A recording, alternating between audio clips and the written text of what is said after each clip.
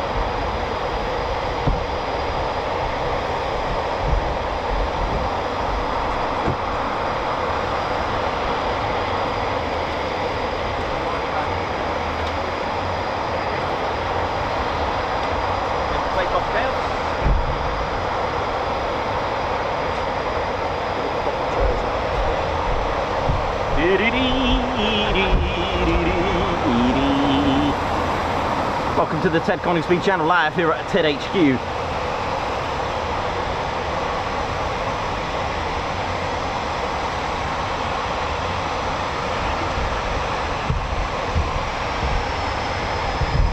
It's a bit of a soggy one today.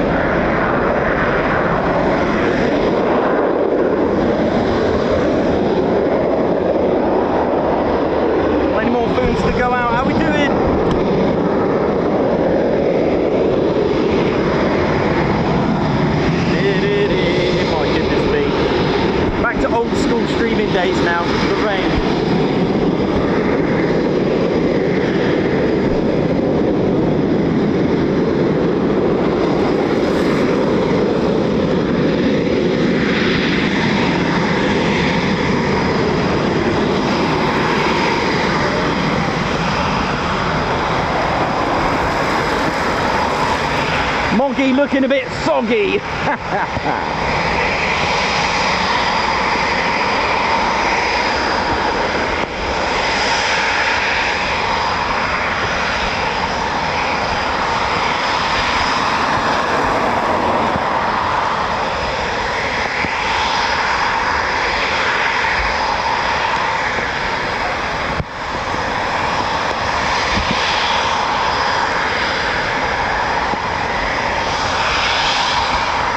Don't forget to hit the like button, ladies, gents and teddy bears.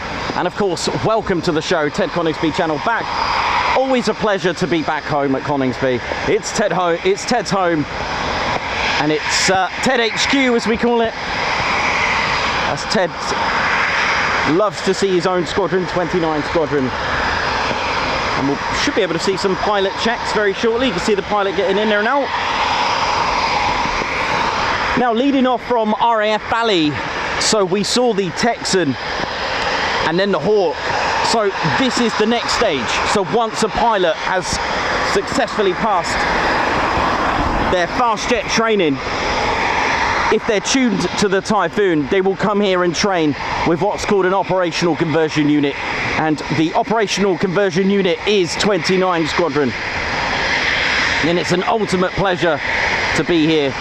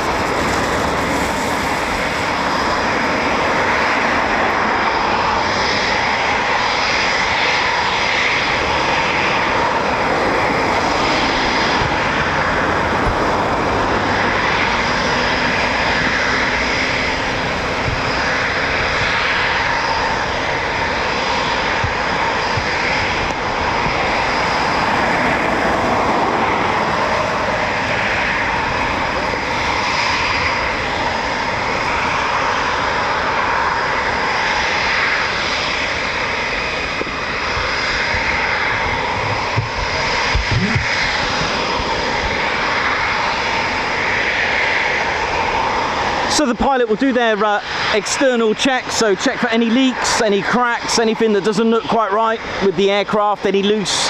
They'll check the foreplanes, that's the tiny little wings at the front where the nose is.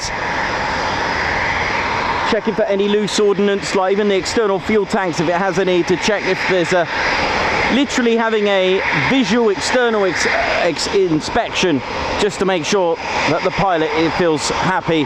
And then the pilot will carry on the pre-flight checks as well inside the aircraft.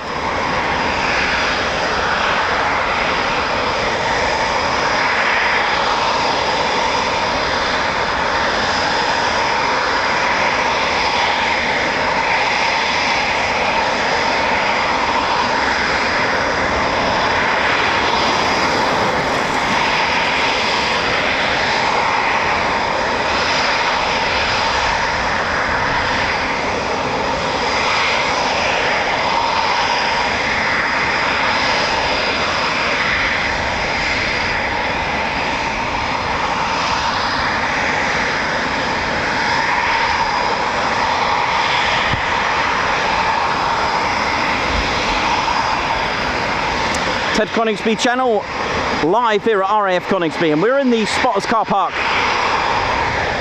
And apologies for those that made the journey last Thursday. So there was access to the car park in the end after all last Thursday. So apologies for that. I can only go by what was said. There were signs of the road closure, but I did put in the Facebook group, just in case for those that made the journey, that we couldn't be there due to the road closure. So, but here we are, we're back. Feels like we haven't been back. I think the last stream we did here was on the 10th, and we're quite regular. We do 1 or 2 streams here a week to push forward and promote our Royal Air Force, especially RAF Coningsby, a very important station because it protects UK airspace. The flights that you will see here are ultimately training and policing. That's what 29 Squadron do as part of the training. They also take part in policing, and of course we got 3 squadron and 11 fighter squadron, both fighter squadrons taking on the role of frontline combat ready squadrons. So we have a training squadron 29, we've got a test and evaluation squadron 41 squadron based here. 41 squadron we saw at Macloop on Tuesday. And the purpose of a test and evaluation literally is to get particular new software or any upgraded armament, to test it out, evaluate it, come back and give their own evaluation. We also have a joint Qatari Emirai Royal Air Force squadron as well. So 5 squadrons in total that fly the Typhoon here. But ultimately, RAF Coningsby is a QRA station. If you're not familiar with QRA, that's Quick Reaction Alert Station, this is one of 2 bases here in Britain that will take care of any aircraft that require to intercept. Now, whether that's civilian or military, or even a ship as well out at sea. The other station is RAF Lossiemouth as well in Scotland. Here we go.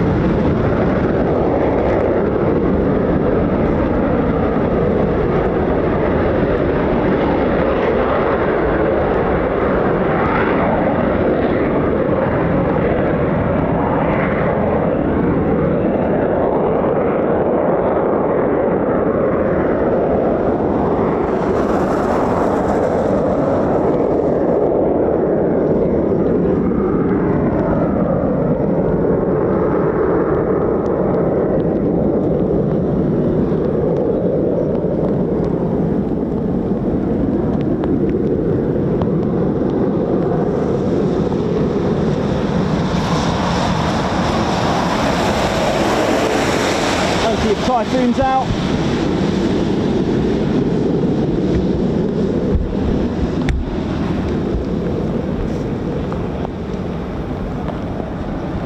And we'll be having more.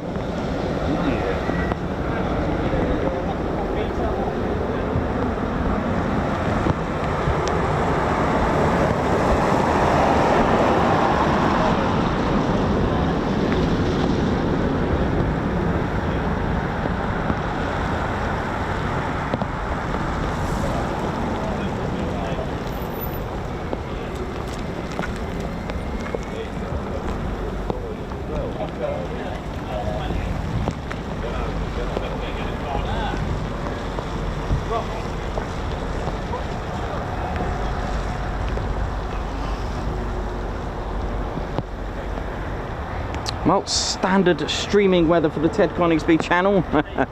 It's raining. Mind you, I've had a good spell, haven't I? But today it's going to be a very, very soggy one. Hope we're all good. Hope we're enjoying the show. So we're here at Ted's home, Ted HQ. Ted's just going to be a little bit reserved today due to the rain. No one wants a soggy bear to come out on screen, especially when he shakes his fur. It could be emotional. So I hope we're all good and feeling well, ladies, sheds and teddy bears. Welcome to the show. You could see there the display livery for 2024, known as Moggy, painted in the 257 Squadron livery that was once a livery that was on the Hawker Typhoon. The Hawker Typhoon played a similar role to what the modern Typhoon does today, the Eurofighter Typhoon. And it's got the black and white stripes, which are known as D-Day or invasion stripes, but they were actually put on before D-Day on the Hawker Typhoon to identify from friend or foe. So it was actually put on before, and it even has the yellow leading slats at the front of the wings as well on both sides. And the squadron markings for 257 was actually Foxtrot Mike FM. That's why it's got FM on there with the roundel. The third letter, by the way, is to identify the particular aircraft in flight. So this one is G flight. So they would all have a letter after the roundel, but the first two letters are identifiable as the squadron. So just to throw in a few examples, Zulu November was 106 Squadron that was based here at RAF Coningsby, the first squadron to actually operate at Coningsby. There was also 97 Squadron who had the squadron markings OF, that's Oscar Foxtrot, and there was also 41 Squadron who wasn't based here during World War II as far as I know, but just to throw it in, Echo Bravo was their squadron markings. And like I said, you'll have a roundel and then a third letter to identify the particular aircraft. So there we go. What would have been interesting if the livery would have had the shark mouth at the front like the Hawker Typhoons did at that time, but it was obviously chosen not to. The traditional way to put on the D-Day or invasion stripes is actually to use a broom, because obviously things need to be done quickly. So it would have been a length of a broom, or the width of a broom, so it would have been quite rough and coarse. And again, the idea was proposed to put on the livery, the actual stripes using a broom, but I think in the end, ultimately, the designers felt that it could have looked bad on their part, even though that's how it was supposed to be. There was even a idea of having one wing with the brushed type style rough of the stripes, and then on the other side the very intricately, beautifully done. But never mind, here we go, we're here today. And so here we go. So that's you can hear Typhoons spooling and starting up there now. Let's have a look at the other Typhoons.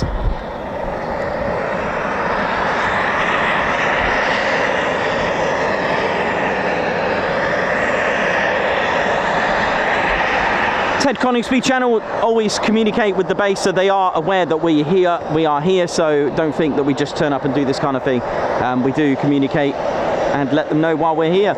We are in the spotters car park. There are bins provided as well, so please park legally and sensibly when in the base. When in the viewing area. But if you are going to cross the road, do take care, because it is a 60 miles an hour road to cross there. I know we all like to cross the road and get some pics. And of course, when the pilots are waving and saluting us, we'd like that as well. So again, please don't touch the fence or climb the fence or even cut or damage the fence in any way. To the right, if you come out the car park, I know it's quite common if you are going to bring a ladder and venture off, there you'll notice a red and white fencing. Please do not stand anywhere near there. It's for your own safety as well. It's a specially designed fence. to take jet blast. So if it's a fence to take jet blast, it wouldn't do humans any good. So please stay away from the approach lights as well, because at the end of the day, that's MOD property and public land as well. So please do view safely and correctly as well. We like to push that forward. There is a burger van here as well, so check it out. Not here today, but she's usually here, the Royal Air Force Association charity, the Duck Lady, selling real cool goodies that help towards the Royal Air Force Association charity. The crazy Duck Lady isn't here today, so hello if you're watching at home. But go and check out Steve's burger van as well if you're hungry or thirsty. And like we've always mentioned, these times that we live in, if you do spot anything suspicious, please call the base, contact the base. It's a no drone zone. There are numbers dotted around the fence where you can contact, but of course if it's an emergency, please call 999.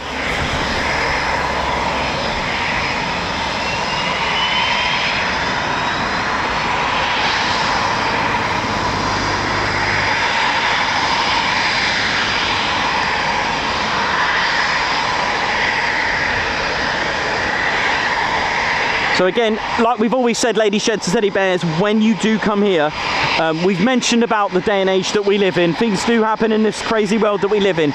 If you do spot anything untoward, we always recommend to do it discreetly, okay? So what I want you to do, if you are going to be in a position to contact the base or 999, I would like you, as a recommendation, to do it discreetly. If someone's silly enough to do something, you know, like fly a drone or do something suspicious, then we wouldn't want you to confront them. So please get in your car, write down some details if you have to, just even if you have to drive off.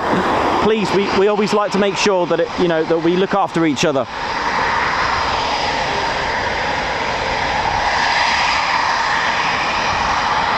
As a channel, we always promote safe plane spotting as well. We do like to look after each other. We can do so much from outside the wire, as they call it, outside the fence. We can stop things and prevent things from happening.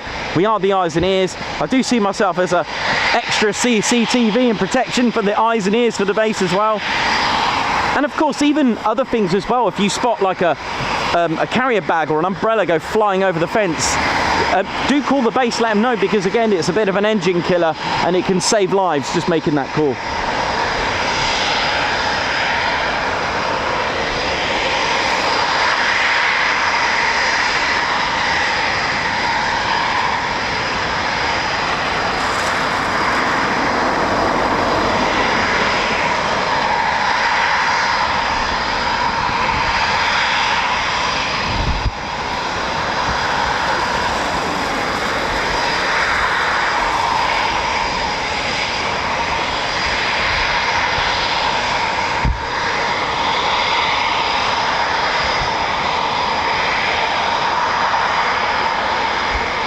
This is our squadron leader, Ted Coningsby. Oi, oi.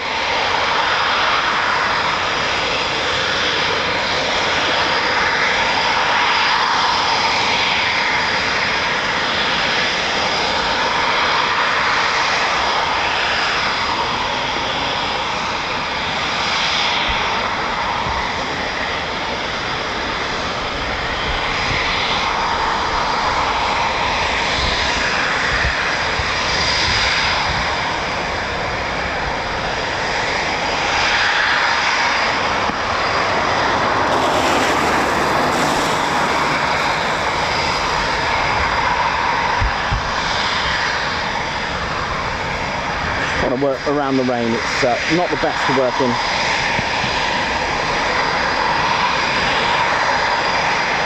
Okay, that should do it there. Beautiful.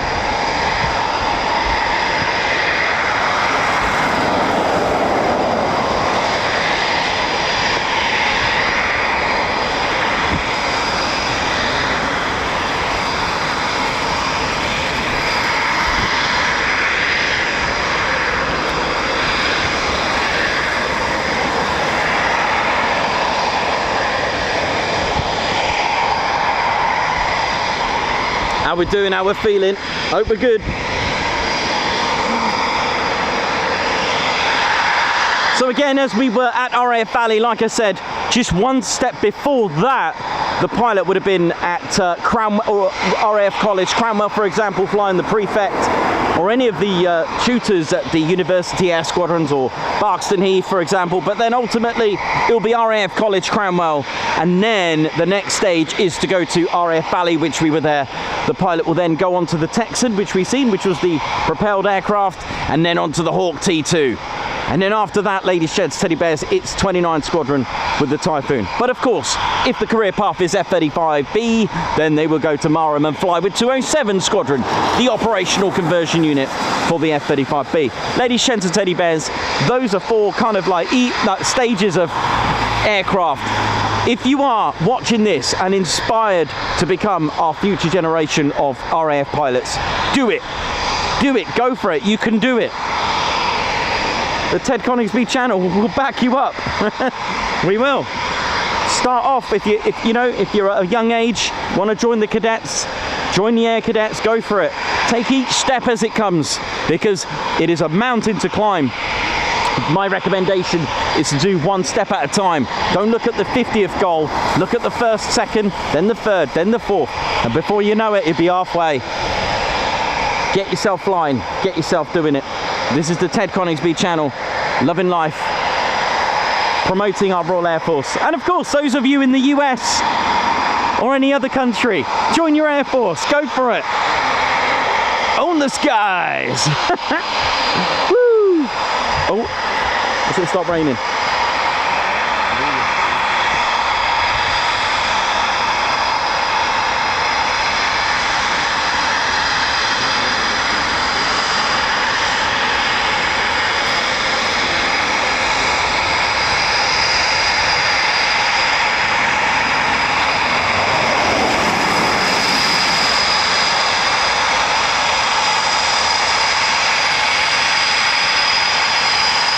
Here we go.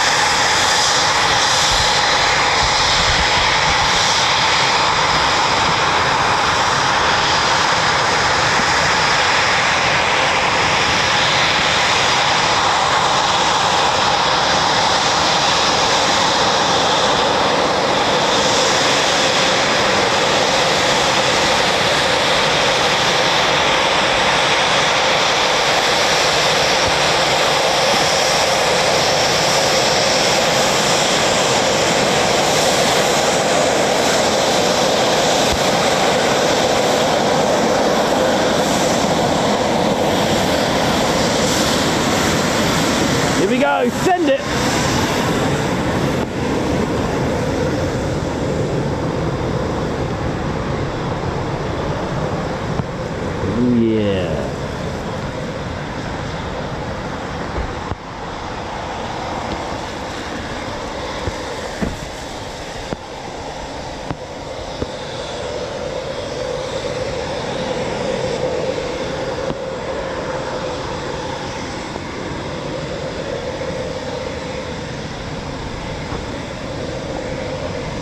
Oh, hello.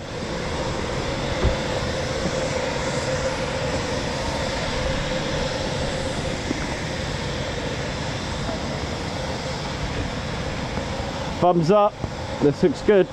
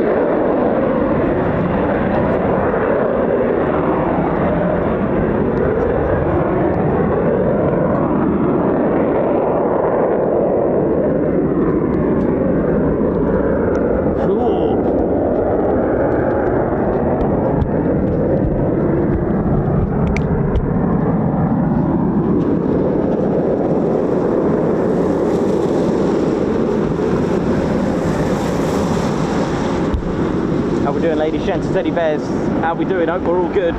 Did anyone notice how we doing? Ted Coningsby channel, trying to keep dry. Trying my best to keep dry here. How we doing? Did anyone notice the intakes having that whirlpool come out? That's the suction of that water. Did you see it? All that vapor being sucked in. Did you? I don't know if you've seen that on that second typhoon when they were both there. Now a lot of people do ask me, how does rain not affect the engine? Well, no, it's a really good question, because you think water in the engine, that will cut it out. The reason is, it's so hot in there, it will just it disintegrate, it will evaporate. It will evaporate that water. In fact, it will turn it into steam. So it has no effect on engines, even commercial airlines. Now, just to not overcomplicate things, the typhoons, so try and visualize next time we see a typhoon. I would love to talk over it, but you won't be able to hear me. Not worth. Any good commentator will tell you it's not worth talking over a typhoon. You just can't hear it. So basically, a few things about the two intakes. So you've seen the air being scooped up. The Typhoon engines, which are Rolls-Royce EJ200 engines, they produce 20,000 pounds of thrust each. So it's an aircraft that's got a full power of thrust of 40,000 pounds of thrust. Now it's what's called a high bypass engine. Okay, I'm not going to overcomplicate it. All right, but I'll explain a little bit about detail. So you see in the intakes there, sucking in that air, so it can use it to compress and compress. Now this is part of what's called a high bypass. So normally you'd have these blades, right? First of all, the Typhoon, if you look dead onto it with the two intakes, you can't actually see the compression blades. I'll explain about compression blades very shortly to do with the high bypass. The reason is, it's called an S-duct. So I'm looking at the Typhoon from the side. So there's the front side on. I'm going to do it this way. There's the Typhoon's like this at the side. There's the nose here, and there's the intakes. So the thing is, the intake is like this. Okay, so the engine's up here. All right, the compression blades. So this is why you can't see it. Why? This compression blade generates a lot of heat. This gets picked up by radar, but the thing is, it's hidden because the radar can't see it, and the timing of it can't be seen. So it's really important that they keep an S-duct for the making of it, the construction. So that's a good thing as well. In effect, it's a little bit of a stealth attribute there with the S-duct. Some fighters have it. So what happens there? Why is it called a compression blade? What it does, normally you'd think the air goes in and then it just gets burnt. you know, with the injectors, and there you go, there's your engine. Just really keeping it simple. But what the bypass does, it compresses and compresses. So the air's going through, but instead of going straight through, it goes out onto the side for more compression blades, and the air gets compressed, and then it goes again around the outside, and then gets compressed again by more blades. That's why if you look at an intersection of an engine, they've got blades after blades after blades. These are the compression blades. They compress, so that's called a high bypass. By the time it gets to the injectors and then afterburners, reheats and all that stuff, but we won't go into that. It was just to give you an idea. Now, going back to the intakes, again, side on, there's the nose of the Typhoon, there's the intake. You may notice there's a little flap where my thumb is, and that's to control the amount of air. Now, on the top, you may notice there's I don't know how I'm going to do that. There's a little scoop. The intakes are not actually sat and moulded on to the fuselage. There's a little gap. I'm going to try and do that. So there's the intake. I'm going to do this backwards. There's a little scoop, and that is to try and compensate and stop a lot of air getting in when it's at supersonic. It's to try and get rid of some of that excess air, because obviously when you go supersonic and those kind of speeds, you're going to get more in. You're going to get more air, and it's to kind of scoop it. It's aerodynamics, right? Really mind-boggling, but amazing. Again, the Typhoon at the back where the tail is doesn't have elevators. So some aircraft, the Tornado had elevators, didn't, and such, and most commercial airlines and jets, they have that. Typhoon doesn't have any elevators at the back where the tail is, so it's got these little wings at the front called foreplanes. They're not canards because they work differently. Four planes work simultaneously together. All right, the computer does all that. Happy days. Whereas canards, they work individually. All right, so the Typhoon's the way it spins is very different. The way it rolls and spins, very different to an aircraft which has got canards. All right, so part of the defense is that the Typhoon starts to corkscrew after a while. Again, it's a great defense, because the more you move erratically like that, the harder it is to someone to get a lock. All right, whereas if you're in a straight line, you're just spinning. Ultimately, you're just spinning in a straight line, which doesn't make sense. So the corkscrew effect is to give it a little bit of harder for someone to get a lock on there. All right, so just a little bit about the Foon. It is made of, it's not a stealth jet, it is a 4.5 generation aircraft, but it does have some stealth attributes. It's not really a stealth aircraft, but one, it's made of 82% carbon composite, which is a posh way of saying plastic, made in 4 different countries: left wing in Italy, right wing in Spain, the main fuselage Germany, which makes up the Eurofighter project, and of course Great Britain with BAE systems, and you've also got Leonardo, you've got Rolls-Royce in there, making up part of the engines of Britain contribution there. BAE systems as well, Leonardo. There's another thing at the back. There's another part of I think it's the vent. I think it might be the vent, or somewhere at the back by the engines. There's another part of the Typhoon made by Italy, and I can't remember where it is. I'm gonna have to find that out again. Here we go, Typhoon coming in. Right, here we go. Let's ride. It's just stopped raining a little bit.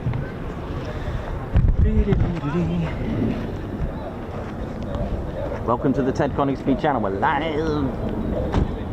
here at RAF Coningsby. Welcome to Ted's home.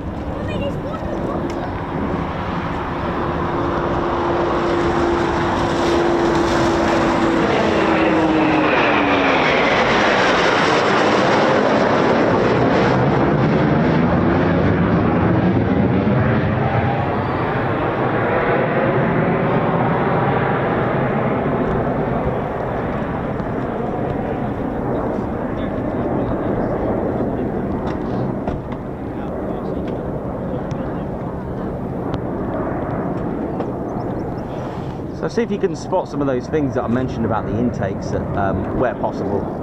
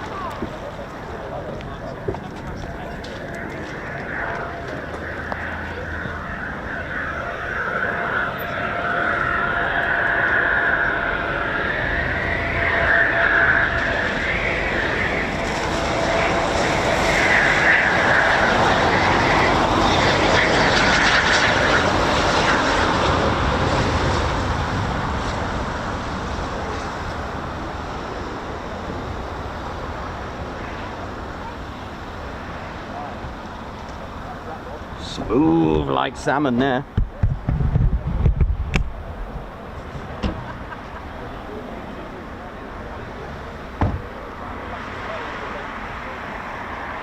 Don't forget, if you want to know where we are, please check out the noteheads. Always check out the noteheads. You can find them on tedconingsby.co.uk on our website or on our YouTube community page. We'll always recommend to check out the YouTube community page as well, because there could be some updates there that will affect us. So please check it out.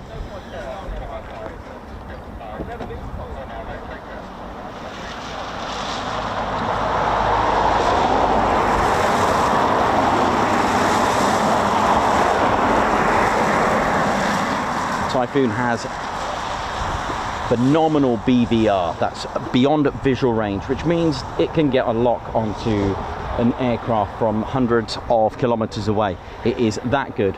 And of course, if you've got good radar and if you've got good attack, you need good defense, and the Typhoon does have that, of course. It has lots of survival and defense, which we can talk about. Let's have a look, we can see them. So on the right, you might not be able to see it very well on Moggy. You can see that decoy pylon on the right. That actually projects out a decoy Typhoon.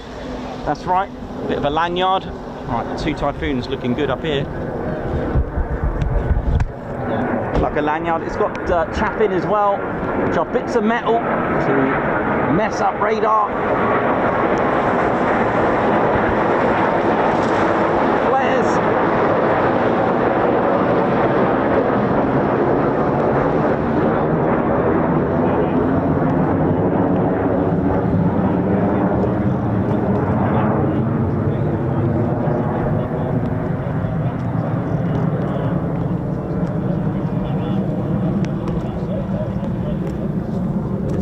The ultimate machine, a beautiful aircraft, that's very lightweight as well, which means the Typhoon's thrust to weight ratio is what's called a 1:1.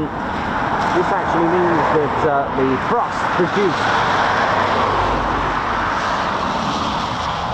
like we mentioned, a total of 40,000 pounds, and with the payload and the good substantial amount of fuel, it's still lighter than the amount of thrust produced, which means ultimately it can actually accelerate into a climb from takeoff. So brakes, 8 seconds, it will be climbing straight, pulling up into a 60-degree angle, and then it can accelerate vertically, which is why it's very different when we have the performance takeoffs and quick climbs from between the RAF Coningsby quick climbs, unrestricted climbs, and of course the Typhoon's performance takeoff. But the Typhoon can do a quick climb, except that we may not see it for a very long time. It'll probably be at the moon at that rate. It's due to the fact that it's almost like a power to weight ratio, a bit like cars as well. If you've got a lightweight car, this looks good, doesn't it? Look at this.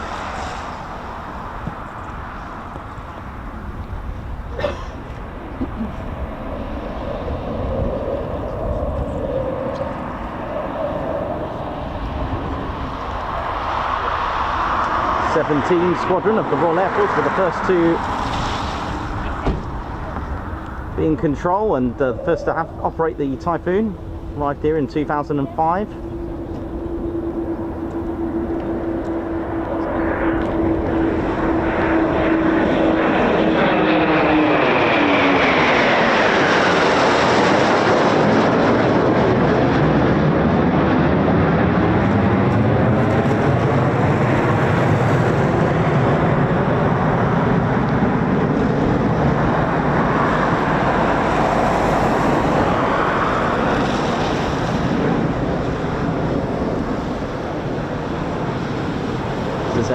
On the title, you'll notice Typhoon FGR4, that's fighter, ground attack and reconnaissance Mark IV. Not to be confused, which I did, as a tranche 4. The Royal Air Force don't have the tranche 4.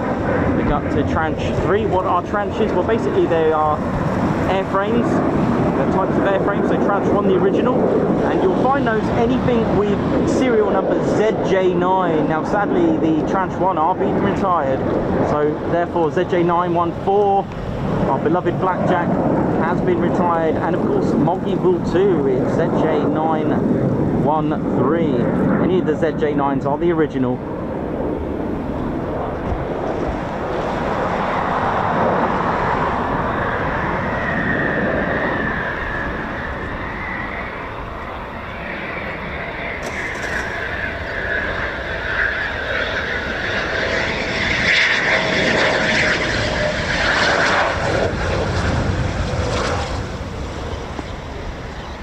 never know. One day we may get transport, we don't know. Things change all the time, but software changes all the time, so the Typhoon can have upgrades. The Royal Air Force's Typhoon has a maximum speed of Mach 1.8. It's been reduced from the original Eurofighter Mach 2.0, and this could be, for many reasons, it could be the fact that it could have a very major effect on the acceleration of the aircraft. So don't forget speed, don't forget acceleration and speed are different things. You know, how fast an aircraft or how quick an aircraft is, it can do that. I know when I was working on transmission gearboxes of cars, if you mess around with the max speed, it actually adjusts your, like say, 0 to 60 or 0 to 100, whichever country you're in that you use, but it can affect the acceleration. So I don't know if that's what they've done. Called different things in different countries. In Germany they call it the Eurofighter EF2000.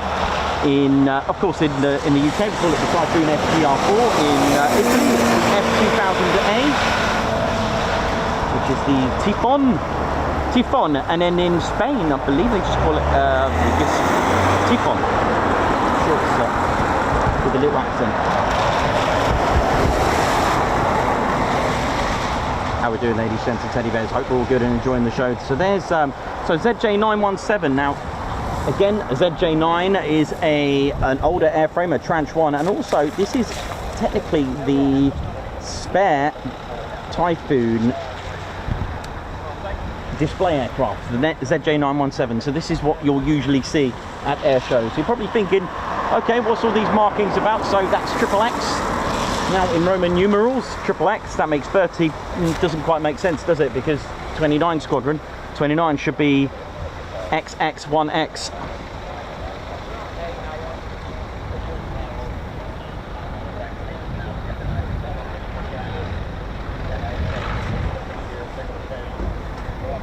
So it's to do with a miscommunication with the designers and yeah, the message to the designers. So originally it was supposed to, as you can see there, you got the markings. So it was supposed to be XX and another X, but the designers for XX and 1X. So they were told to put XX, the roundel, and 1X, all right? But they thought and read it as another X. So it didn't quite work out. And you can actually do that. If you remember, you can actually make the what should have been the original markings using our roundel emoji.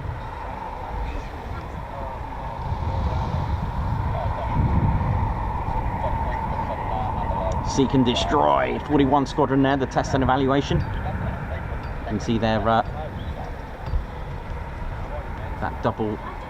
cross,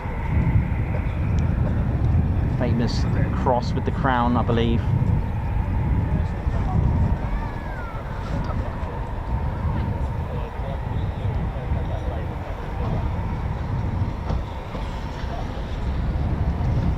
So 41 squadron, just like 11 squadron, 11 fighter squadron, they like it hot. And what I mean is the fact that they use the Roman numerals. So 41 squadron is not written 41, it's XL1. Is that right? Yes, XL1. I have to get my Roman numerals right. And of course X1 as well with number 11.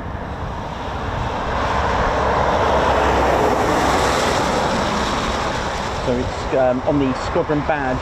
You can see that red double-armed cross on there, and it's from it's associated with Saint Omer, France, which was its first overseas base in 1916 during the First World War. The cross is part of the town's arms and approved by King George VI in February 1937. Again, World War II, you would have had Echo Bravo as the markings as well. That's their squadron. Lots of history here. Coningsby was built sort of a year after the Second World War began. It was built during it. And 41 Squadron are what's called a TES, a test. That's Test and Evaluation Squadron. So they'll get the latest and greatest, let's say, new laser pods like the Lightning, or certain armament, software, and they'll test it out, evaluate it, and then give back the results. headquarters are actually based at RAF Waddington, for those that want to know. That's the warfare headquarters, based at Waddo. And that's 41 Squadron. And their motto, my favourite, seek and destroy. I mean, you can't get more direct than that, really, can you?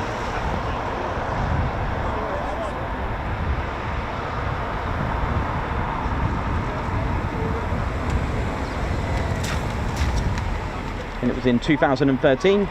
They were designated as 41. They had a reserve test and evaluation squadron. Then the unit took its first Typhoon on strength.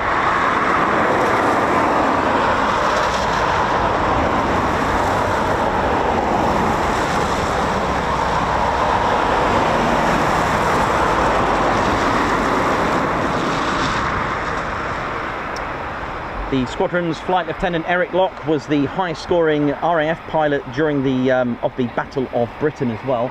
Another claim to fame for 41 Squadron as well.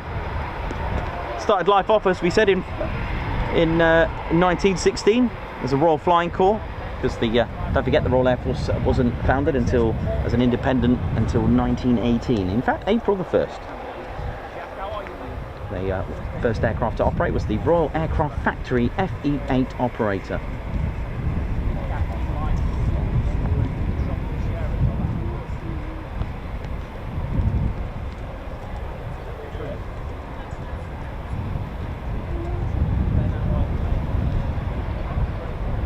I believe they were here at Coningsby, 41 Squadron, with the Harrier.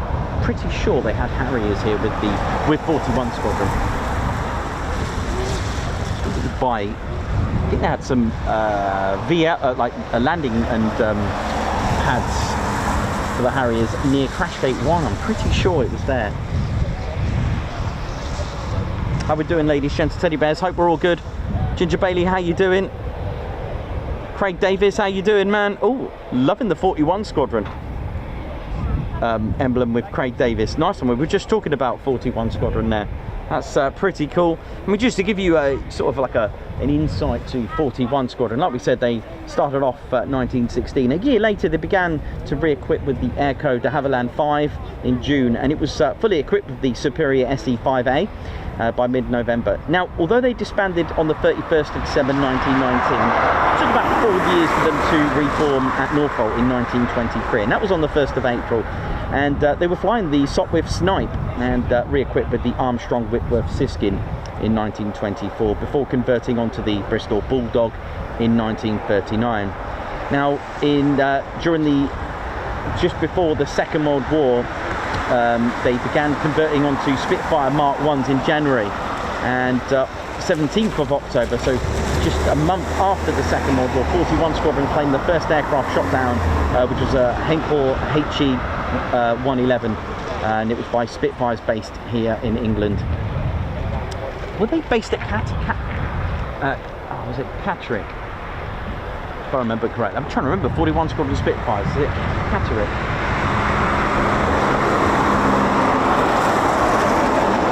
Hang on, I'm just going to double check.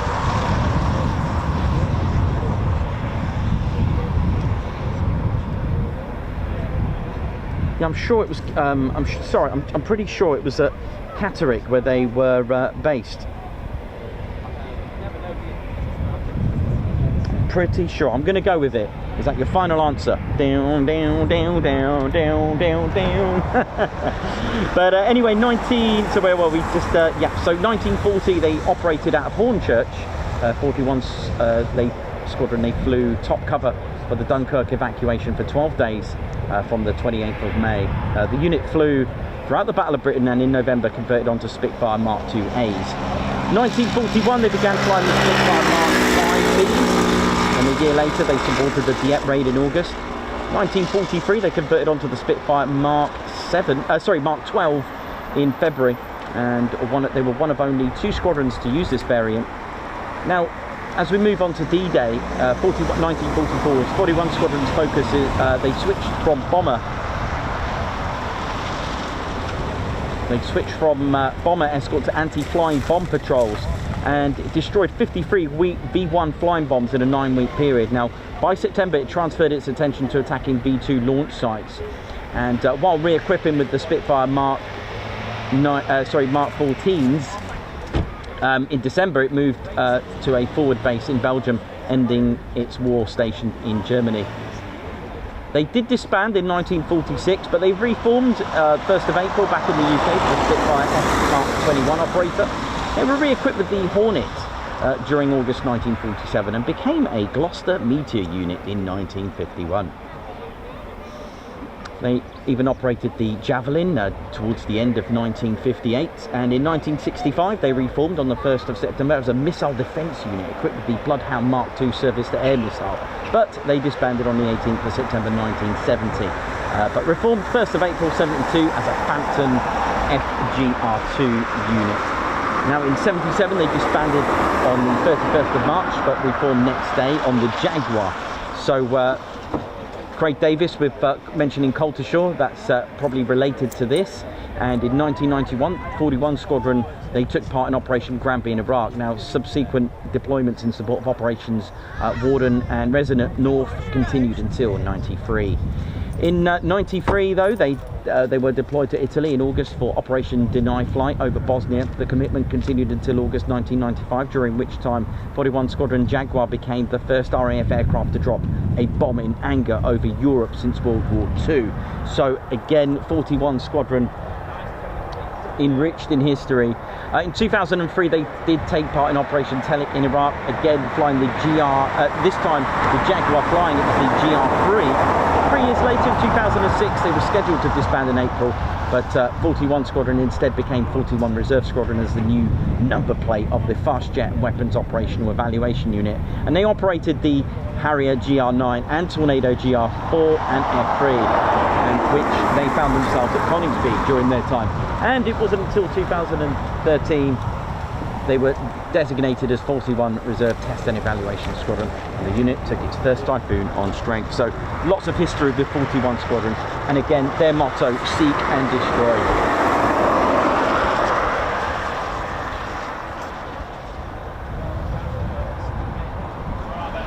It's our operational conversion unit, OCU 29 Squadron, who were once a fighter squadron as well.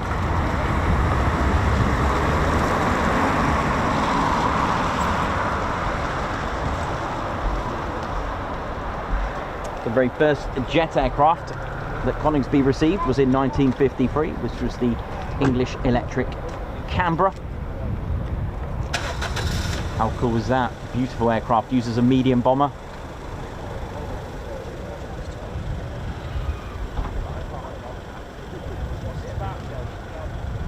How we doing? Hope we're all good, ladies, gents, teddy bears. Welcome to the show, Ted Coningsby channel. Thanks Perry for confirming that as well, and Dr. Soda for confirming RAF Catterick. So I learned all this when I had a Spitfire day at RAF Duxford, learning about the very first squadrons to use the Spitfire, and 41 Squadron and the Duxford's squadron as well.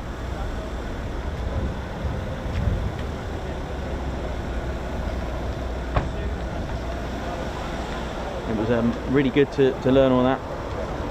And 19 Squadron, of course, at Duxford was the first squadron to operate the Supermarine Spitfire.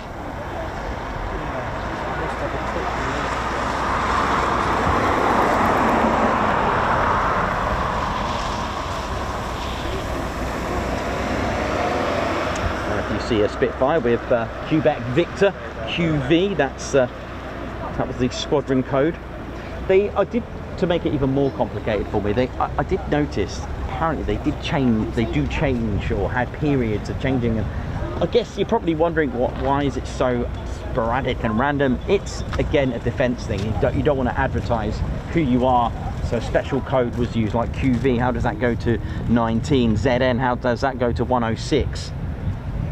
Very clever.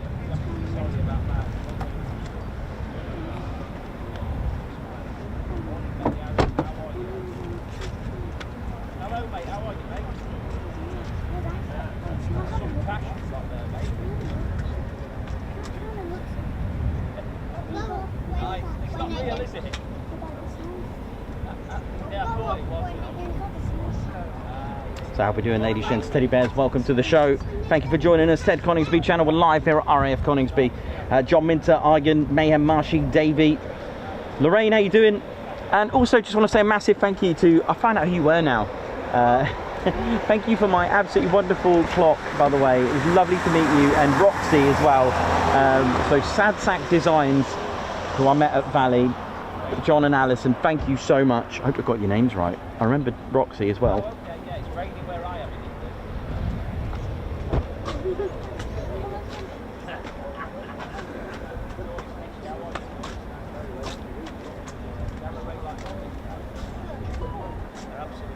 How we doing? Stephen Norris, Angela Farley, LEJ Approach. Hope we're all good. Chris Bloxham, thank you for tuning in. Meth, how's it going? Who else we got on? John Doe, Gucci Man.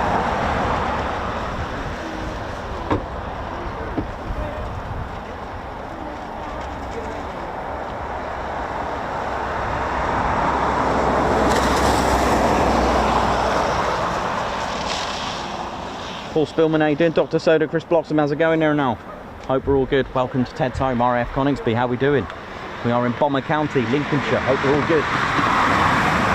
A base that was once home to Hampdens, Avro Manchesters, and then eventually the Avro Lancaster. But we'll talk about the history later on after the sort of lunch period, or during the lunch period, shall we say. Welcome to the show. Again, if you're new, so what you want to look out for is, if you come into the Spotters car park and you're just wondering if you've got no scanner, look out for this, the runway caravan. That will give you the idea what runway's in use. There it is. Big shout out to them. The runway caravan there, giving us a visual for those that don't know. These will be on, but we might not be able to see them from this angle. These are the PAPI lights. These are switched on towards the runway that's in use. You see, they're just about, I think it's because of the angle.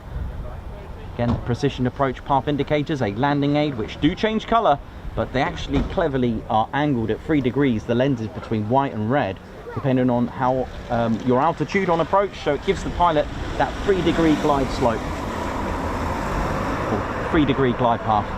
What is that? What does that mean? Well, it's an imaginary line of 3 degrees to get to the touchdown. So if you go up 3 degrees as you go and go, obviously it's going to get higher as you go up and up and up. There is a special maths that you can work out using the, was it hypotenuse and tangent, that kind of thing, if I remember school and mathematics. Why am I telling you this? Well, the thing is, it's a very clever system. It doesn't actually physically change colour to white or red. It's actually depending on the pilot's approach and altitude. They want to be at a 3-degree glide path, and again, it's an imaginary line, so that basically when they land using that 3 degree, a beautiful smooth touchdown. It will allow the pilots to know whether they're too high or too low. Basically, they appear red on the ground because you wouldn't want to be this far out at this height. In fact, any height, okay? They're red to let you know that you're too low. If they're all white, it's because you're too high. A pilot is looking for two white, 2 red. Okay, if they're 3 white, 1 red, I'll talk you through it. So all white, 2 high. 3 white, 1 red, slightly high. 2 white, 2 red, spot on. 3 red, 1 white, slightly low. And 4 red, you are very low. So again, why is that useful? Well, in bad weather or using the ILS. What is ILS? Again, we can tell you about that. It's the instrument landing system. Basically, I'm going to talk to you about this very, very basically. Frequency sent to the pilot for both lateral, okay, so your left and right of the center line, and obviously you've got the vertical as well, which is the glide slope antenna. I don't have one here. Don't know where it is, but anyway, just to let you know, so that the pilot doesn't keep looking at the runway, then the instruments, runway, then the instruments. The PAPI light allows the pilot, once they pretty much got themselves lined up, they can just concentrate on the PAPI light and enter a smooth landing. Does that make sense? So if you imagine, if you took away these PAPI lights and the pilot is looking at the instruments, have I got it level, and then looking at the runway, looking at the instruments, looking at the runway, this way the pilot could look at the instruments and think, yep, keep that level, and now you can just, the pilot can then concentrate on looking at the runway with these. That again is another benefit of having PAPI lights, and they will be turned on towards the runway in use. So if the runway caravan wasn't here and these are switched off, look out for it all the way down here somewhere.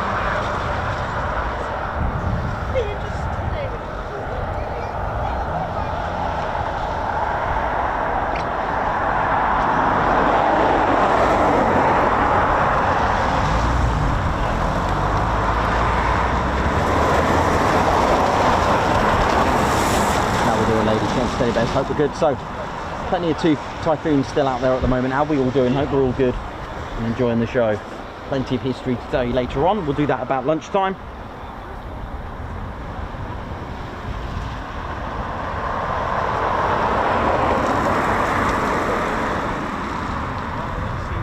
That's correct. Yeah, there is no ILS for 07. I can't see it. There is one at 25. So the ILS antenna is over here. If I might be able to get it. Let's have a look. There it is down there, next to the glide slope. So they have one at 25.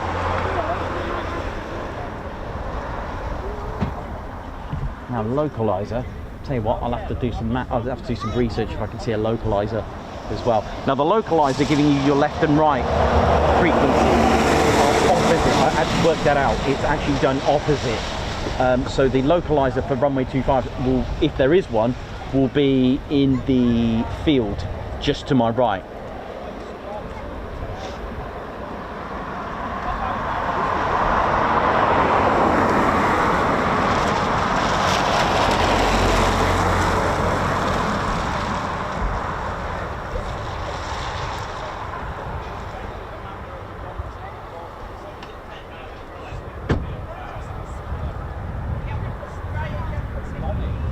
Your one and only Ted Coningsby channel. There are again 2 runways here. There's, well, runway strips. There's runway 12 and 30, and the main runway 07 and 25. Why is there a second runway? Well, that's for lighter aircraft, again in that traditional sense, which would have had the 3 runway strips. Why have 3 runway strips? Well, the Class A formation, the triangular A shape, was done so you can have 6 directions of travel, because let's not forget, aircraft will take off into the wind. They won't have the wind pushing them from behind, and that's to do with the aerodynamics of the aircraft, because wind that's going towards you gives it lift using the aerodynamics. If you've got lift and an assistant to give you a push up in the sky, then you're using less fuel. Now the reason for having runway 12 and 30, that's for lighter aircraft. Here in 1976, the BBMF made Coningsby their home, and with lighter aircraft during crosswinds, then this would be a suitable runway for them. There's the runway marker along with the taxi holding point, Delta 2.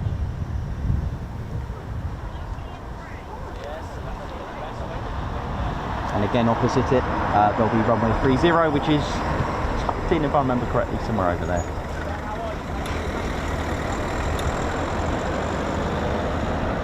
We're all good, ladies and teddy bears. It's a pleasure to be back. I haven't been here since, I haven't been here since the 10th. Obviously, we were at RIAT, so we couldn't be here. And they were on nights, and I had a busy schedule with certain things. Couldn't fit that one in. And of course, finally, we're back.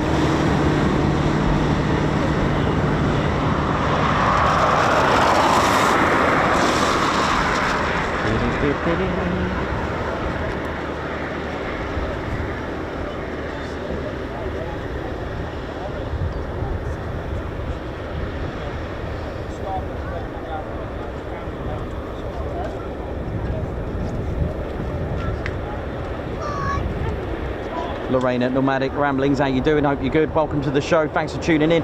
Don't forget, ladies, gents, teddy bears, over 650 watching. Don't forget to hit that like button. It does help the channel. And of course, the algorithm, that very famous YouTube algorithm. Why? Because it's not like a Facebook or Instagram post. YouTube will recommend the stream. Oi, oi! If you are in the car park, give us an oi, oi. We'll be nice, thank you. And of course, a big shout out to everyone in the Spotters car park. How you doing?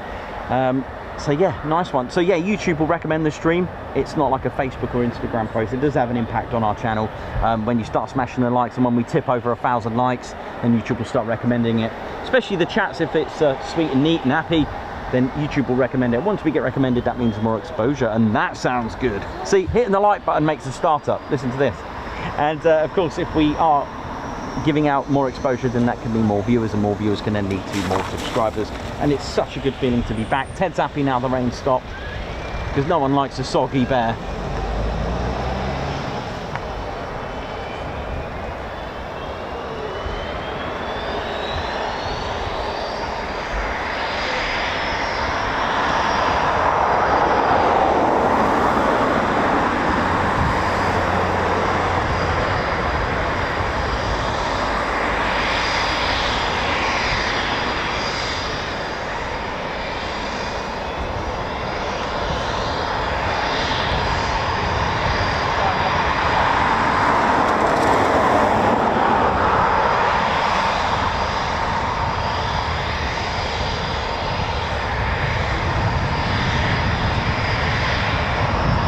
Tom Weaver, how you doing? Hope you're good. I'm good. Oi, oi. Let's ride.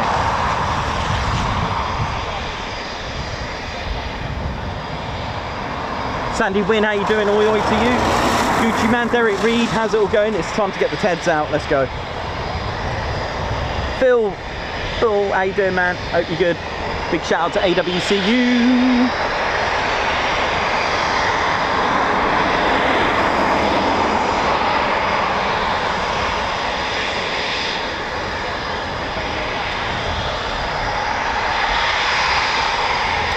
Joshua Haddock, how you doing? Yeah, of course, Ted's Quick Climb Friday, you know how it is, but obviously weather permitting for that kind of thing. But we are doing our regular show tomorrow at LN.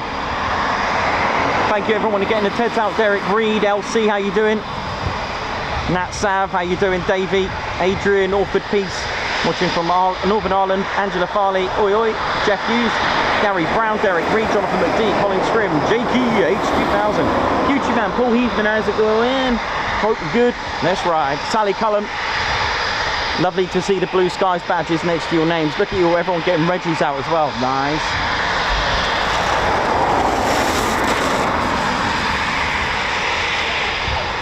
Donna and the Cake Cat. Rob from Devon there now. St. Petrock flag rising high. Johnny Jungle, Jan Clark. What up?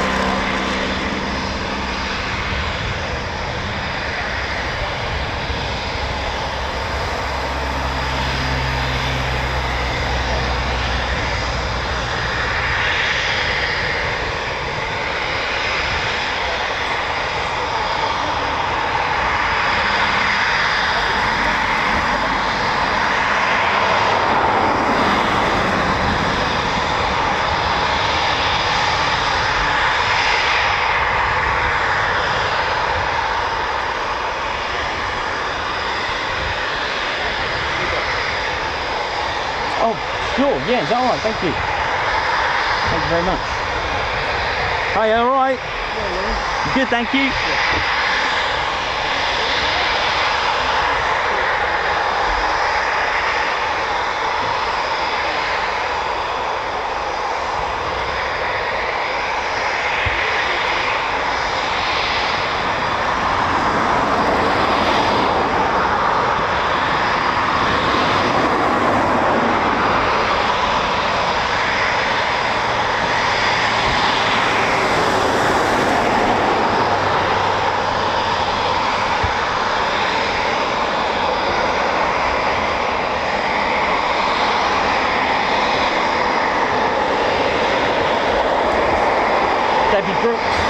Regards to you, the Bears, and Gary as well. Hope you're good.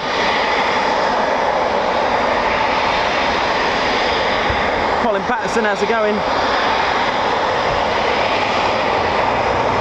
Mayhem Marshy, oi oi.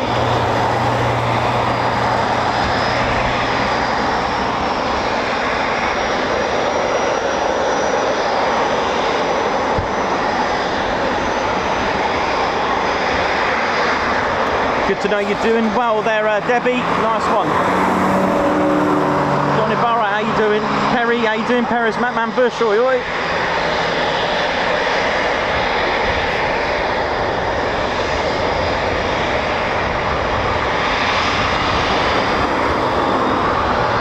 What is going on here?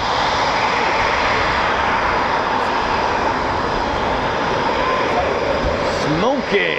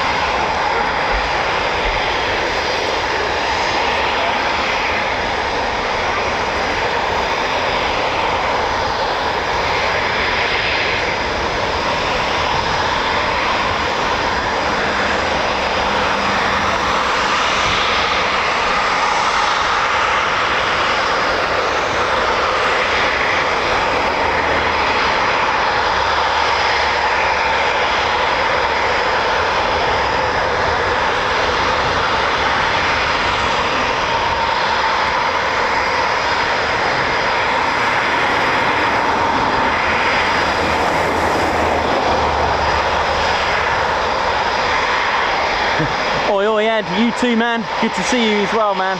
Here we go, 41 Squadron sending it down.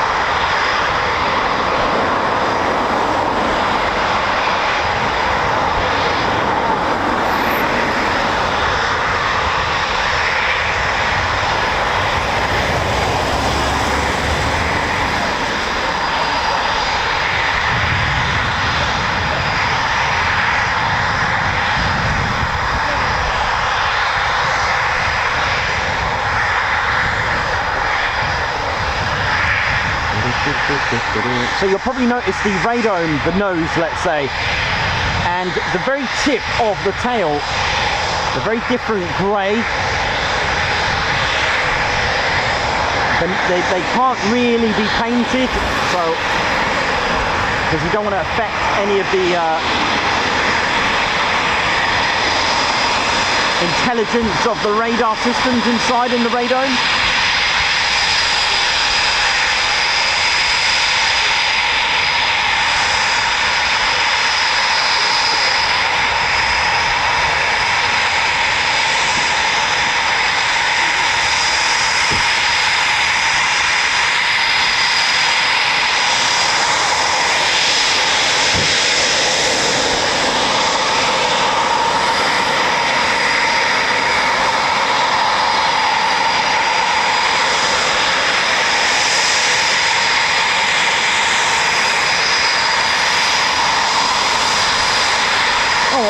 Perfect!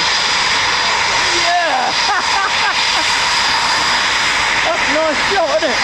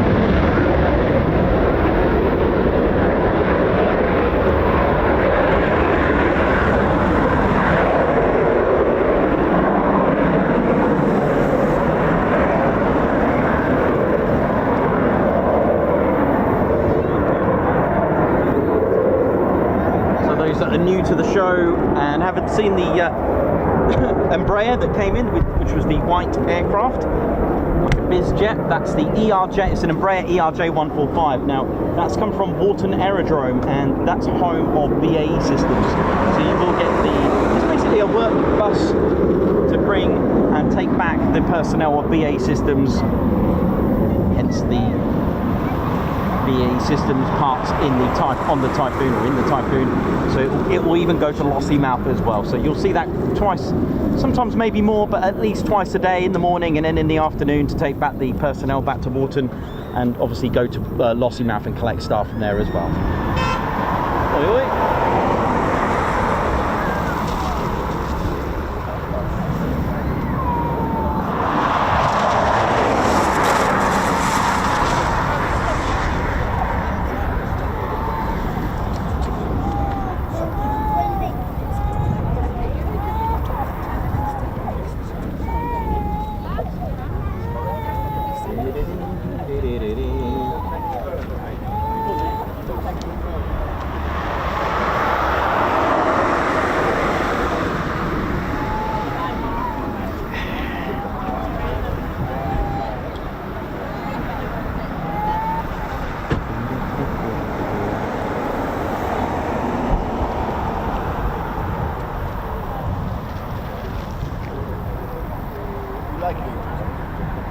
Yes.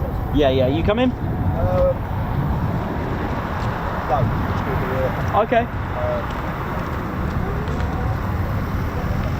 went a couple of months ago, yeah, but we weren't there.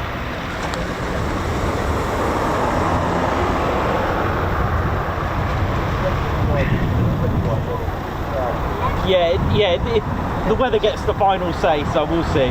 And even if they do it, it'll be short-lived. It'll be up, gone, bye. Yeah. So, actually, in clouds like this, it's better that they don't do it. You get to see them a bit longer, do you know what I mean? So it's one of those. Yeah, nice. Yeah, watch it from where we go. Oh, cool. Yeah, nice.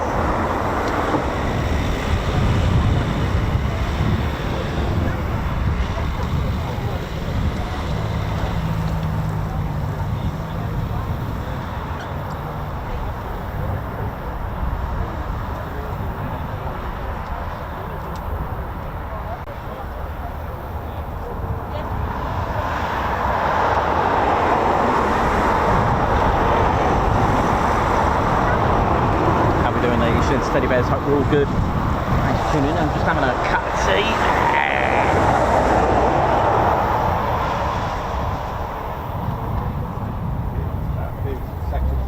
So here comes the current bun.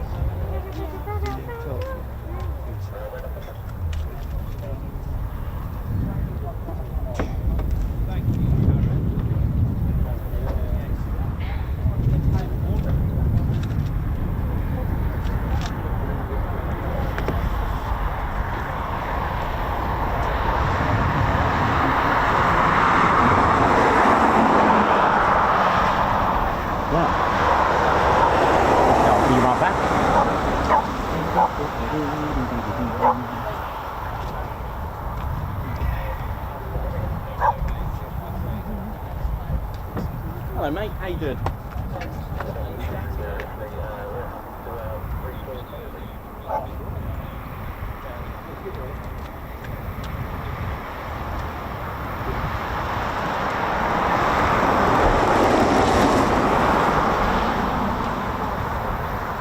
So yeah, always good to see the always good to be back at Ted's home, RAF Coningsby. How we doing? My name's Nick, also my cameraman and commentator. How we doing? And wow, this is what I thought of today's movements, you know what I mean? Thank you to all of you who got me this.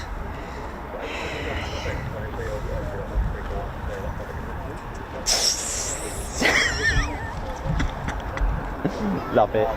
There he is. How you doing, man? Are you doing all right? Good. Were you here yesterday, or you just come today, or? Just come today. Yeah. How you been? All right. Yeah. Good. Loving the t-shirt. Huh? You give me new medication for me. Oh, you got it? Yeah. Oh, that's good. Bit better, well, a lot better actually. Yeah. 85% better. Oh, that's good. Oh, that's good. Got the texture, Yeah. That's good. Oi, oi! Yeah, that's it. As long as you can drive, that's good, isn't it? I'm worried about that, wasn't you? Yeah, because... Oh, that's alright. Oh, that's good. Oh, that's good. Oh, nice one. Oh, that's good, mate. That's good to hear. I'm glad you're doing well. Obviously, you're still allowed to drive, so that's good. Nice one. Yeah. Yeah, I got one of my old t-shirts on there. So, yeah. It's all good. Yeah, sure. Yeah, they're coming out soon. They'll be back. They'll be back in stock soon. Now, hopefully, yeah, in the next 2 weeks, I hope. I'll chase it up actually, because they should be back soon. Yeah. Yeah, because I know loads of people want them. So.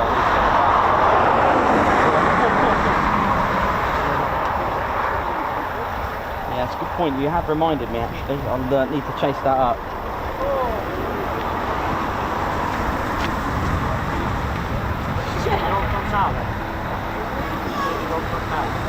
Online, yeah, the t-shirts are back. I've only got XXL. I don't have any other sizes here at the moment. I don't have them yet until maybe a couple of weeks. Yeah, just need to chase them up on that.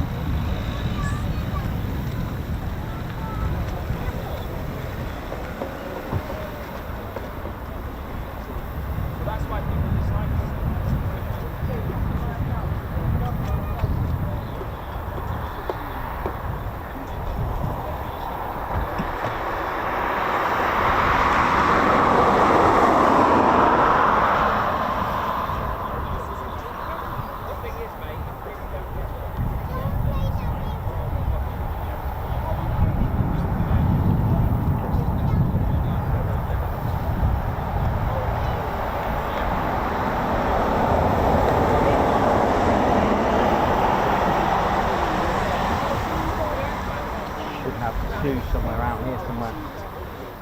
Starting to come back now. Moggy going? Oh, I don't know. No, she's still got all her blanks on at the minute. Yeah, it doesn't look like it's going anywhere at the moment, but here they come. If the covers come off, then happy days. Here we go. Bit of food time. Well, tonight. Be good, innit?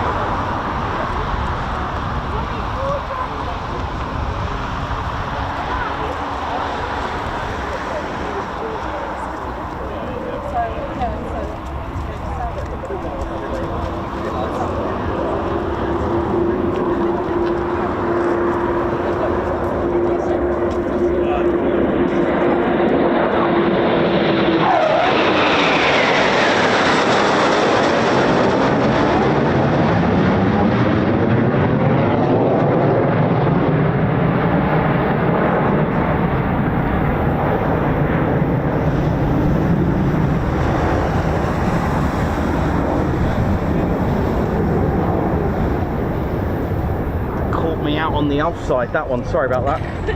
Looks like 07 left hand by the look of it. Ouch.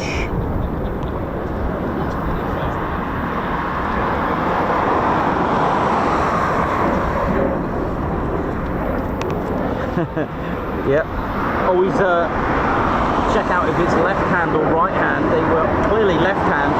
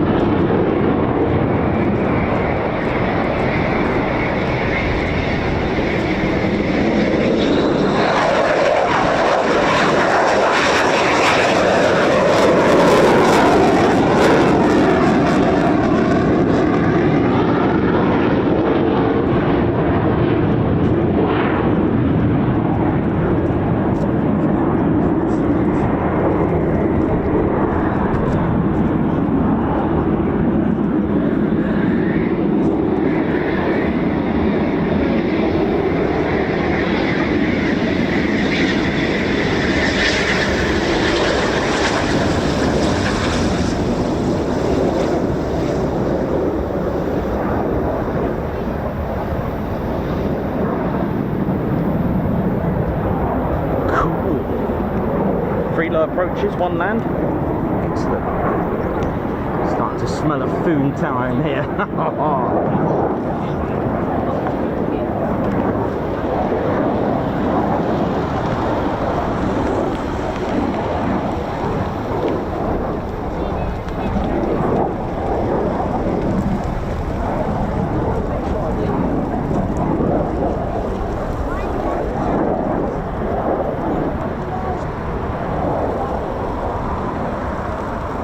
So good to be back.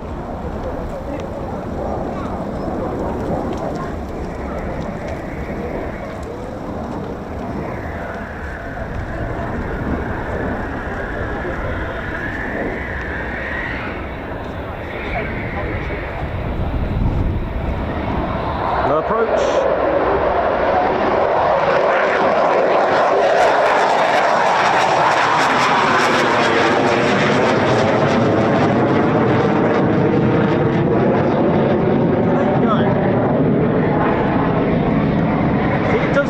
They do retract the gear on the low approach sometimes, you know. Just sitting there.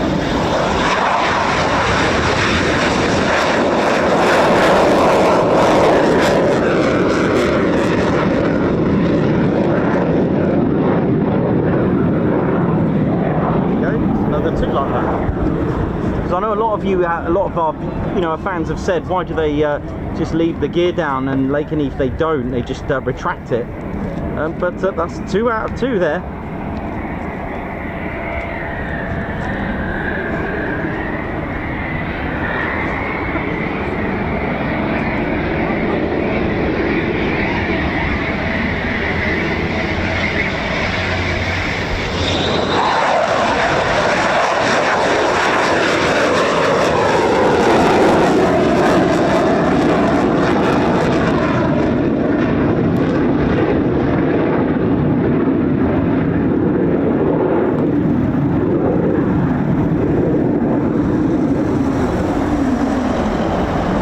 This is what you mean, you know, they leave the gear down and until the next approach.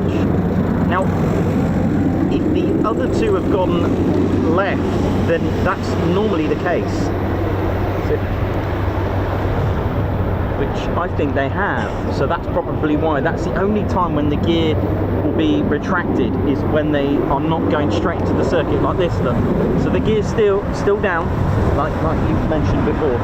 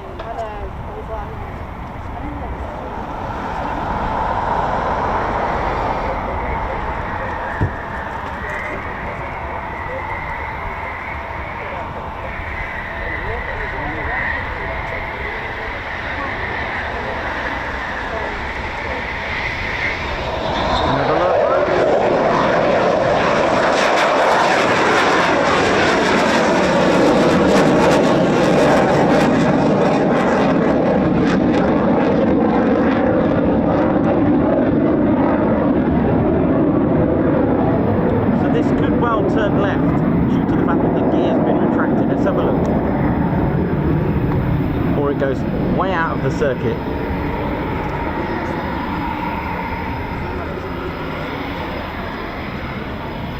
So once it goes out of the circuit, then it would need to use traffic service and so on. So that'll be why when we do see that. So if they're going straight back in the circuit, then they'll leave the gear down.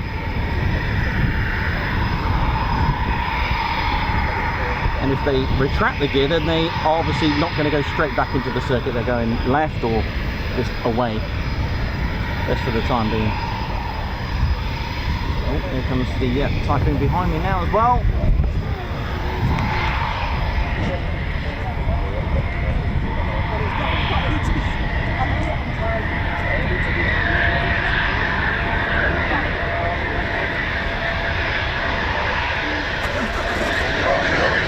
Slow approach.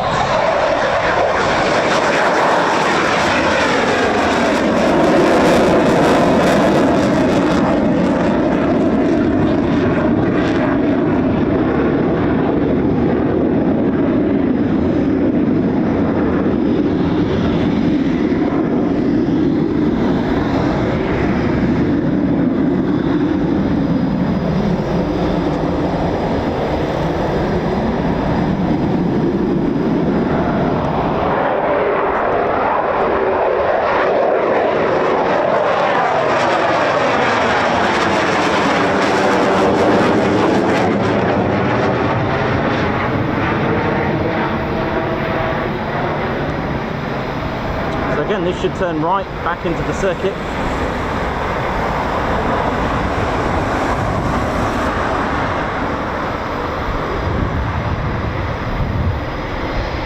It's almost like the a one-way system as well. Don't forget the cat. Oh, hello. Look at the foon howl everywhere. It's so nice to be here after Bali, you know, that one step away from the pilots at Bali to come here. Look, it's beautiful.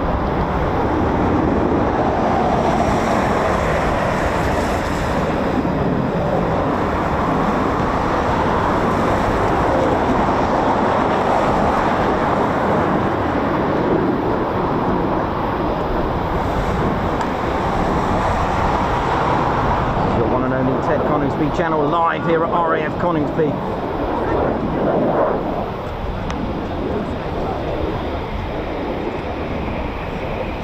The only military aviation channel to tune into for live streaming.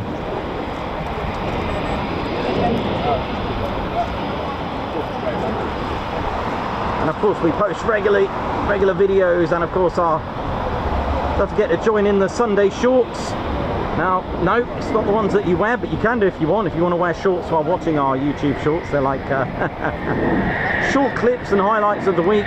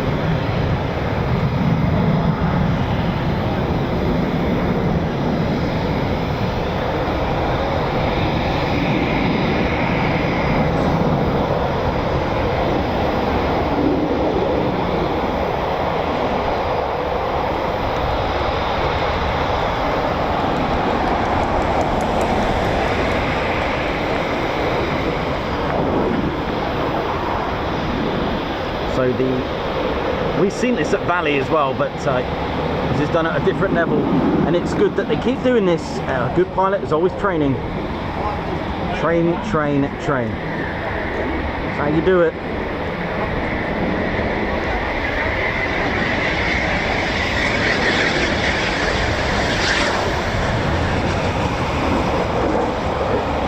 Smooth like salmon, look at this. Beautiful. Oh, yeah.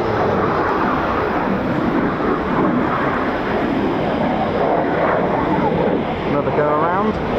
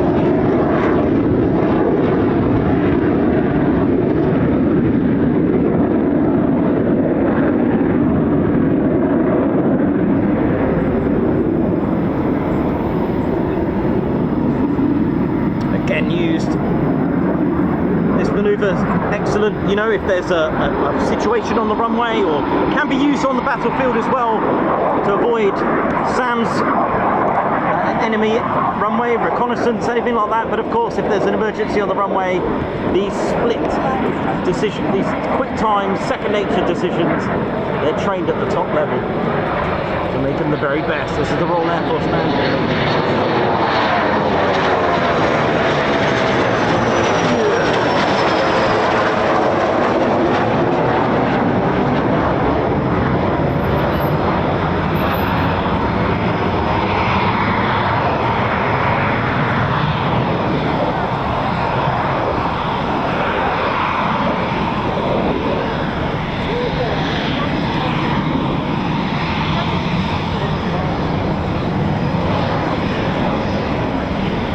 Everything managed by air traffic control. A pilot can't just land, they have to declare what they're doing, especially with the gear down. They must confirm that the gear is down, otherwise they will be not clear to land.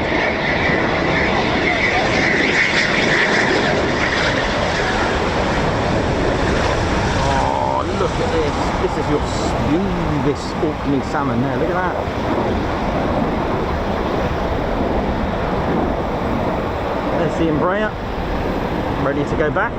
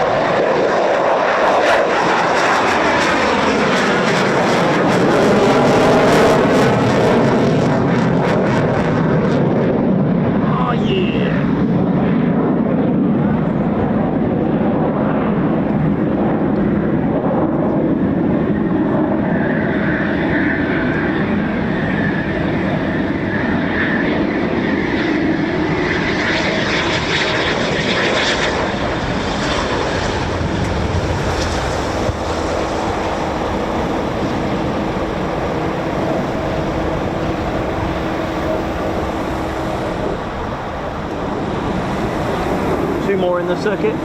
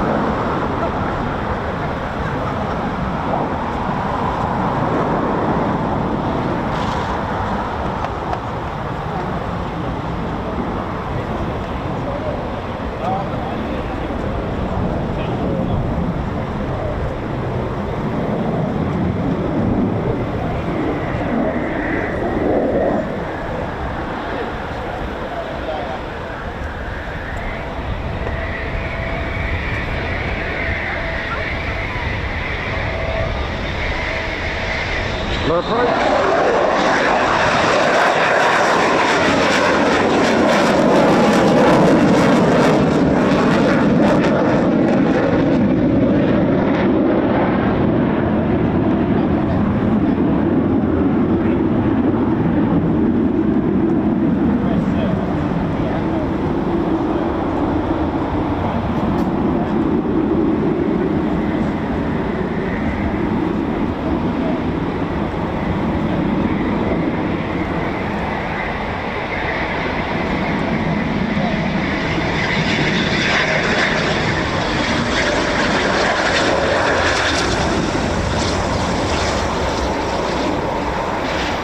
very best.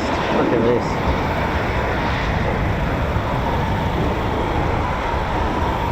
Still got one in the circuit. The ERJ waiting patiently to get clearance to depart. Steer the top in. There we go. One left in the circuit now.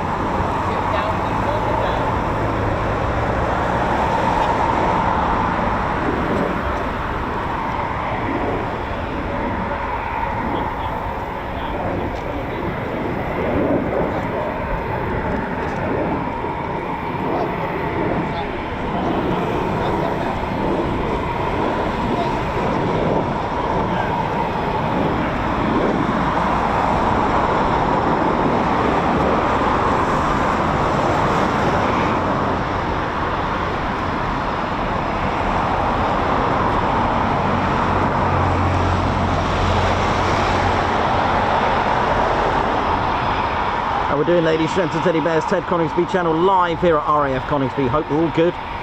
Good day, good evening, good morning, good afternoon, wherever you're watching from in the world. Hope you're having a good time.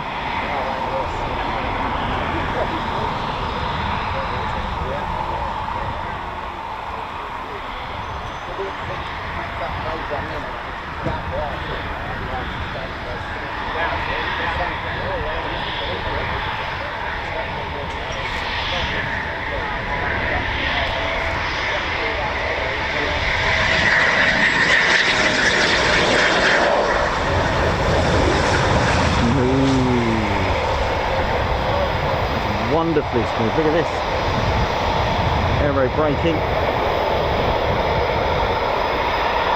Wheelie as we call it, but look at that.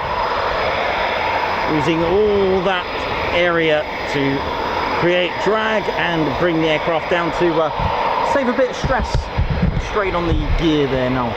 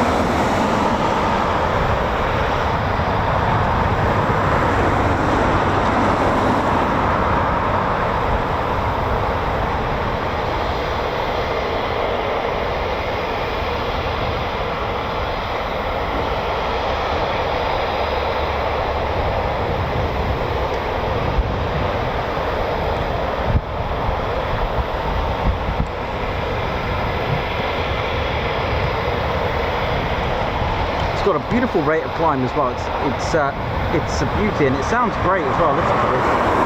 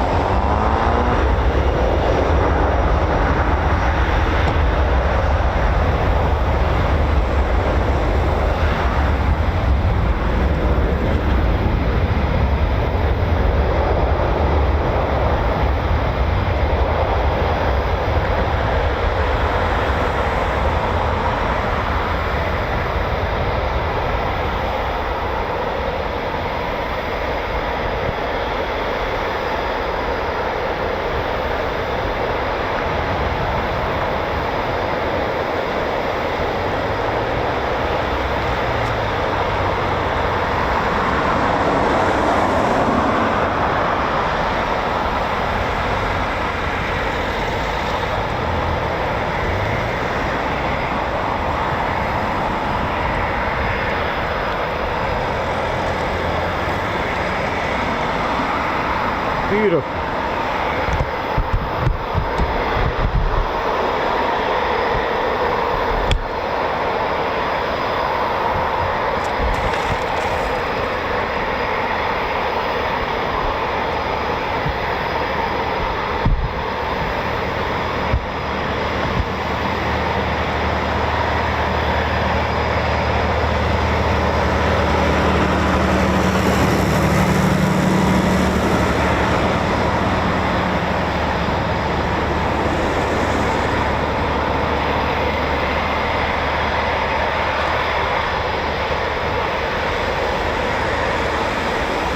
Welcome back to Ted HQ. It's good to be back. It really is.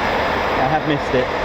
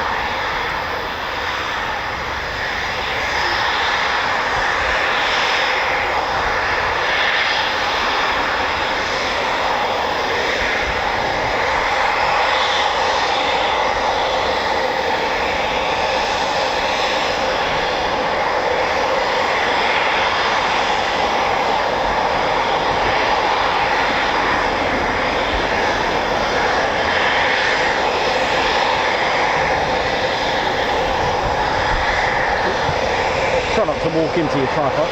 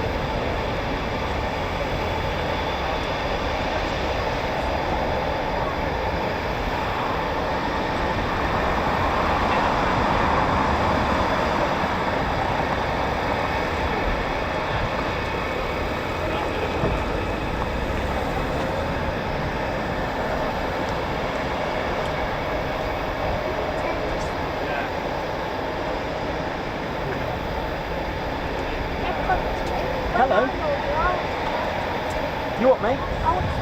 You want to fly a Typhoon? Well, that's good. That's good, you can do it. Yeah, start with the cadets, work your way up. And all the best. You could be flying one of them easy. Bless him. Just had a younger viewer here goes, Ted, I want to fly a Typhoon. Well, you can. Go for it. You have Ted's blessing and backing. Definitely.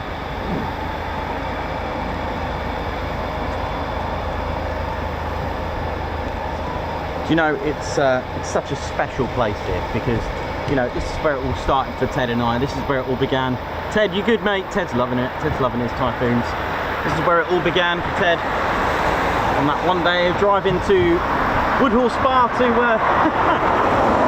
sort out a gig at a wedding at Woodhall Spa. The lights came on at runway 25. And of course I stopped, but I had a better idea and pulled over at the lay-by and just did a funny little video, which you can see even today. You have to go all the way down to the old but gold archives on our channel.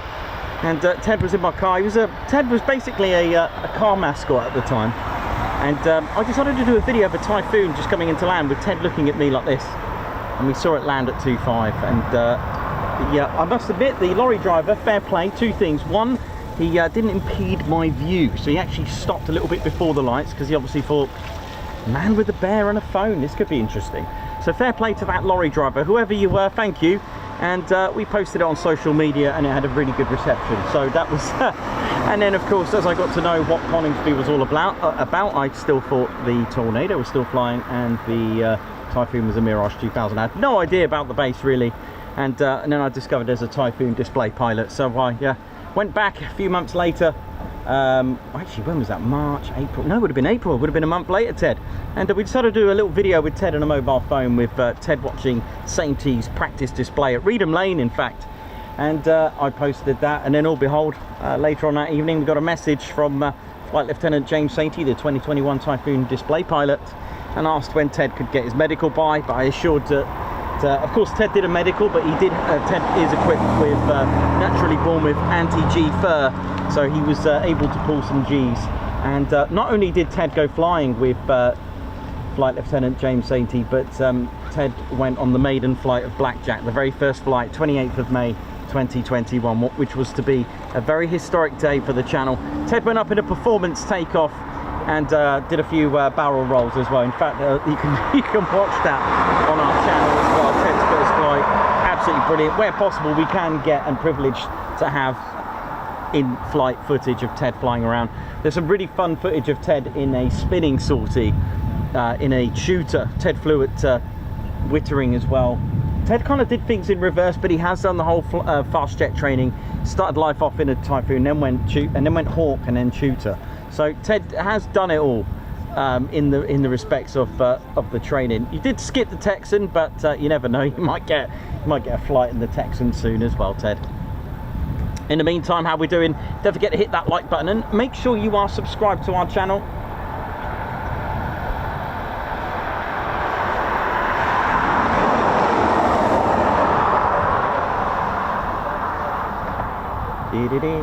And very good question. Yes, that's correct. So Turbo has a PDA now, but he must not exceed 10 days without a practice or an actual display of some description. So he will lose his PDA if he doesn't do a form of display. So I wonder when he's up next.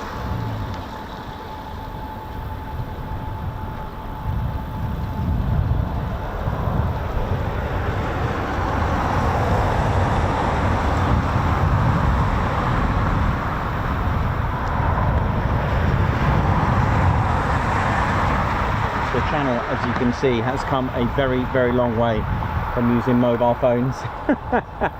Keith Smith, thank you very much. To Nikos, Ted and Spanner crew, thanks a lot, man. Guards march to Keith Smith, thank you for supporting the channel. Alan Burden, member for 14 months, thank you Nikos, thank you mods, thank you everyone else, thank you very much for the heart and a thumbs up. Guards march, and let me sort that RFN sign, Ted. There we go, is that better? 14 months membership. Babsar, thank you very much. High five, thank you for gifting the Ted Coningsby membership. Guards march.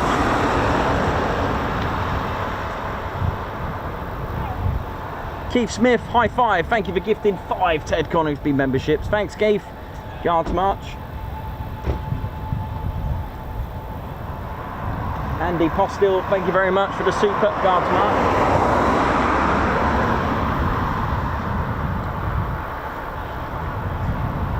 The Lundy Gruffalo member for 18 months. Good morning all.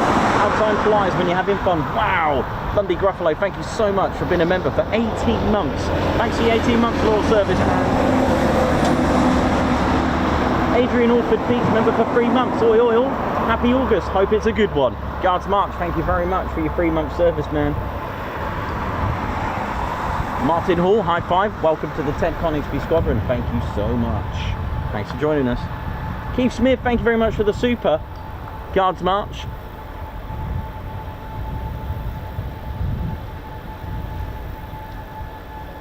We need to sort this flag out, Ted. Is that going to be better this way? Is that better that way, Ted? Yeah, okay, mate. Margot, thank you very much for the super. Guards March. Thanks a lot, Margot. Safe travels. Rob, thank you very much. Thank you for the super. Guards March.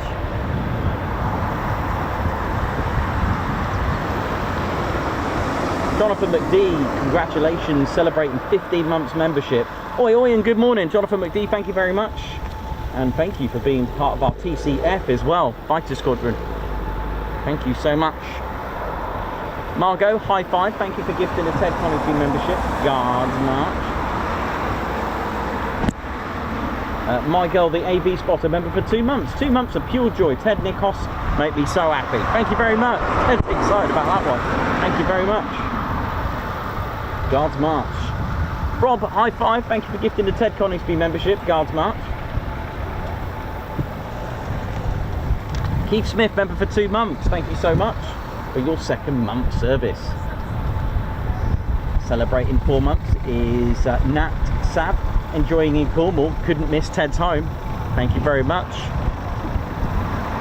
Enjoy Cornwall. Whereabouts are you, Nat? Whereabouts are you going? On holiday? Or do you live there?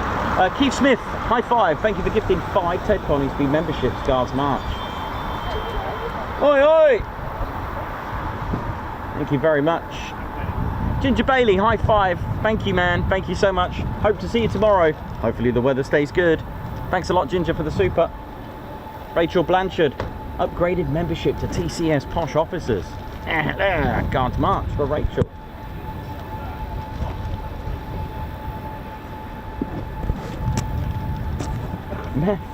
Because I have Mars bars for Wingy's Mars Bar Fund. Guards March. Thank you very much. Donna and the Caker Cat. Happy birthday to my daughter Gemma for Monday. Happy birthday, Gemma, from Donna and the Caker Cat. Guards March. Jane Ann, high five. Welcome to the TCS Posh Officers Club. Guards March. Emma Tozer, welcome to the TCS Posh Officers Club as well. Thank you very much. Rob, gifting a Ted Coningsby membership. Thank you very much. White Wizard, how you doing, man? What up? Guards March, thank you for gifting a Ted Coningsby membership. And also one final one. High five. Thank you very much, White Wizard, gifting another Ted Coningsby membership.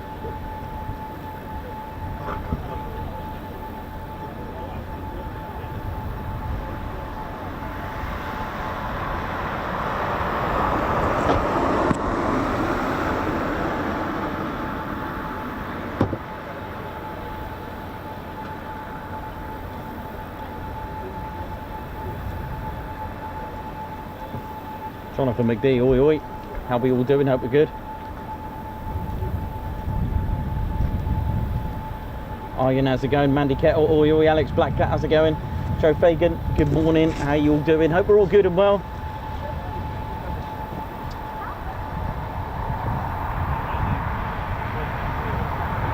Julie Beard, how's it going? Martin Axel, thanks for the offer with the balloon. Wow, that's I'll see where we're at.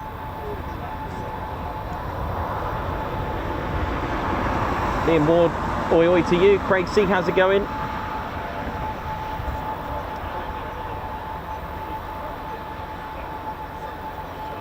Jan Clark, hope you're good.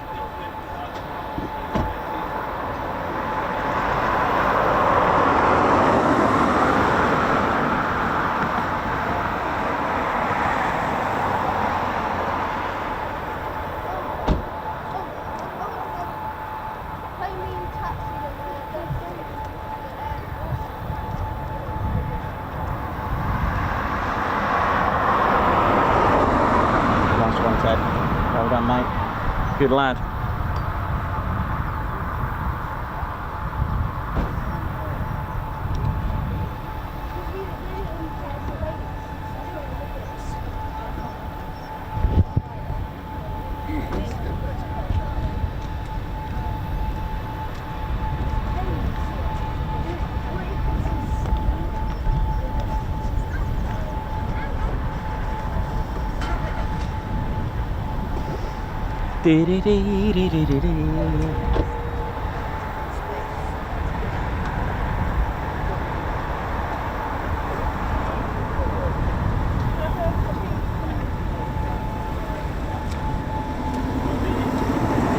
Leonardo DiCaprio, how you doing, my man? Hope you're good. Watching from Miami, hope you're well. There he is. Love your profile pic, man.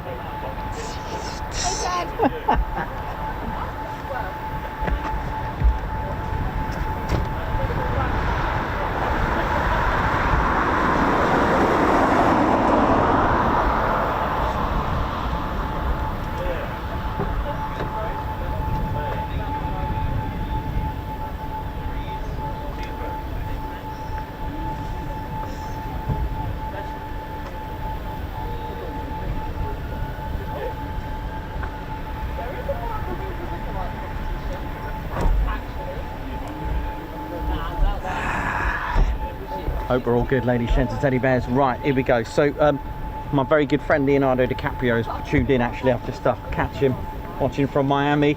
Legend. How you doing, Leonardo, man? Just give us a holler, man. Can't wait to see you when you come to England. And tell you what, if you're tuned in, man, I've got something for you, mate. And as it's like summer here in the UK, not only do I have tea, I've got iced tea. I thought this would be a bit posh for like, you know, for Leonardo crew. So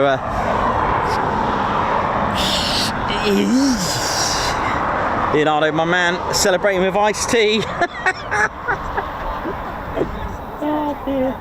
You know how it is. I'd never thought in a million years I'd be doing that with Leonardo. Brilliant, isn't it?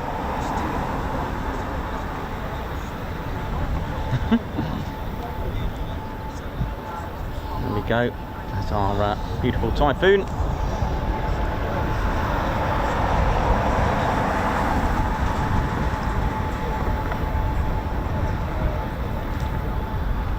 Oh, that's good, that. It's alright, isn't it? Right, let's have a look at this Typhoon. Let's see what we got for you. So, you can have a look at the radome, right? You see the radome? The nose, basically.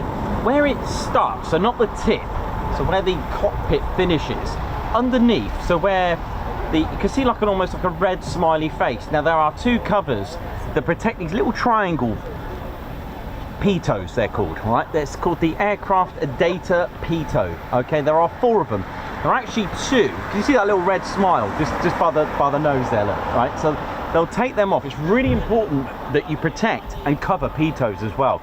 I'll talk to you a little bit about that. Now there are 4 like little triangles if you ever come up close to a Typhoon, if you're lucky enough. So when there's 2 covers, one on the left to cover 2 Pitots, and then the other side as well when they pull them out. They reveal these little tiny little triangles which move around. Now those are the Pitots for the 4 main, that's the main computers for the Typhoon. Really important that you look after them. Even like say for example commercial airlines, if they don't cover the speed Pitots, right? To measure the speed, this will be serious trouble. You can get situations like wasps nesting inside there. If you have that and you are taking off with the wrong speed, with the wrong speed measurement, you will be in serious trouble. It's really important that all these covers are protected. Now with these aircraft data Pitots, these have very important information for the Typhoon. So it's line 1, line 2, line 3 and line 4. Very, very important to protect them. You damage one of them, and it could be a bit emotional. So they have to, like many other things on the Typhoon, they have to be protected. Just at the bottom of the intakes there, you can probably see the little flaps to control the amount of speed that goes into the intakes. And then on the top, you can see almost like a little scoop. Now that again is to stop any excess air getting into the Typhoon when going supersonic. Simple but effective, but that's aerodynamics for you. Again, as I mentioned, if you look at the tip of the elevator, or if you look at the tip of the stabilizer, or the tail, shall we say, it's a darker grey. Now, if you have a look at the nose of the Typhoon, again, it's a different grey. You can't paint that. Well, you can, but you will need to invest in quite a bit of money to get the paint tested on the nose. I'm going to try and explain this carefully. Inside there, it's got all your amazing radome. It's got all the radar systems, all that radar stuff that goes inside there, right? Margot will be able to tell you about that because she built them. And the thing is with that, you start adding different types of paint, you could affect it. That's why no matter what livery you've got on the Typhoon, the nose and the tip of the Typhoon that you can see in that grey, it doesn't get painted because you could potentially affect the performance of all your equipment inside. So even a simple bit of paint can affect the aircraft. Again, the Typhoon doesn't have elevators, so it has 4 planes. These are not canards, those wings at the front, those little winglet things. Not winglet, shouldn't say winglet because that is actually a thing on the end of a wing. The main wings, they have like tiny little wings to suppress and make a smoother flight and suppress some of the turbulence. But anyway, that's why if you go on board any particular jet, jumbo jet or anything, and it's got winglets, it can make your ride a bit smoother. Anyway, can't go into that. It's all about aerodynamics.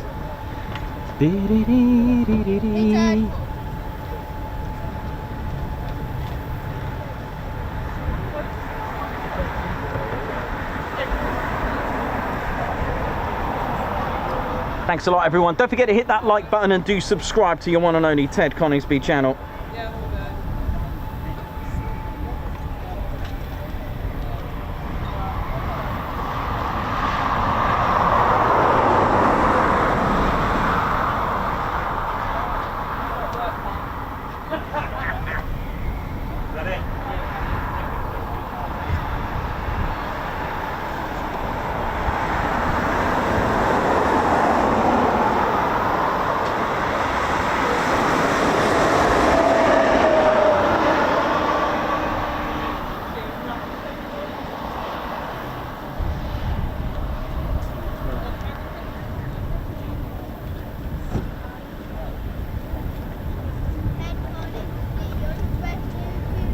Hope we're all good. Oh, what's this? Where's that going? Sorry about that, one sec.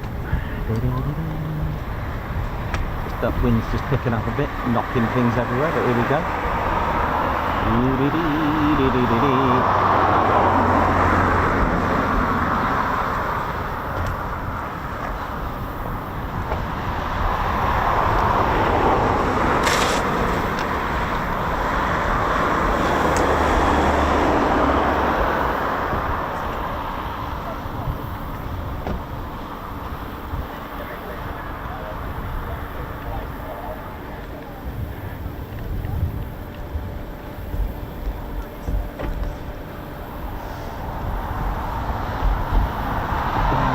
So still got a couple of, or a few Typhoons out, shall we say. Still out with the main wave of Typhoons that we've seen today. What else we got? So we've got Moggy as well out, but the blanks are on. That's like this one.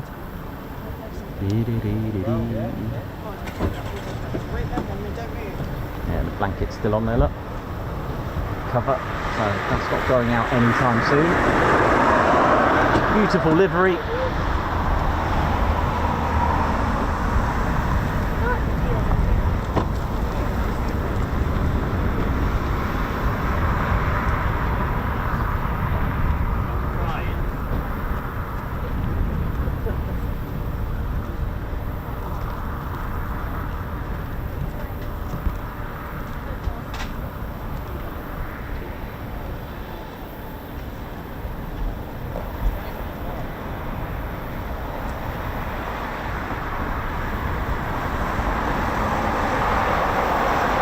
people here at the car park. John Simmons, how you doing? Hope you're good. Got Kamikaze Kaz, or Kamikaze Kaz. I'm at Coningsby. Have a good time. If you are here, just shout oi oi and I'll find you. Oi, oi. There we go. There we go. Perfect example. That's all you need to do. And if you're wondering what oi oi is all about, that's how we greet each other.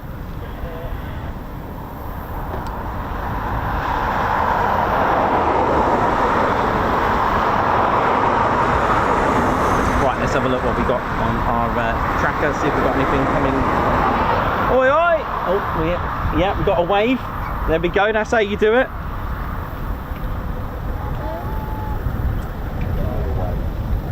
Warlord 29 Squadron just on their way back now. 41 Squadron, where are they?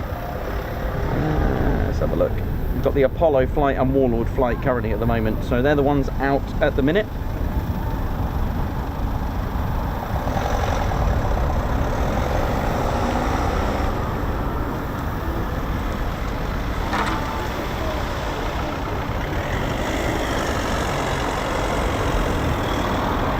So if you want to know where we are, don't forget to check out the No-Teds every every Sunday. I'm having a moment. Every Sunday, either on our website, so visit tedconingsby.co.uk, or on our community page on our YouTube channel. So you click community and look for the latest and greatest Sunday. Obviously one was missed with all the things that were going on at RIAT, and yeah, but we got there in the end, so check it out. Sometimes we do have to rely on the day itself. Sometimes we don't publish what we're doing until the day because of certain factors as well. So just keep a lookout, but you'll see a scheduled stream if we are planning to do it on the day. Never miss out. So that means making sure that you've clicked that notification bell button as well and set it to all. You don't want to miss out, do you? Nah. Oi oi. If you have got little oi oi again, we've got over here. Oi oi, we've got a little Peugeot over there. Is that Peugeot? It does look like one. Oi oi. Is that? How you doing? All right? Well, buddy.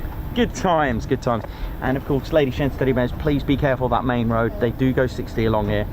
So if you have got little ones, or yourself, I know we get excited when we take pictures and we wander off, but please be careful of that road. Make sure you are savvy with just calming down a little bit and looking after your little ones, and of course yourself when crossing that road.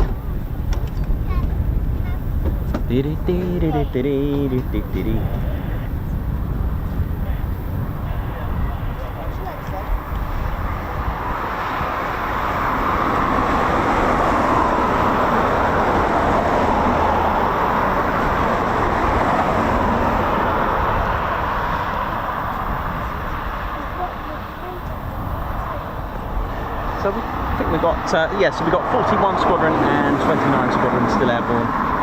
And I would say once they're back, then we're on for our break. Every day is different, so you can come tomorrow and it'll be a different day.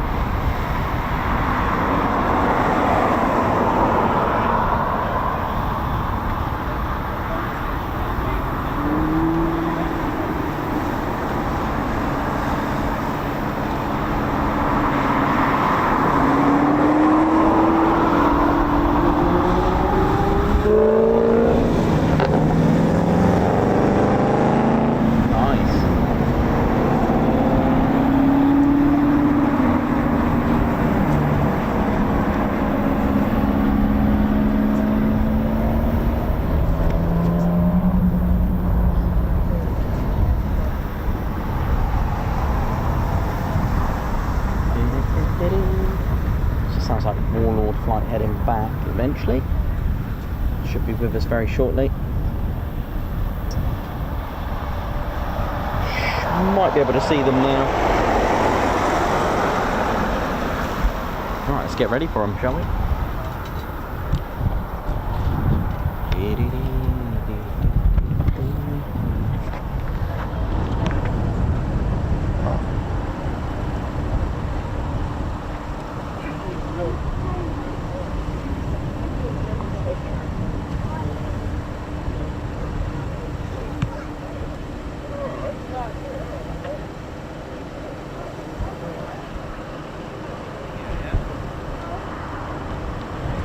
Here we go.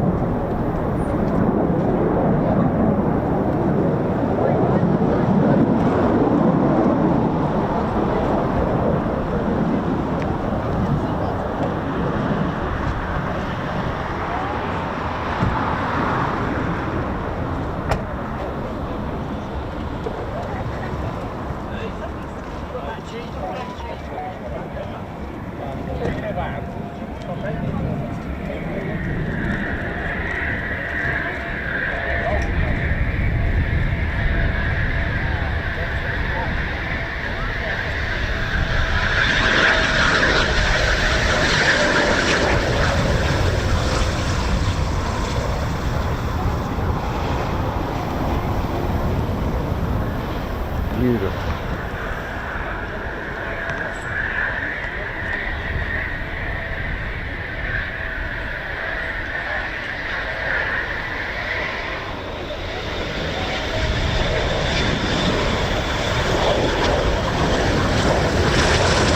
Look at this. Oh, that is... Oh, that could possibly be the smoothest today.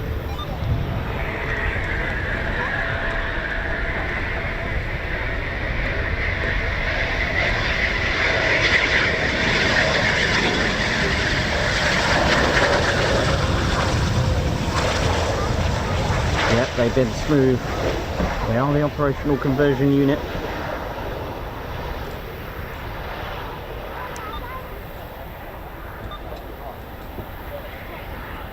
That's amazing. It sure was. AWCU there, just keeping things sweet and neat on the airfield. They don't have the yellow ones, they've still got the checkered ones here. Still got Apollo flight still out there.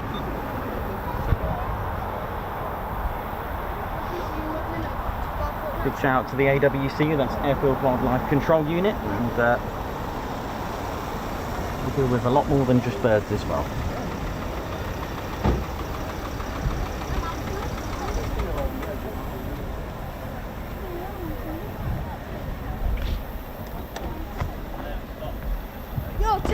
Is any others coming? There's still another flight still out there. Alright.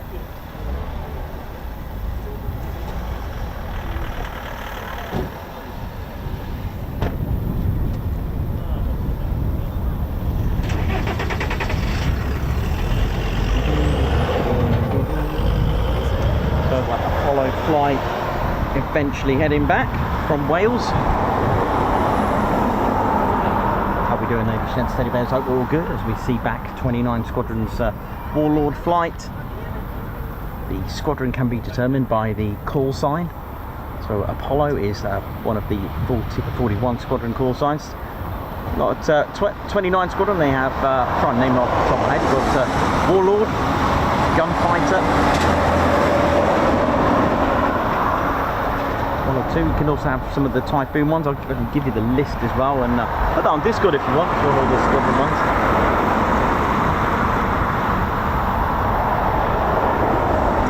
We've got Triple X, Cobra,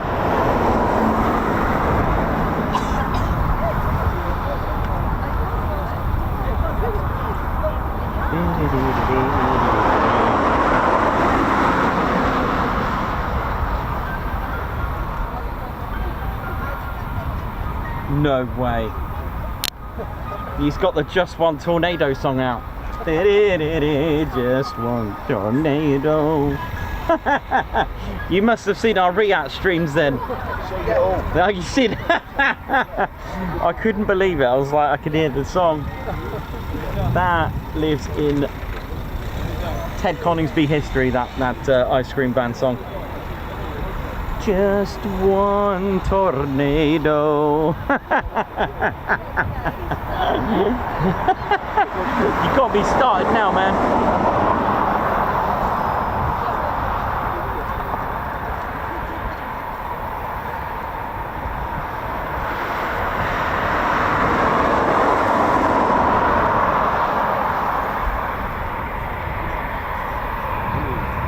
Oh, brilliant.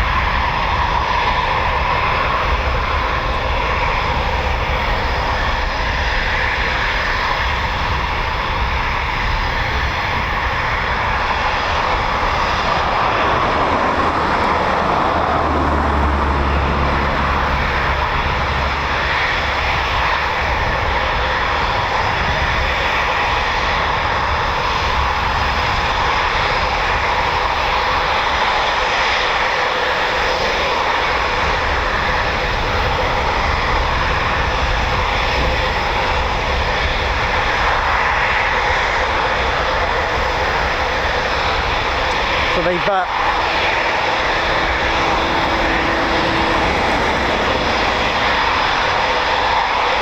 can see the refueling probe. So they would have carried out some air-to-air refueling, and it's been ejected out just so that they can ground crew could do all the checks, because it's covered in a lot of sensors and they could easily get damaged.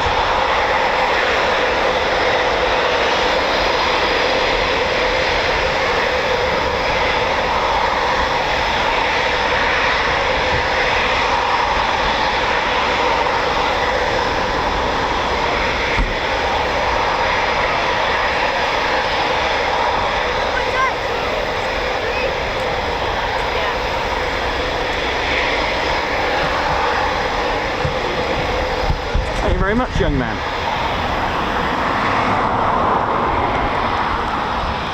God, Apollo flight got back here quick from Wales.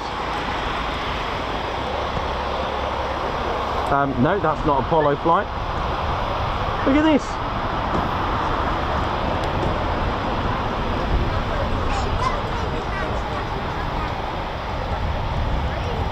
At the moment, I'd say that looks a bit like a Prefect. The replacement for the well, there's the example of winglets. Look at the tips of the wings. This is called winglets. This is a Prefect. You'll be flying this before you get to Valley.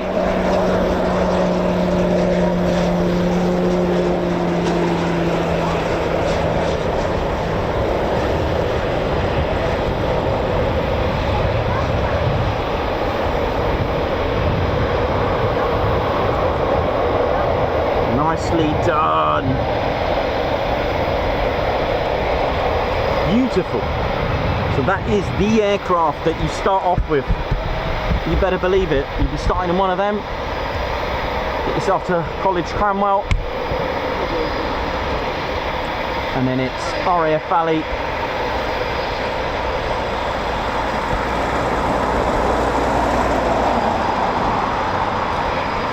Flying the Texan and then the Hawk T2. And then if you want to fly a Typhoon, then you come here after that. That's bearing in mind if you passed all your fast jet training. Get your mind to it, you'll be there.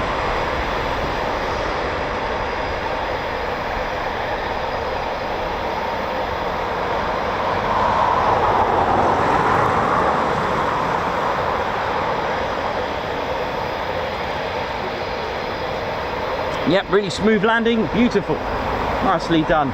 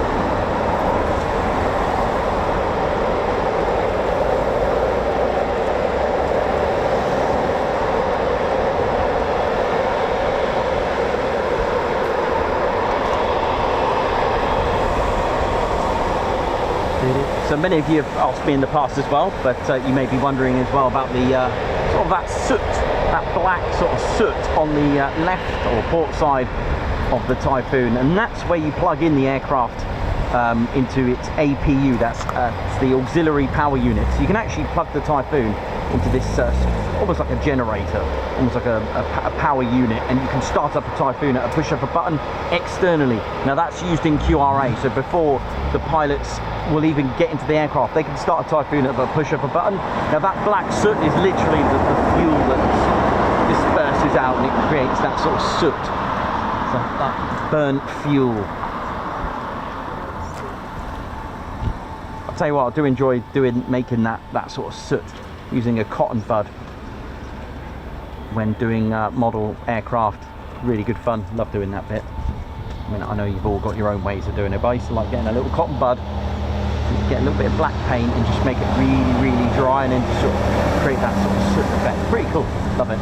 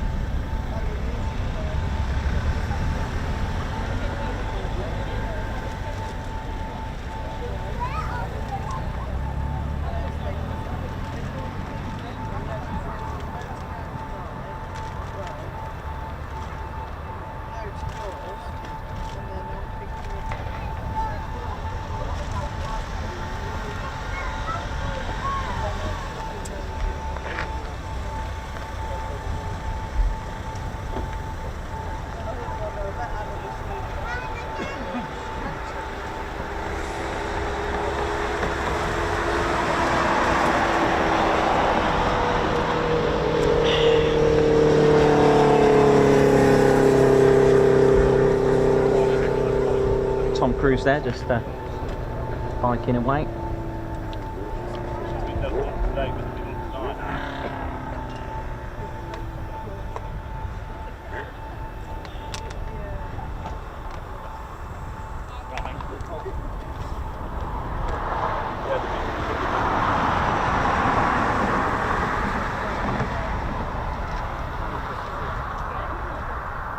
How are we all doing, ladies, gents, teddy bears? Christine Barnes, Spanner Flight, how are we all doing? How are we doing?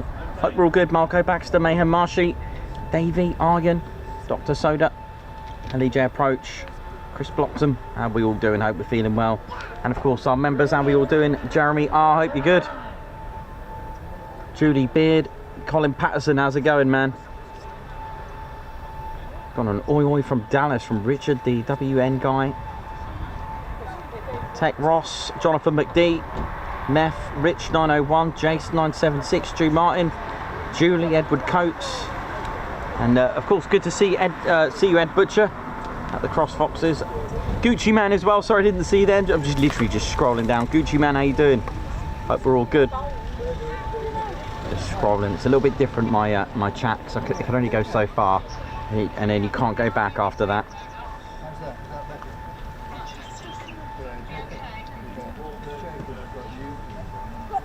Alex Black Cat, Marco, how's it going? Flower Power, we're all good, thank you very much. So just a few more minutes and we should get Apollo flight, and that should conclude wave 1, and then of course as the weather brightens up for wave 2, hopefully we get to see some carrots, and of course gives me a chance to have a little break, and I'll commence our usual history lessons for those that are interested in the history of the base. Who was here, what was here, when, how, why, all those kind of things. So this little 41 Squadron Typhoon just sat here on its own. Will be joined very shortly now by the other two 41 Squadron aircraft, call sign Apollo. Other call signs of 41 Squadron are Paladin, Horseman. It is Horseman, is it a Horseman or no, it's 29. I'm getting confused. Anyway, Apollo, Paladin,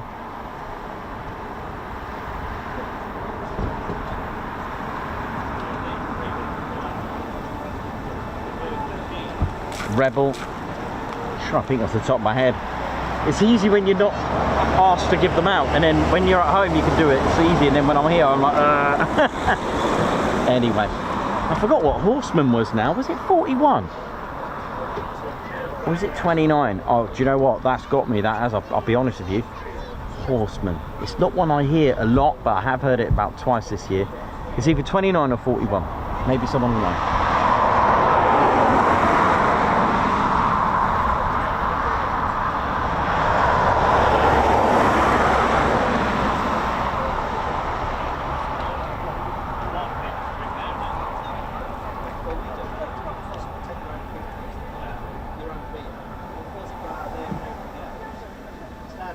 Oh,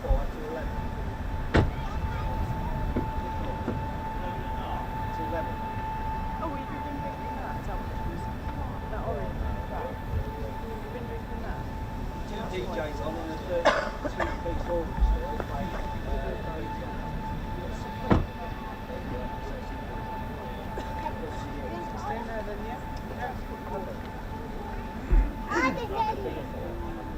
Apollo flight now very close now.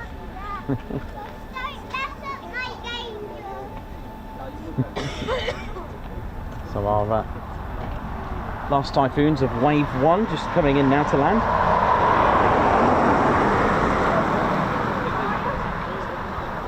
Don't forget to hit that like button. We're very close to 1,000 likes as well now, which is great. Come on, you can do it. And we're very close to 64.3k as well, which is absolutely incredible. What a journey this is. Very shortly I should be able to establish the landing lights. Whereabouts are they? Short. Can't be too far now. Big fan, mate. Thanks, man. Thank you very much. What you do, mate. I love it. Thank you. You're welcome. Thanks very much, man. Ted, I'm watching you.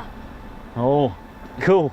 Yeah. Hope in a good way, yeah? Yeah, by the way, the car's a The way you said it in that, oi, Ted, watching you. on the YouTube. Well, that's all right then. I followed you. Good times.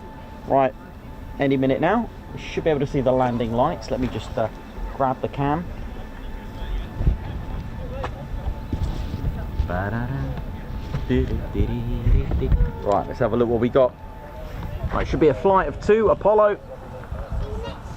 See you next year.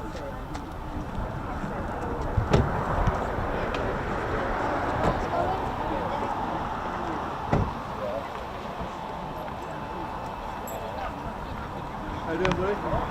Yeah, Apollo, Greek mythology there, right? Apollo and Athena started probably the world's largest war in ancient Greece, shall I say.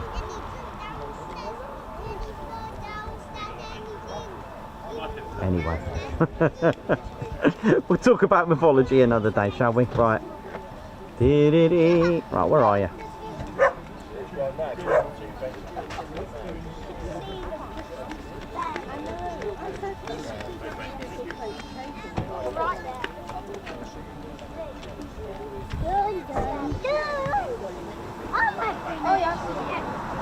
It was quite embarrassing when, oh, here we go. And everyone else can see him and I can't. Never mind, that's how it happens.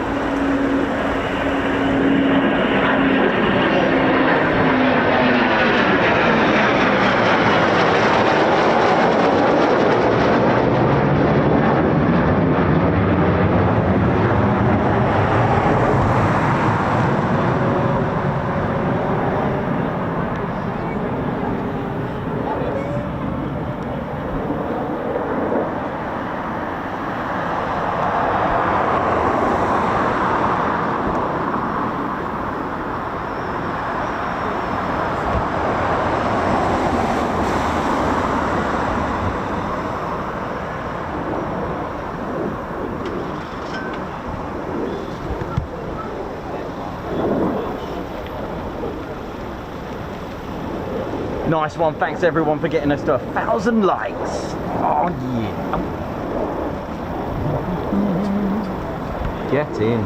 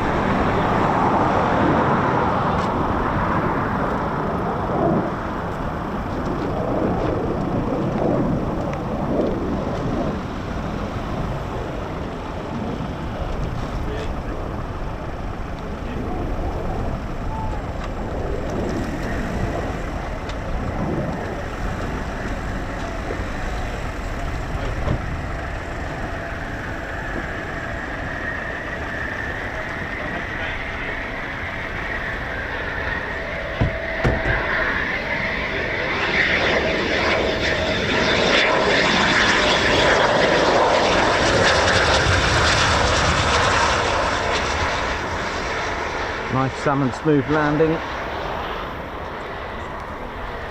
And our last Typhoon of wave 1.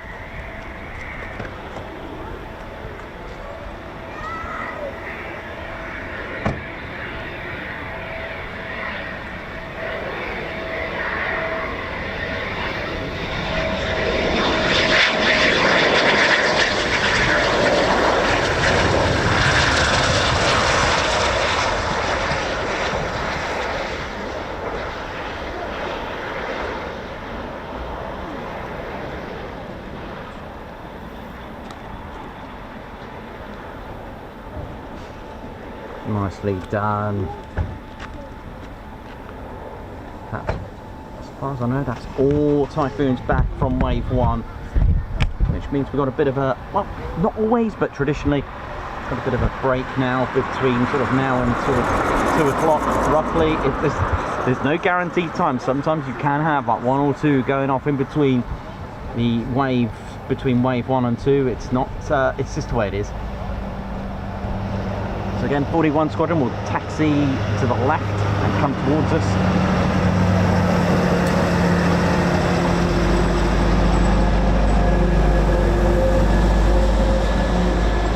Is that the last of us? It is.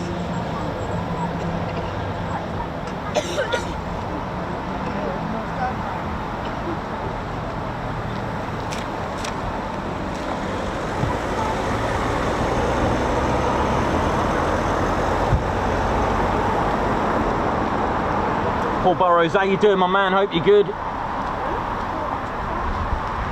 Good, good. See you later, take care. Bye.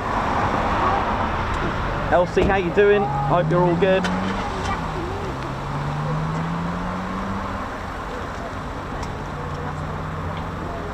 Hope you enjoyed it. We've got Mahmoud Saleh, how it's going? Radio Nigel, Blocks. Katie Webber, how's it going? Hope you're good.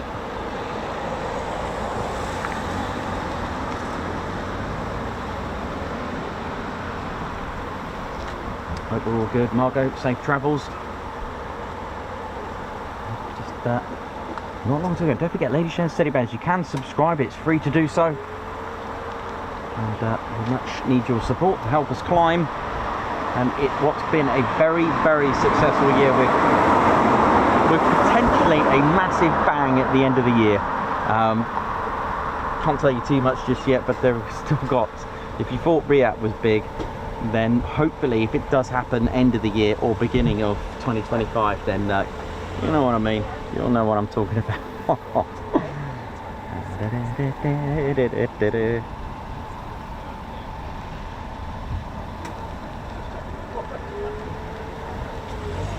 We'll just see these get back and I'll begin my break.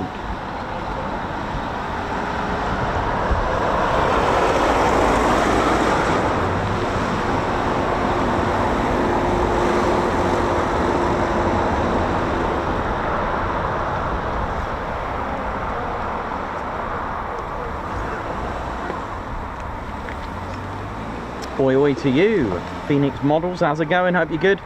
White Wizard, oi oi. Margot waiting at the train airport, good, safe travels. Gucci man, how you doing? Davey, Andrew C. White Wizard, what up? How's West Coast? How's it all going? Hope you're good.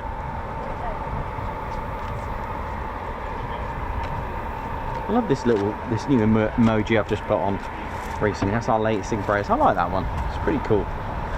It's Ted's special roundel.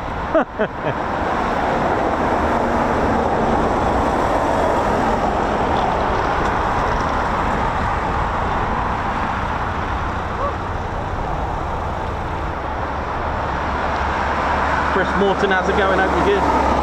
What up, White Wizard? Hope you're good as well, man. Right, we'll just see these taxi back to the main ASP, that's aircraft servicing platform, and I can then go on a quick break.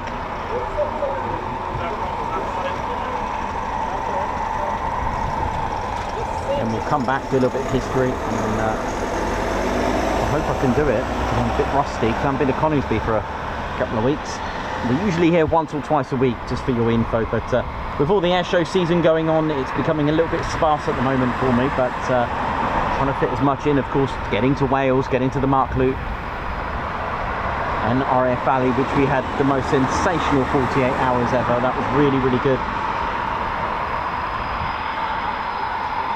We really enjoyed, of course, like always, RAF Valley. Absolute spectacular setting.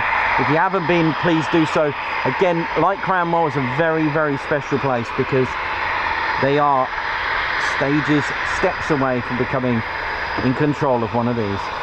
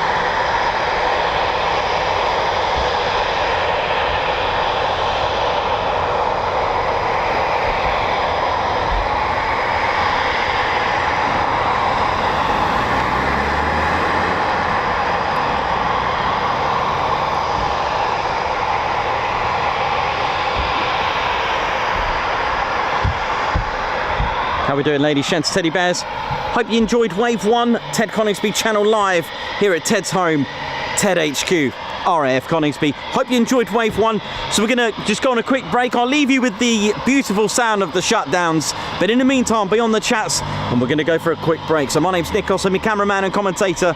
This is our squadron leader, Ted Coningsby. And you've been watching the Ted Coningsby channel, right?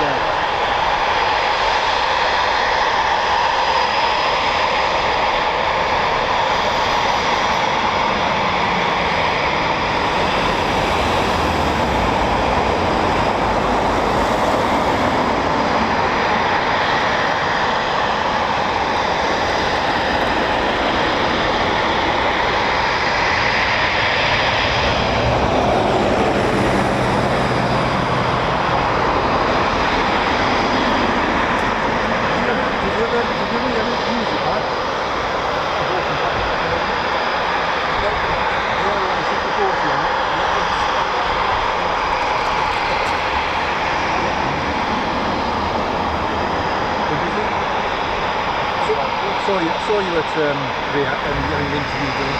I was in the free out stand up, looking down on top of you. Somewhere. In my house. In the truck, Yeah, somewhere in there. yeah. Somewhere very right around the whole house. I got worse at work and took me out those felt notice boards with the wooden frame on them. I thought, oh, they're used to those. But salvaged 3 or 4 of them and they're useful to just chuck masses on.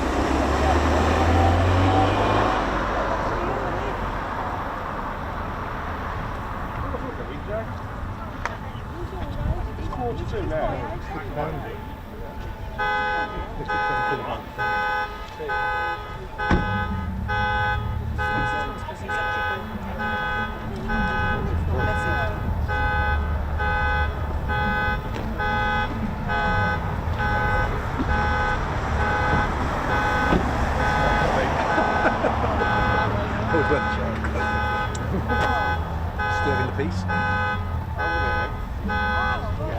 Accommodation for over there. Where do we get our share? How long have you been doing this for? Right down there. No, I didn't know we could go back to the end. Oh, was it that way? The main gate, right there. How does that came across it?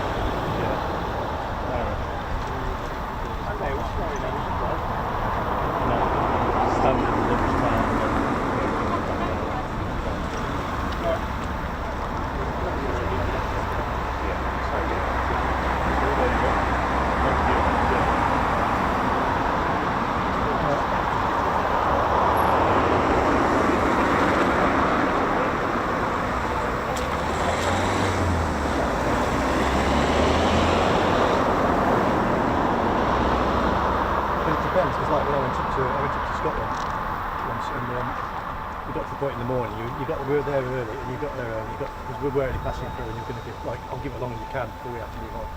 And you go, I'll give it till lunchtime, start having your lunch, and then at lunchtime it was like 11:30, quarter to 12, it was like, I saw it was stood at the end of the building. Basically a big sort of burn at the end of it. Still on top of it, and looking down the runway. And the first two Typhoons,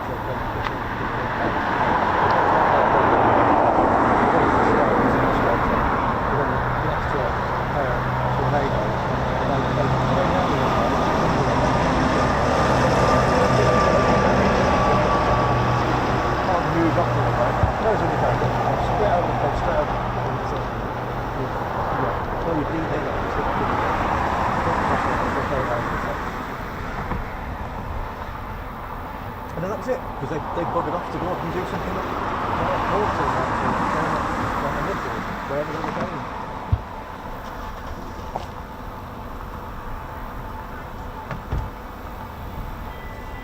There was like a small, looks like a business jet, I can't remember, it comes around, that went out first, and that takes the trails and stuff there.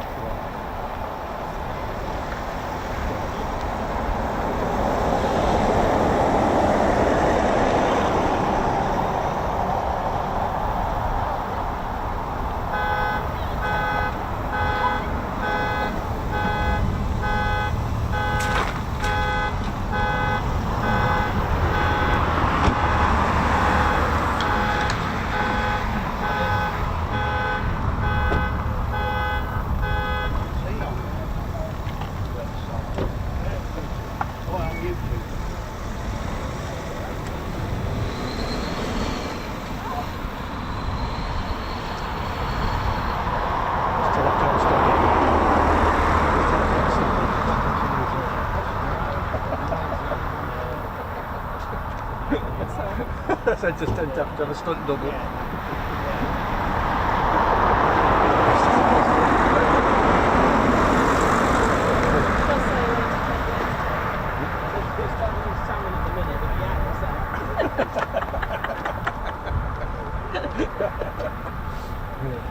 I do something very similar. Mine's called Sophie. Sophie, yeah. Sophie Bear, yeah. She goes everywhere with me.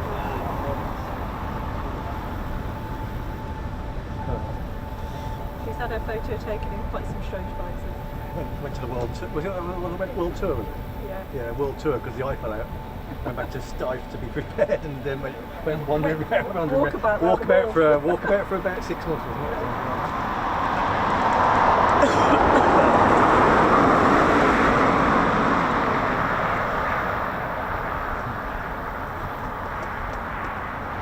It's a European vacation.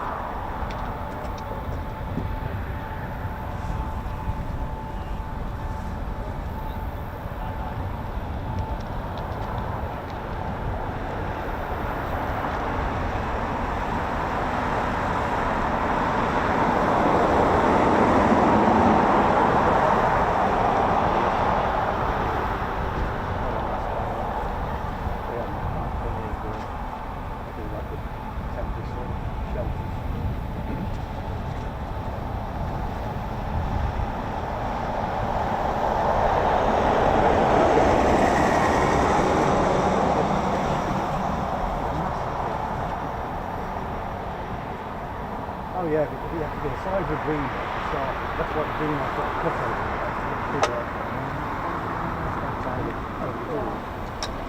That's out at the moment.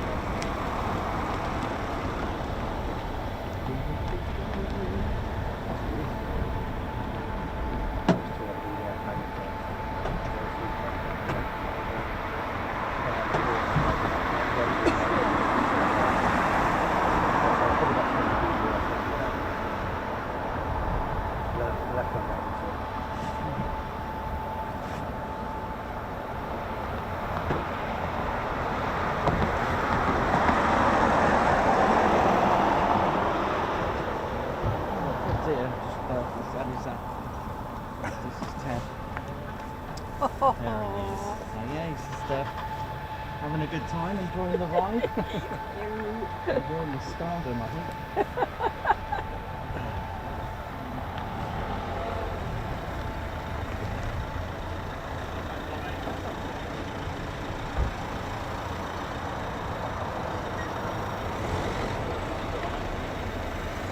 Quite close, isn't it? Your wings are going to stop blood.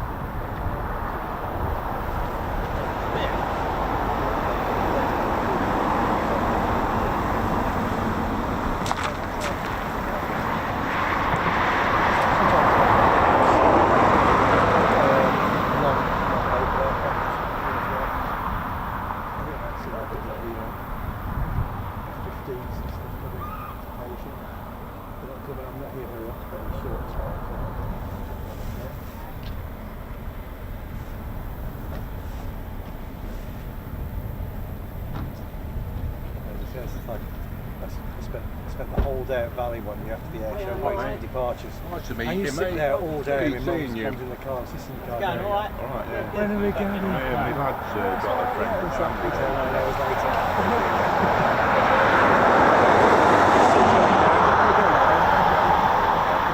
You know what's going on today, don't I never do, mate. All I do is just rely on the twos or waves.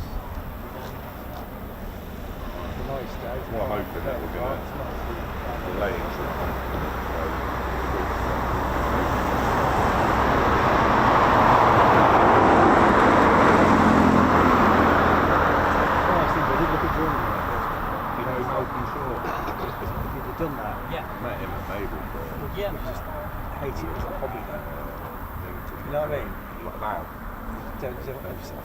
seen enough of those. They can't go off. But they've got Some of the guys loads do of that when they come from the passport.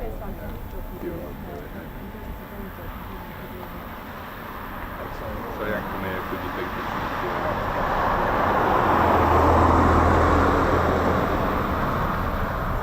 I've been a few times, I've never seen anything. Well, I'm converting a van at the minute, so I know stop over.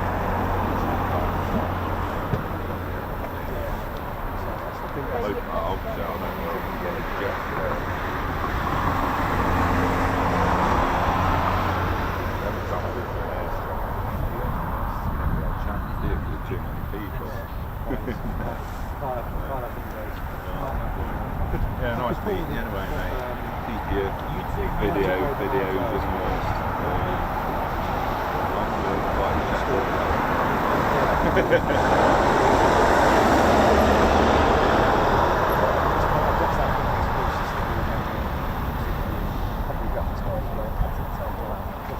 So it's that entire lot. I never kept sort of turning them over. At least you turn them over every couple of years. So you get a good chunk of the money back.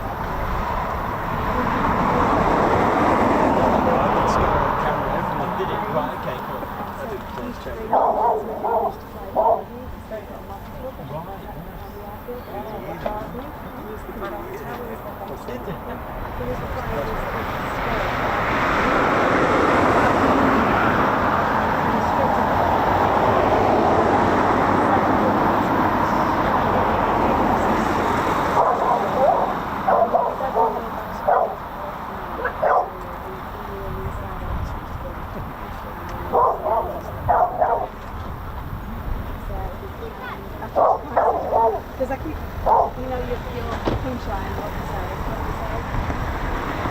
Oh, someone really like, oi, oi!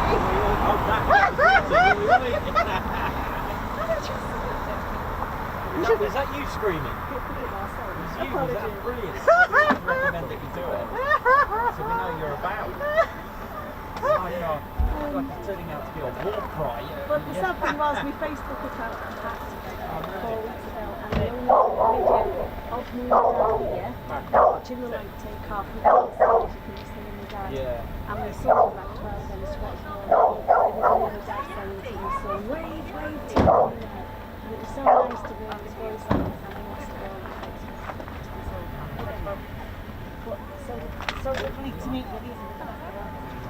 So lovely to meet you. You too, what's your name? Jennifer. Jennifer, nice to From meet you. Cheshire. Cheshire. Jenny and Joe from Jenny Cheshire. and Joe from Cheshire. I don't know if you've ever been over that way, have you?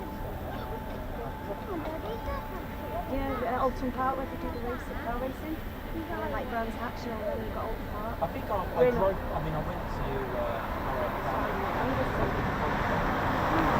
Well, yes, to think actually come in. Yeah, well, yeah. Quite a lot of times I've been to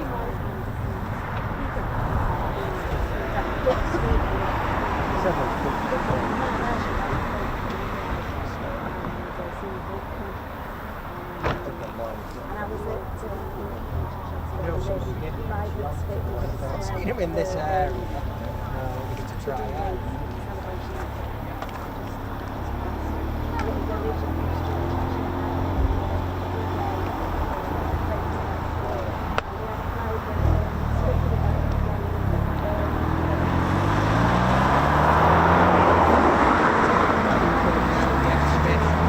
That many flying out.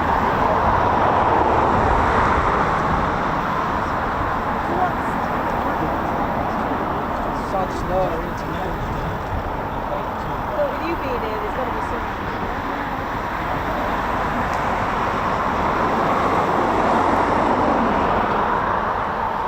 Have you not doing something before with some I saw them put it up in his hair to do something. They're going to Thursday and Saturday. I didn't even know that was on in the book. I'll be there, you'll see me there. I wanted to dance straight in the hand. I'm around the 118 to 137. Such a long way for us to do that.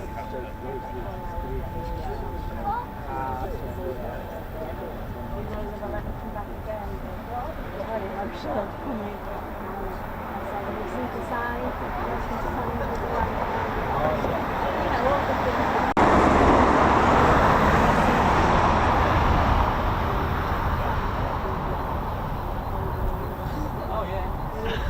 Isn't it just the best? Close I've got to meet Manchester. As a kid, you really like watching planes, but we're just over the side of the airport. Pitots Park, just over there.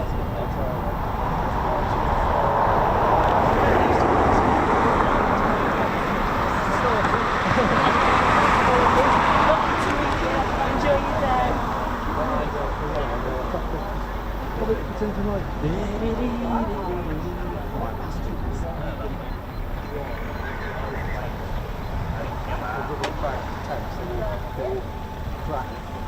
Dry out, so you put it back in.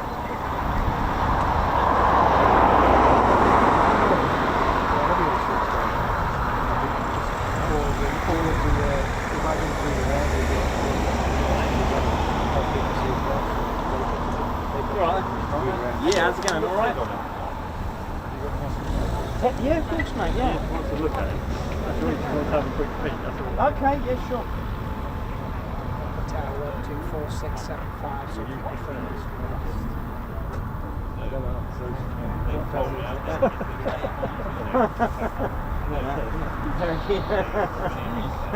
No worries. Right, let's get back on the tail.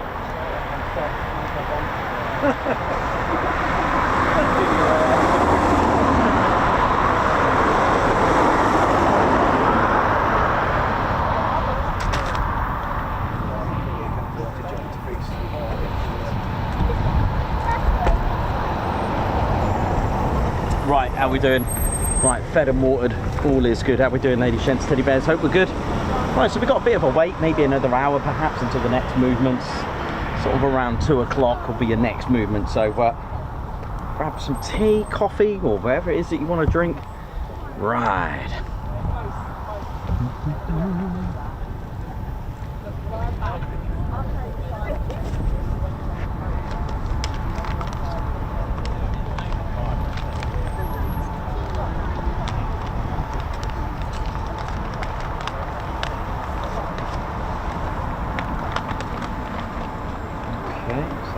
What we got here? What we got here? Notes.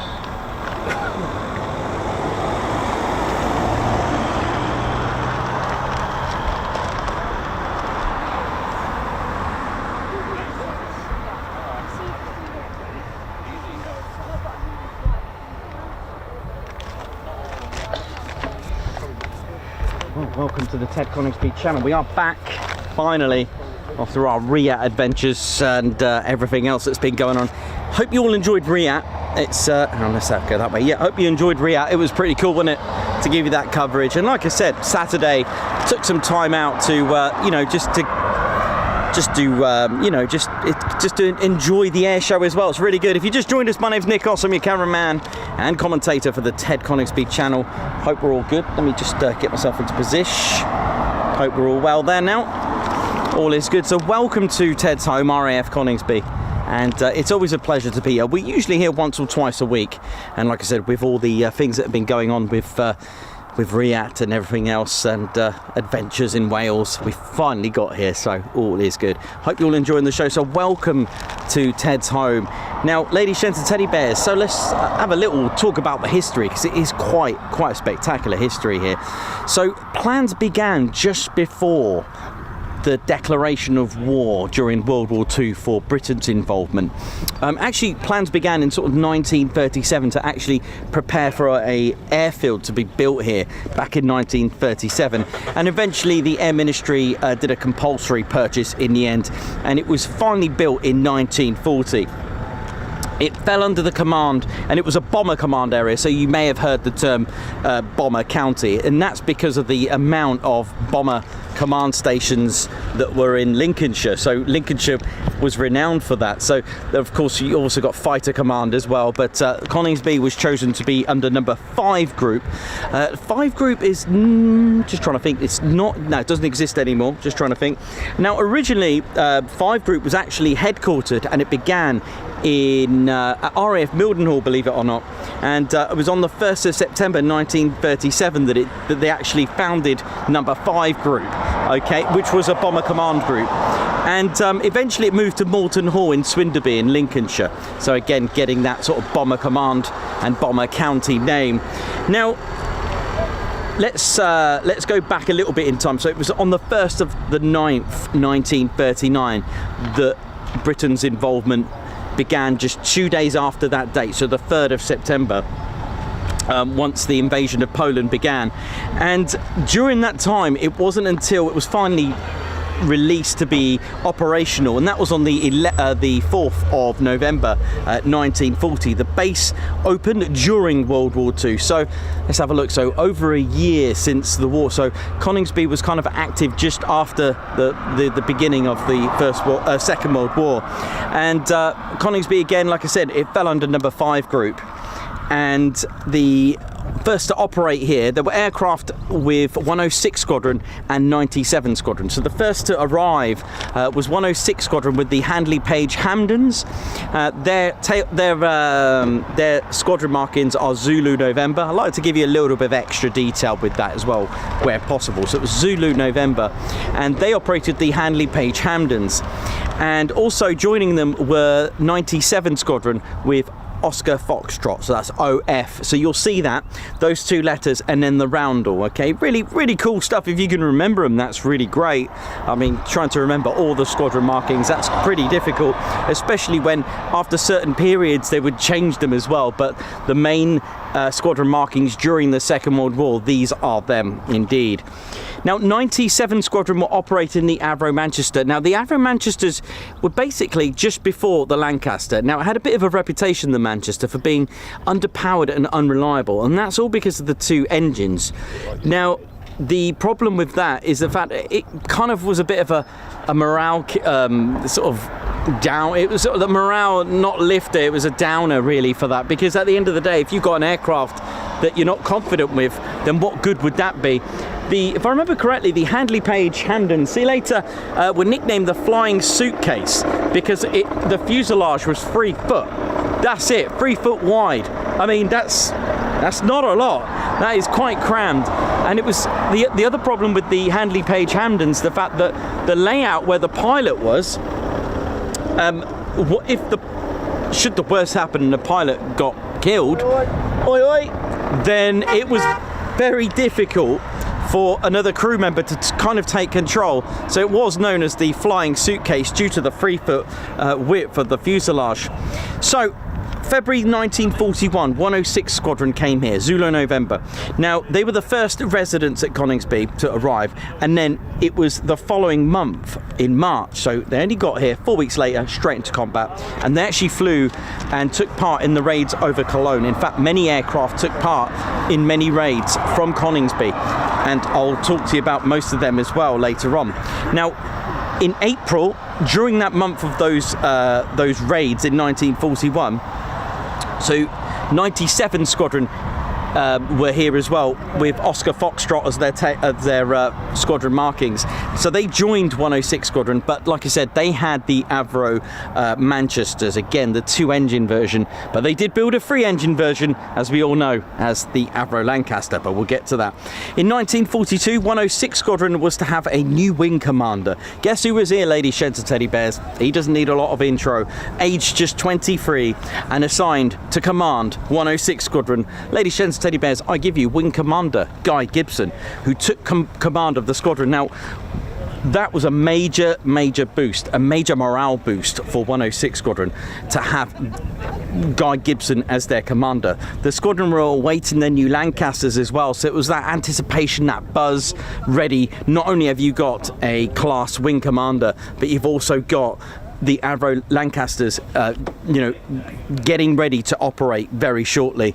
And it was when that finally did happen, the 97 Squadron, they actually were the first ones to, the second squadron to receive the Avro Lancaster. But here at Coningsby, they were the first to operate the Avro Lancaster. But there was a bit of a problem, and I'll explain. You see, by the way, just to let you know, 44 Squadron were the first squadron to receive the Avro Lancaster, and they were based at RAF Waddington. However, there was a bit of a problem because the runway. It was first constructed with grass runways. That's how it was done. You're in a war, it's quicker and easy to do. However, there was a bit of a problem with that because it does damage heavy bombers and heavy aircraft. So what did they do? Well, they decided to upgrade the grass runways and come up with the Class A layout, which was your triangular 60 degrees, like a letter A or a triangle, and then upgrade them to hardened runways, i.e. using concrete. The problem is with that, you have to close your airfield, and the problem with that, where there's a world war going on, it's not very sort of like tactical to do so. So strategically, the Air Ministry had to decide very carefully which airfields to shut, because you can't just shut them all down. So they had to do them very strategically to do so. So the runway was actually the airfield was closed, and that was in 1942, and it reopened in 1943 with the hardened runways. Now the problem is, the 106 Squadron, while the base was closed, 106 Squadron went to RAF Syerston, sorry. They went to RAF Syerston first, only temporary, and the other squadrons moved as well during the closure. The problem is, when there was a bit of a delay in actually constructing the hardened runway, so 106 Squadron eventually moved to RAF Metheringham. So they went to Syerston, went to come here, but there was big delays in, for whatever reason, to finish off the hardened runways. So that's why if you go to RAF Metheringham, there's a lot on Guy Gibson there, because he was the wing commander and was over there. So originally 106 Squadron were just supposed to go to Syerston temporarily and then come back, but sadly that wasn't to be. When the Lancasters, when 97 Squadron did come here, again they had the Lancaster. There were other squadrons operating the Lancaster that did come to Coningsby, such as 617 Squadron as well, so that was nice. But 617 Squadron actually moved about 5.5 miles away, the backwards crow flies, I think it's actually, yeah, about that. They actually moved to Woodhall Spa because of the larger and wider runways, and they swapped with 619 Squadron. 619 came here very temporarily, but they went off to Dunelm Lodge. So yeah, so May 1942, as we said, that's when the runways actually closed. Now, just a little bit about Guy Gibson's career here. He did get himself back into flying he took care of mine laying in the Baltics, and that was on the 22nd of April 1942, so just before the base was closed. So Guy Gibson did actually carry out some operational battlefield sorties during his time here before they moved to Syston and then off to Metheringham. Like I said, you can actually go to the Heritage Airfield Museum and Heritage Centre at Metheringham, and there's a lot on Guy Gibson and there's a lot on the Lancasters there, because eventually they all had the Lancasters in the end. So pretty important stuff.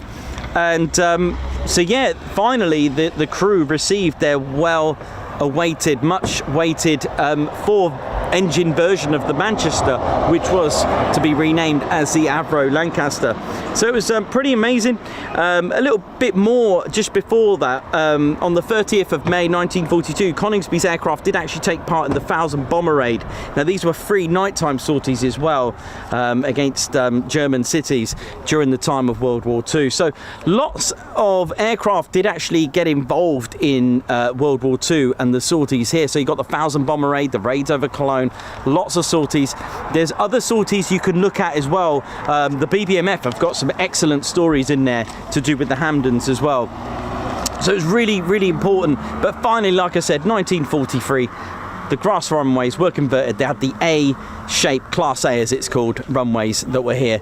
And there were several other squadrons as well. Now 106 Squadron, like I said, they eventually moved to Metheringham, and 97 Squadron, they did use Woodhall Spa. That's where they went during the closure. And then of course 617 moved to Woodhall, 619 came here, and lots of things going on.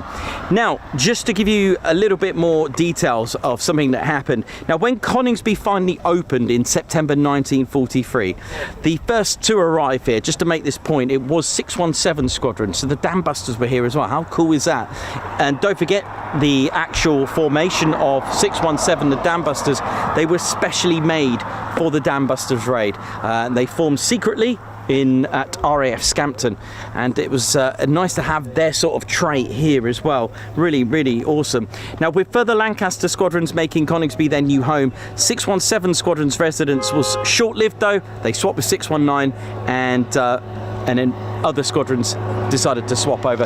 There's plenty of different squadrons that I found that were based here, but of course do choose your do choose your sources carefully, because don't fall down the trap of doing research all on Wikipedia. Some of it I have to cross-reference it. I've got lots of books at home, and yes, I do read a lot of books, and I do trust them.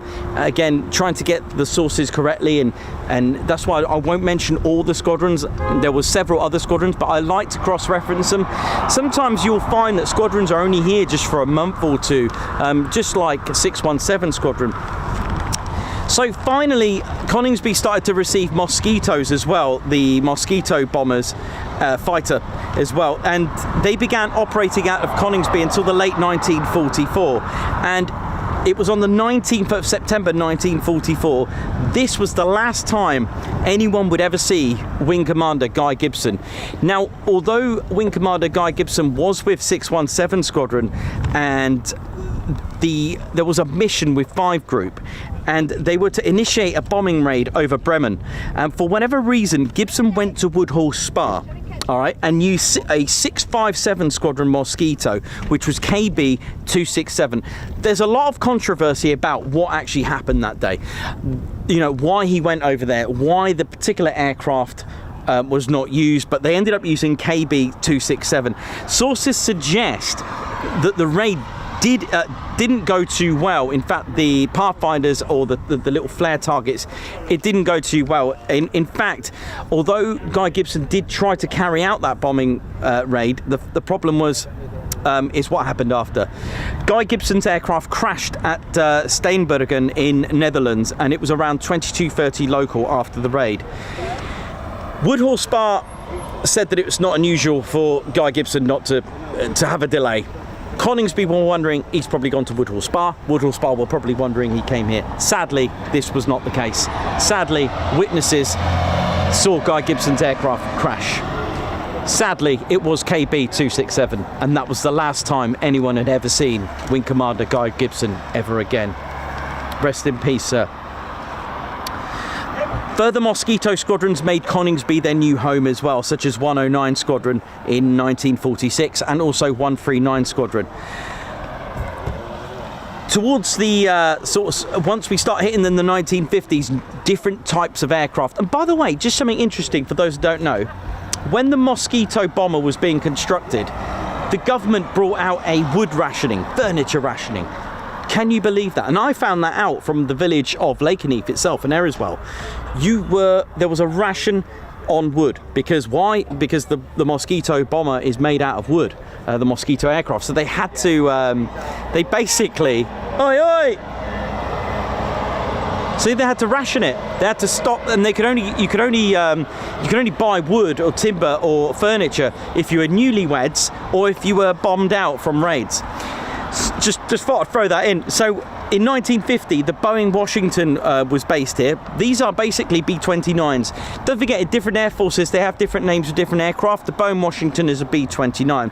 And they actually were here with 15 Squadron, who then went off to fly the very first jet aircraft at Coningsby. Ladies, gents, teddy bears, 15 Squadron were the first to fly in 1953, the very first jet aircraft here, which was the English Electric Canberra. Joining the Canberra squadrons were number 9 Squadron as well. Now, the Canberra was a medium bomber, and it's quite exciting to have that as your very first aircraft. I mean, the Canberra is an absolutely beautiful aircraft. There are reconnaissance versions, and their role, 15 and 9, was more of a bombing bomber squadron as well. The Canberra was like a medium bomber. Now, in the 60s as well, guess what came here? That's right, just over there, which I'll show you, over there, over that side. So the south of the base, if I remember correctly. Guess what was here between 1962 and 64? That's right, the Avro Vulcan was here. Only for 2 years, so it was short-lived. Now, the Vulcan Force saw an influx in its numbers with 9 operational squadrons during the course of the Vulcan Force. So in 1962, saw the arrival of the very first Vulcan here. It was the B2 model, if I remember correctly. And it was to become a sort of like a quick reaction force, like a quick reaction alert. So they actually upgraded and did some modifications to the Vulcans so they can be quick start, basically to scramble. Now imagine having Vulcans scrambling. That has got to be something to see. For those lucky enough to have seen that, fair play, because I can imagine the howls there would have been something like out of a movie. Amazing. So it was short-lived, and they did end up going to Cottesmore in 1964. As time goes on, the Canberra was also in question to be replaced, and there were various aircraft that were actually in place to replace the Canberra here at Coningsby. One of them is a bit of a sore subject, but I'll say it anyway because history is history. It was the TSR-2. Coningsby was chosen to become the TSR-2, and I'm wondering who's going to become the Tempest base as well when that comes out in the future. But also the F-111 Aardvark as well, they were amongst those, but finally it was the Spey-engined Phantom that was to replace the aircraft of the English Electric Canberra. So the Phantoms came here and arrived here in 1968. It was called the Phantom FGR4, it's fighter, ground attack and reconnaissance, and they began to operate out of Coningsby, which most squadrons eventually they ended up all moving to, not all of them, moving to RAF Wattisham, or was RAF Wattisham, which is now a station that's the 3rd Army Air Corps over there. But Wattisham actually played what Coningsby is today. So RAF Wattisham at the time was actually a quick reaction alert station using the Phantoms. Squadrons that were based here were 228 Squadron. Now they were the operational conversion unit. 41 Fighter Squadron. They were here between 72 and 77. They went over to Wattisham. 29 Fighter Squadron. I know, 29 operational conversion unit. Like I said, in their legacy, they used to be a fighter squadron. 23 Fighter and 56 Fighter, again in the late 70s. They moved to Wattisham.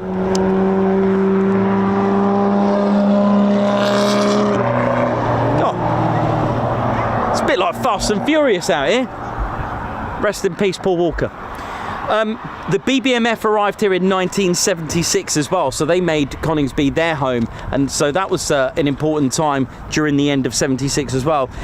You would have had Jaguars here as well, very briefly, and that was due to the shrinking of Coltishall.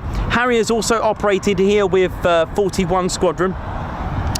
The Tornado arrived here, the Tornado F3 arrived here in 1984. Now, although once we start getting into the Typhoon era. Now, although 17 Squadron received the first Typhoon in 2003, they were sort of like the first to have it, with a few tests at Wharton Aerodrome. They become the first ever squadron to receive and operate the Typhoon, but it wasn't until the 19th of May 2005 that the squadron officially reformed at Coningsby. 29 Squadron also arrived. They became... See you later! You too! They became the operational conversion unit, because if you've got an aircraft, you need someone to train your crew on it. 29 Squadron were chosen for that role. Later, as years joining the squadrons, you also need a combat-ready frontline squadron. 3 fighter came here. 11 fighter squadron came here as well. The letter F is for fighter. There's two things about those fighter squadrons. Number 3, why is there like a little dragon, or actually a cockatoo, on the 3 fighter squadrons squadron crest? Oi, oi! Why is that? Because in mythology, although Pegasus might have something to say about this, the cockatoo was the very first creature in mythology to fly. 3 Squadron were the first to fly what's said as heavier than air aircraft, so they used the cockatoo. Hello. Oh, okay. And meanwhile, in 2024, 1st of August, a C-17 goes past. There you go, history in the make. Thank you. No idea why, but here we go.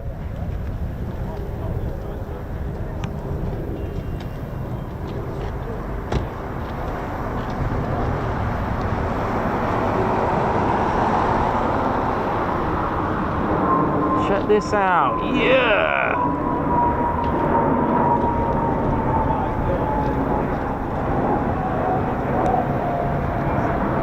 There's a lot of salmon in there.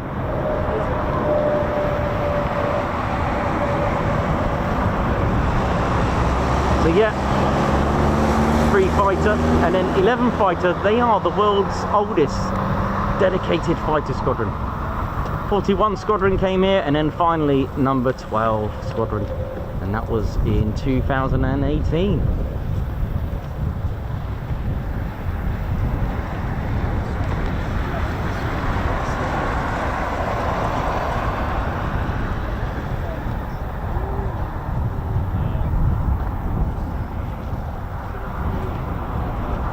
Cool.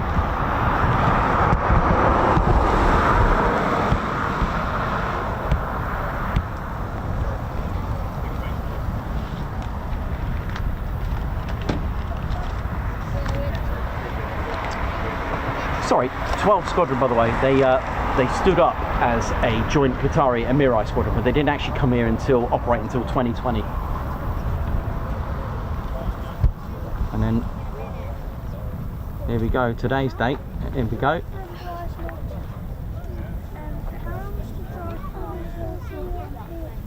Nice heavy.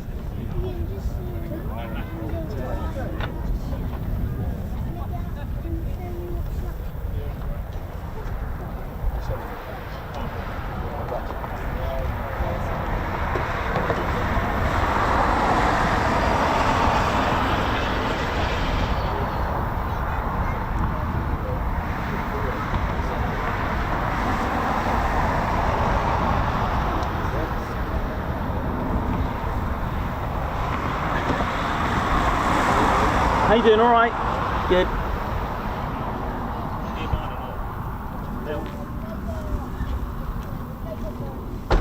Plain burger.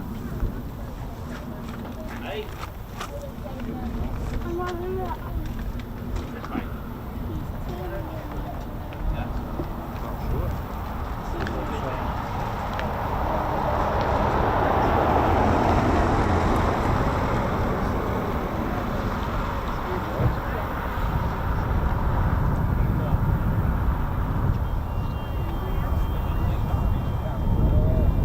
Little surprise there.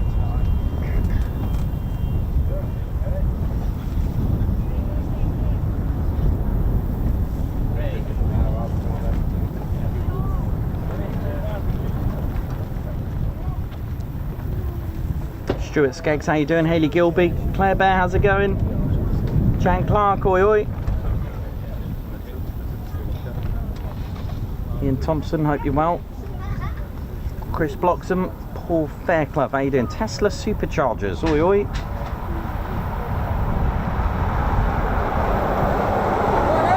Oi oi! That's the way it goes here for the channel.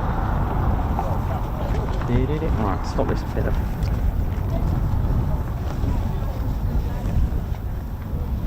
There we go, go along. Da-da-da-da-da.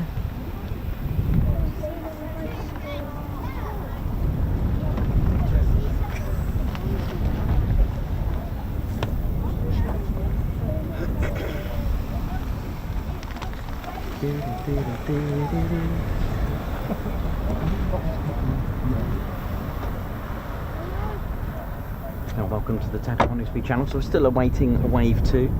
So let's have a look, see what we can see. If you can see any sort of cockpits opening. Nothing at the moment.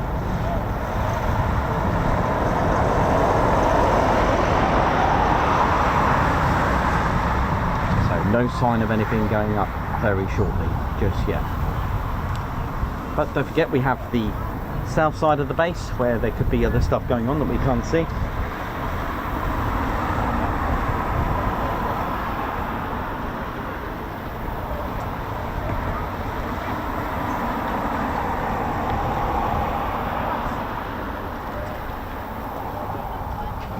Don't forget, if you enjoy our channel, don't forget to hit the subscribe button. Come join us, it's free. We are very close to 64.3k, looking good. Captain A, how you doing? Dr. Soda, oi oi. Colin Spring, thank you so much for that. Watching from Australia.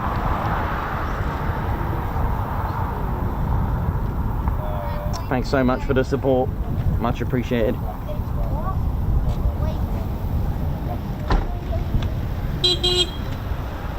Oi oi!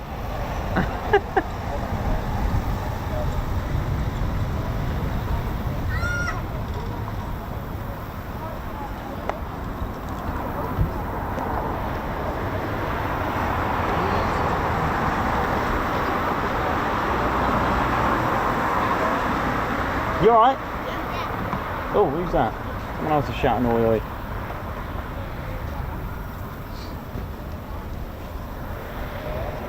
Right, come on Ted. Where are you, mate?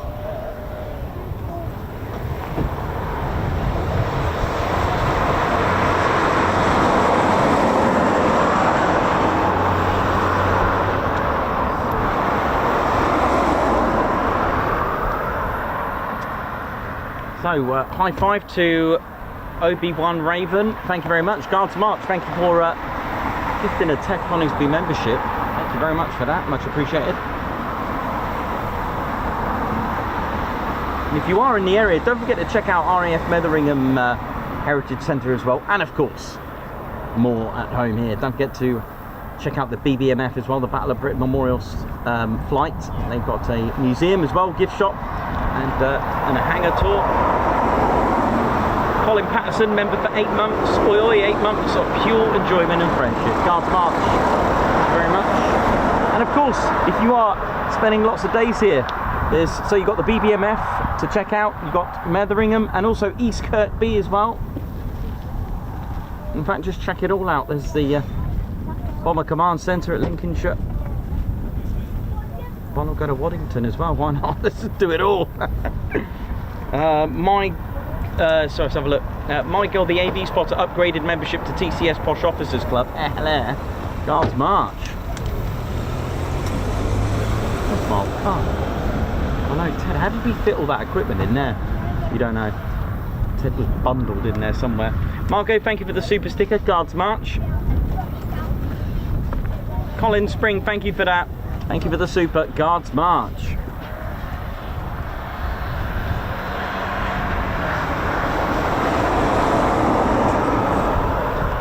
Andrew Porter for Cloudbad to get a cool drink. Guards March, thank you very much.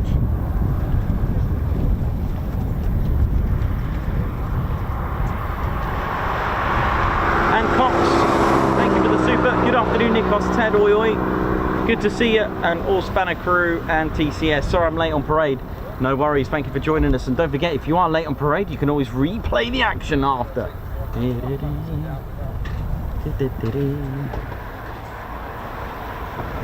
Colin Spring a super, and Colin's put Nikos. Great brief of the history of Coningsby once again. Salmon sandwich for Ted. Well, thank you very much, Colin. Guards March. It felt like I hadn't said the history for a long time. Meth, Royal Air Force Cappy, get a Guards March please. Yeah, Guards March.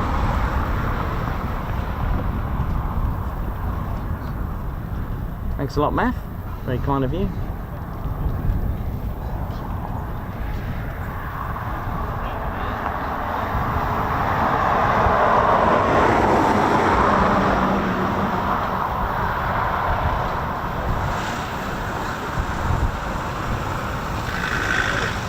Royal Air Force Cappy, oi oi Ted, good afternoon, good afternoon.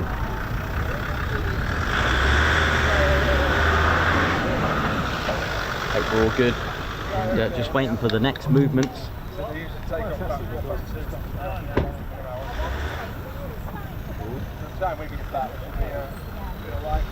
So, if you haven't done so already, we've only got 2 tickets left for our TED party, just 2 left to go.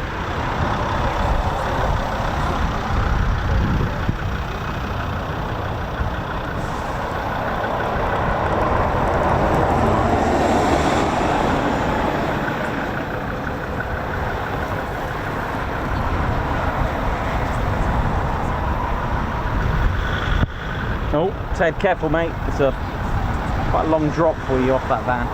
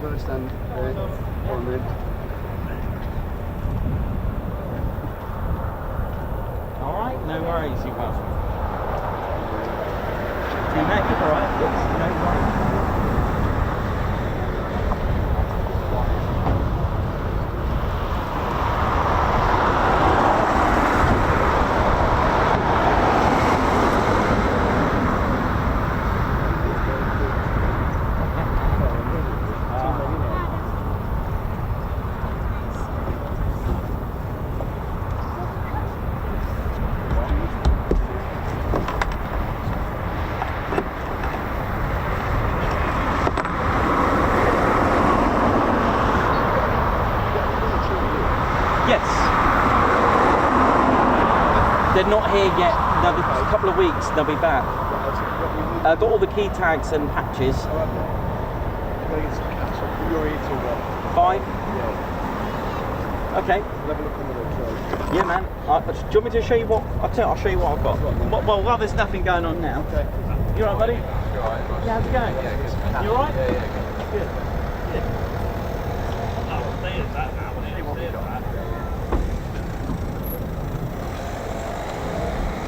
The car looks good as well, mate, doesn't it? I noticed you had the wrapping on the car as well. Yeah, that's well spotted. Well spotted. There's very big, and they didn't even know that was there. Oh, did they do that for you? Yeah, I thought that is a brilliant little deal of weeds. What we got?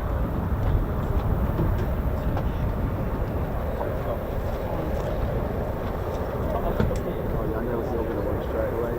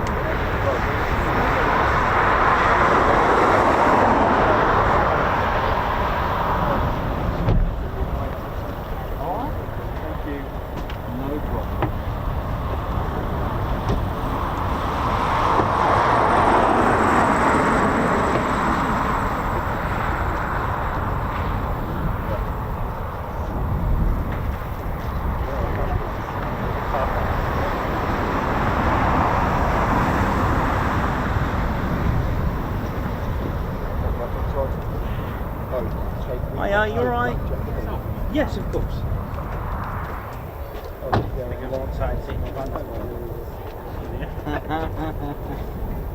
go. How you doing? Alright? Yeah, you? Yeah, cool. Here we go. No worries. Cheers, mate. No problem at all. Enjoy.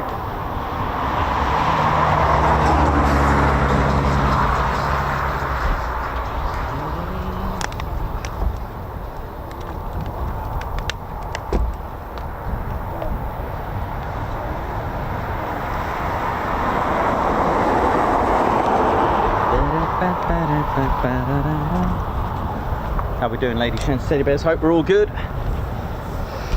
Oh, here he is. Hey, oi. All right there now. How we doing round here? My name's Reggie, part of the RAF regiment. That's right. Now we don't fly there now because we like to control the ground, which means we control the air and the skies. Why is that? Well, if you haven't got a secure place to land, then where are you going to land your pretty little planes? That's how we do it round here now. My name's Reggie, part of the RAF regiment. That's right, I like to keep my feet on the ground there now. That's how I do it round here. I don't mind me planes here now, I like to jump out of them. I don't like to fly them, no. Protect, keep the ground secured, do me perimeter checks, make sure everyone's all, you know. Hope they're not up to no good there now. Yeah, these pretty little planes, Typhoons there now. Yeah, I hope you got to see that girt one, that huge one there now, isn't it there now? But if you see that red tit fella, I need a word with him there now. I need to have a word with him there now. That's how I do it around here now. Oh, what's that guy over there? He looks a bit, I might have to go and have a look, see what's going on over there now.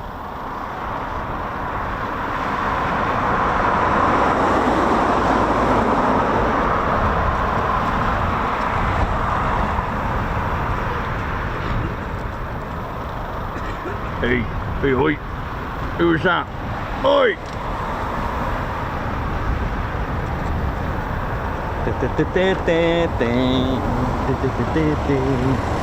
Right, I've got you. Where you going? It's got a little flying thing going on it. Oi! Have to get him. Give him a lunge. I'm gonna get this fella. Right, dang, oi, will you just calm down now? I'll have to give you a ticket there now. What's happening? I might have to leave him at his own accord there now. I'm getting a bit dizzy.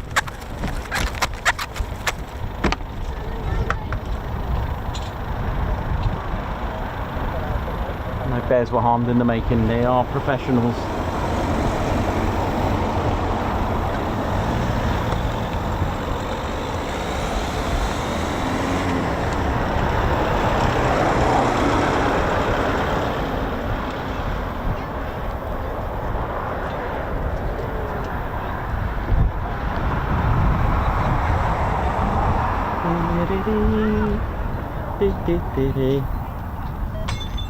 Oh, it's Greek night. Hey!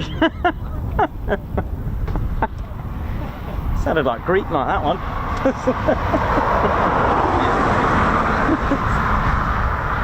Hope everything's alright. You know,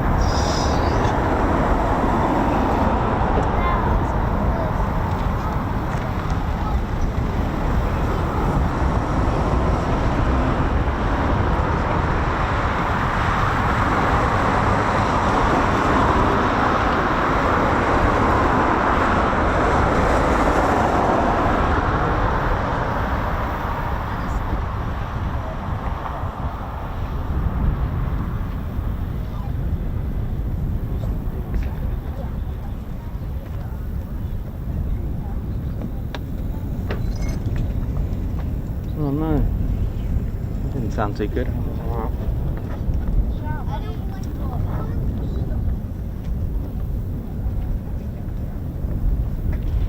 How's it going? Grand Crew Drew here, hope you're all good. God, those two are always up to no good, aren't they? Always misbehaving, but I hope you're alright, hope you're all good. My name's Grand Crew Drew. That's right, not a lot of people know about us, we're Grand Crew. That's right, nice to meet us. I've got hero written on me bird's nest, because that's how we do it. We like to put the aircraft back together again, you know how it is. Yeah, hope you're all having a good time.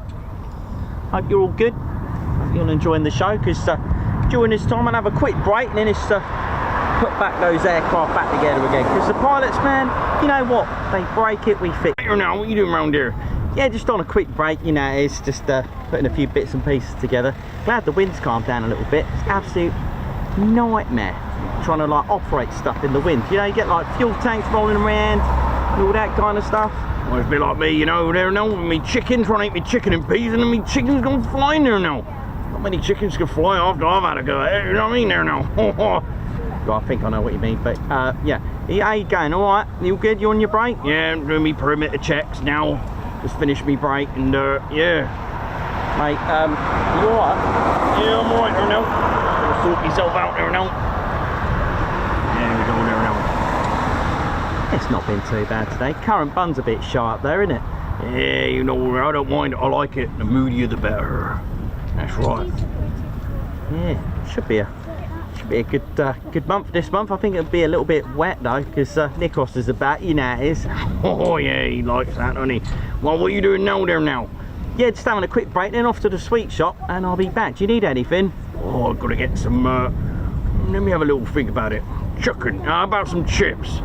Well, there's a good chippy down the road, I'll probably pass over. Yeah, actually, John, give me some chocolate and chips. I like me chocolate. Alright, we could do that. Yeah. What have you been listening to? I heard you listening to some, that crocodile fella, what's his name? Oh, what, Jimmy now? Oh, I love that guy, he's really good. That's right. Oh yeah, the guy that wears the crocodile shoes there now. Yeah, he's great, he's a mate of mine. Yeah, love Jimmy now. Yeah, good song now actually, good song. Oh, that's alright then. You doing much over the week there now? Nah, just gonna take a break. Might head down to the beach.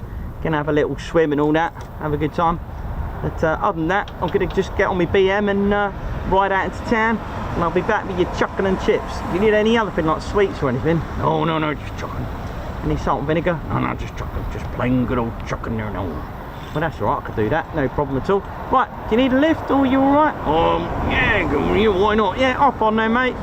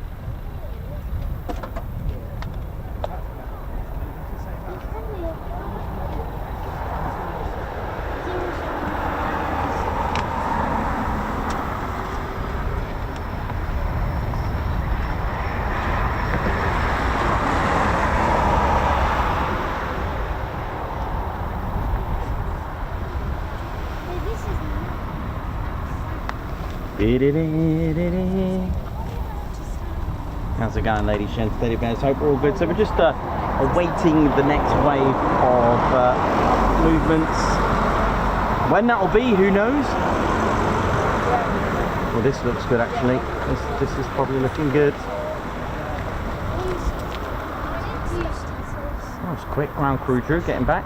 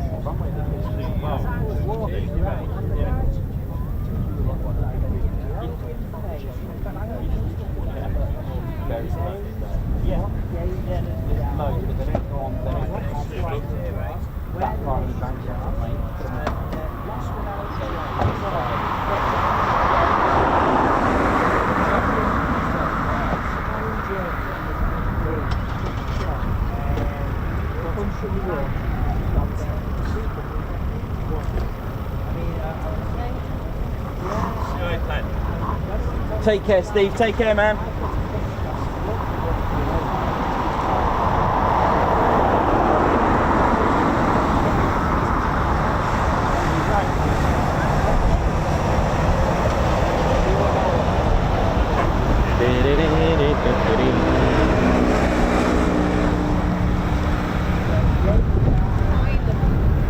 Hello, posh officers. Yes, it's me, Wingy. Be a wing commander, you know, yes. How are you? Hope you're all good. Yes, yes. Pa, pa, pa, pa, pa. Hey, oi. Reginald, how are you? I'm alright here now. What are you doing with those Rolos there now? Yes, yes, yes, yes, yes. Pa, pa, pa, pa, pa, pa, pa, pa, pa. Alright here now. Oh, you alright to give me one? No, no, never, nay, nay, nay, nay, nay. Why are you protecting those Rolos like that, you know? Yes. It's not about if I love anyone. For Joanna Lumley, yes, she's too posh for it. She's too posh not to have one. She must have one. She must have it all. All right, her now. Well, I think she's over there. Oh, wait. You last for take it all, Joanna. Take it all. Yes, far. Dear, oh dear, there now. I don't know what's the matter with him. Never mind. Could have done with the road. Only wanted one there now. Actually, you know what? Don't worry about it. I want a chocolate. See you. Oh, it's dangerous being down there. Thank you. It's a bit windy up here, isn't it?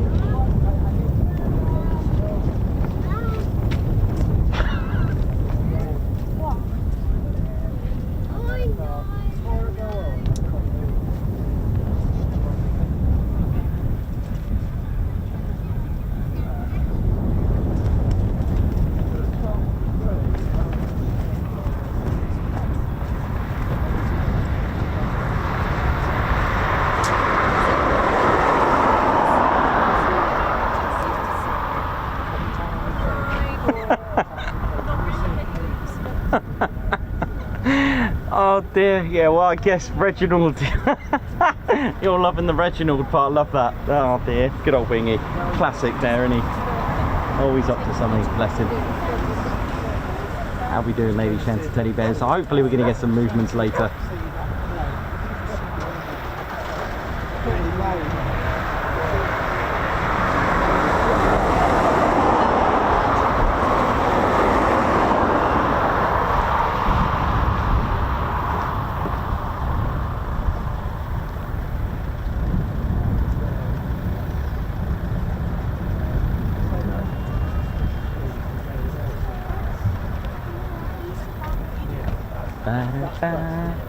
Just a little bit more about airfield safety, ladies, gents, teddy bears. You may come across them, you may not know the rules, but Coningsby channel bringing you safe spotting. I mean, this could be at any airfield, it's not just military. Crash gates, under no circumstances do you ever park here. There is no excuses, please.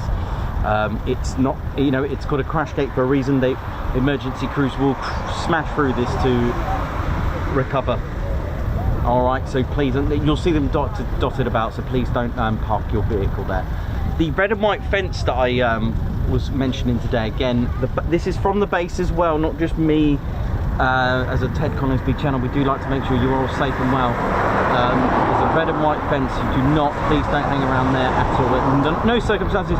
You may even be told to leave, and especially if you're at a crash gate, you'll be told to move on as well. It is for your own safety. It is not healthy. It will probably end up, should a pilot get it wrong, it's going to hurt. It's going to end your trip to Coningsby and wherever it is that you are. Again, please do it all safely. Enjoy just being in the car park and enjoy sensibly. And of course, if you are going to just cross the road and have a little look, I'll tell you another cool thing. If you park here, you can walk down to so you're parallel with the main ASP, and I'll tell you what, at the end of the show, or even if you do it in the morning, beautiful when you get the Typhoons all lined up. It's a great photo if you ever do that. So that's a good one as well to do that. Usually at the beginning or at the end, it looks impressive when you see all the Typhoons lined up beautifully. Get some really cool photos.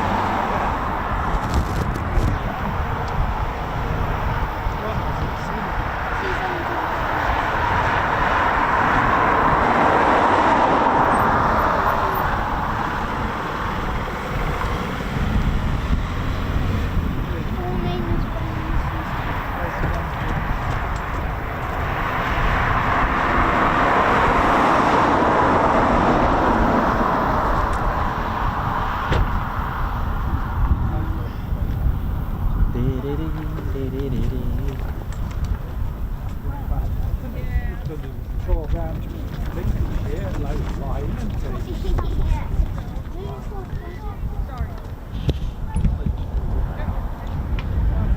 the runway caravan. Wind blowing quite strongly for this afternoon now.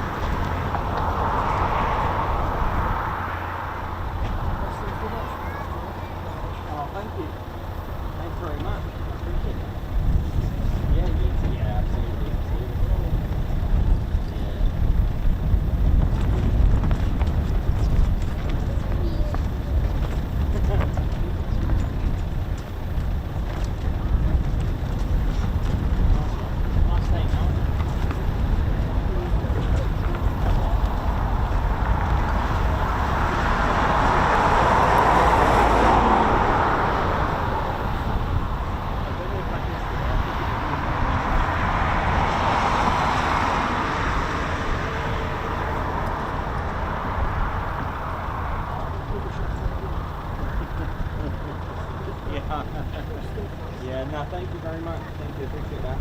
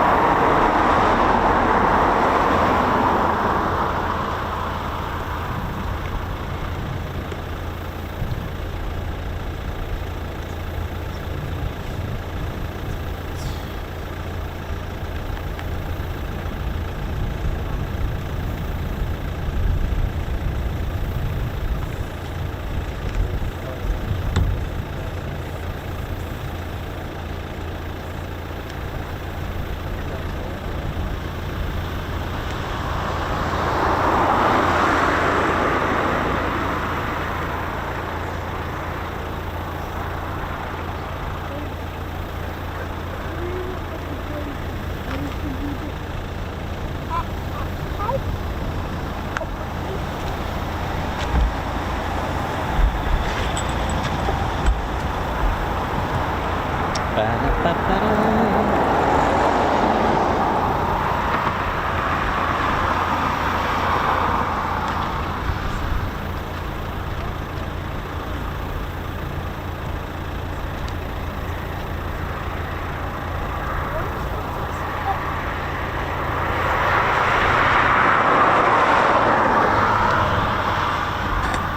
we doing, ladies, gents, teddy bears? Hope we're all good.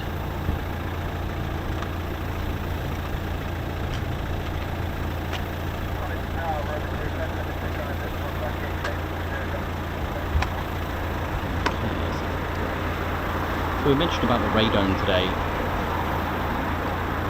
There we go. Mentioned about that sort of different coloured radome. And now it's actually just a little bit of info about it. It's actually just looking at the materials. It's actually a glass reinforced plastic radome.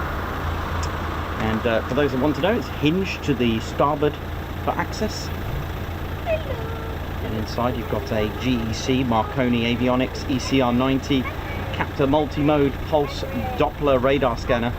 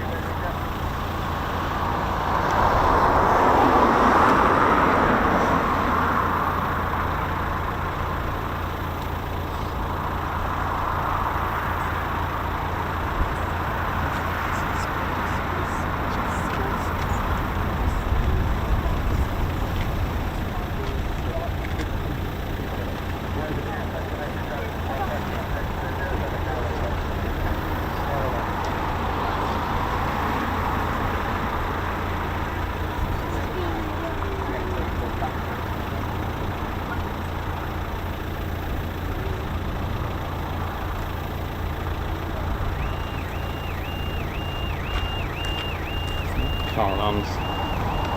Can't stand the sight of this, eh? But this looks good. And you see a pilot.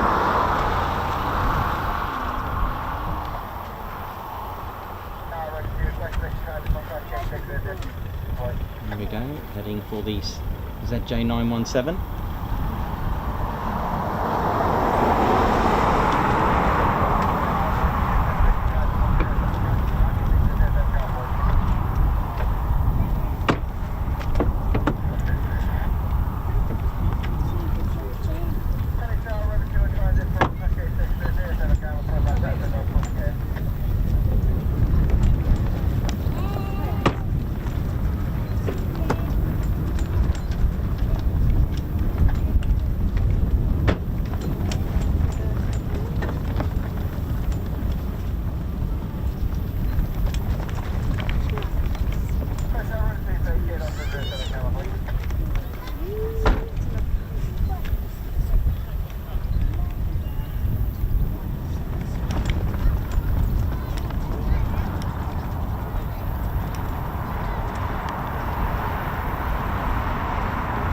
We mentioned about the radome, that the captor that we mentioned in there can actually track and lock up to 20 targets at once on the Typhoon,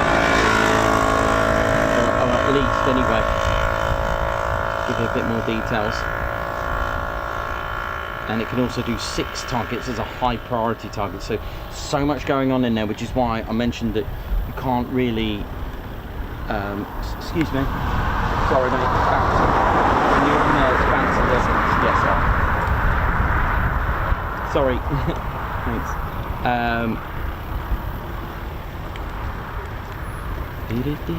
So yeah, that's why you don't really want to start messing around and start painting it, and which can affect the performance of that. Really good stuff. I was just trying to find something for you about the diagnostics of the Typhoon. I was just trying to locate it, 'cause I forgot the name of it, but I'll I'll explain why. It's to do with the Tranche 1 aircraft, the very original, and this one here is actually a Tranche 1, the ZJ9, and that's how you can tell just as a visual on there. There's a couple of other things as well. The landing lights, I can't remember which way around it is. There are two on each gear, on either side of the landing gear, but they're one has them, the two done horizontally, and one has them vertically, and I can't remember which way around it is to. I mean, that's a little bit harder because you need the landing lights on to distinguish if you had a Typhoon coming into land where you can tell which one was which. So I couldn't tell you right now because I can't remember which way round it is, but there is a difference between the older Typhoons with the landing gear, the landing lights, and the sort of like the newer, not the newest, but the newer the ones that are here anyway.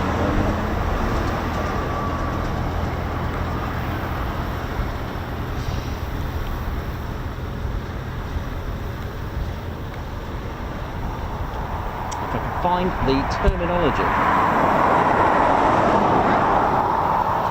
But it's pretty cool, some very good kit on the Typhoon.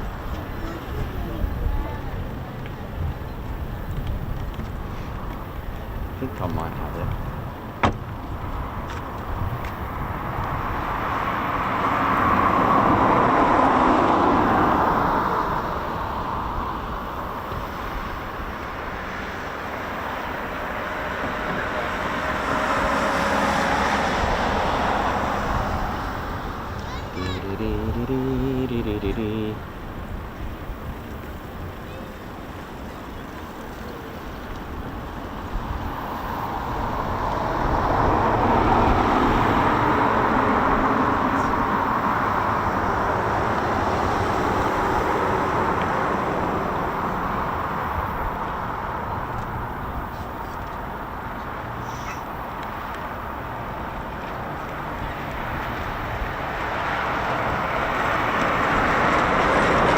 Yeah, while I try and remember the name, you'll need it on the port side of the Typhoon.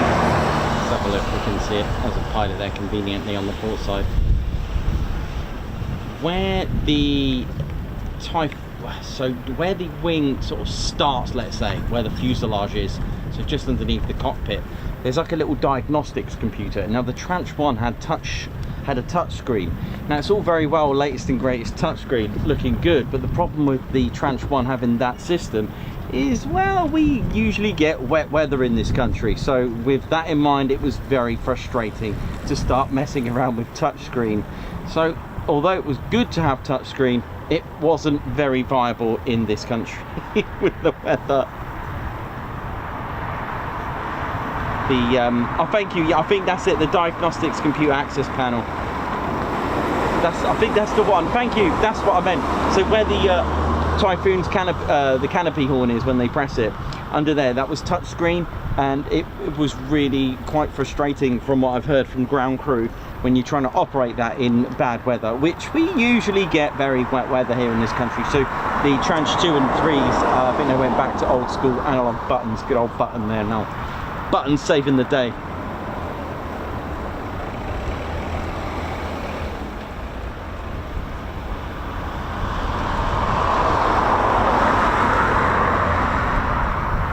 Nick Ward, how you doing?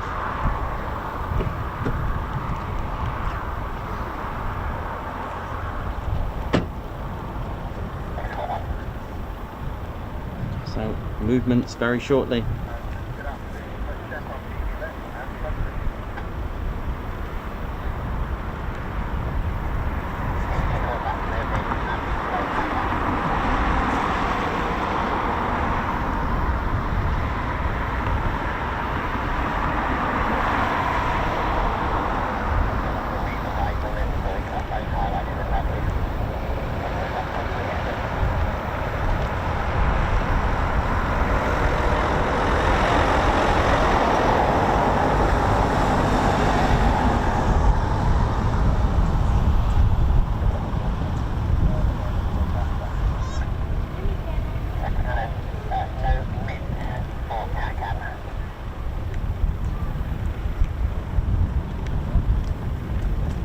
Yeah, you too, Nick.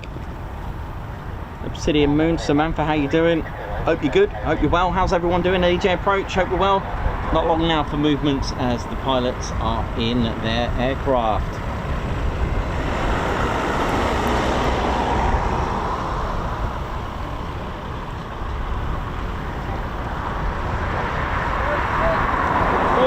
How you doing? All right?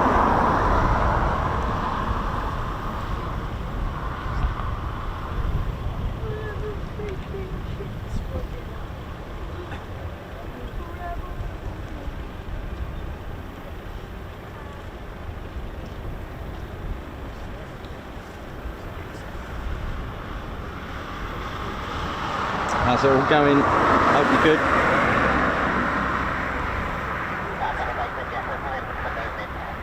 Gabsy Clay. Oh god, that's a mess. Sorry about that. Gabsy Gaming. Gabsy Gaming. I'll go with that. How you doing? Hope you're good. Thank you. Oi oi to you. Yeah, might have a good morning wave. And don't forget, this is just the north side of the base. 2 pilots, 3 pilots in. Moggy still has her blanks on, so no. 2, 3. There's another one with a blank. 4. And there's 5. 6 canopies up. Well, it'll be good anyway. It's Foom time. It's Ted's home. Ted HQ, RAF Coningsby. Hope you're good, and I hope you all enjoyed the history earlier as well. Always like learning that.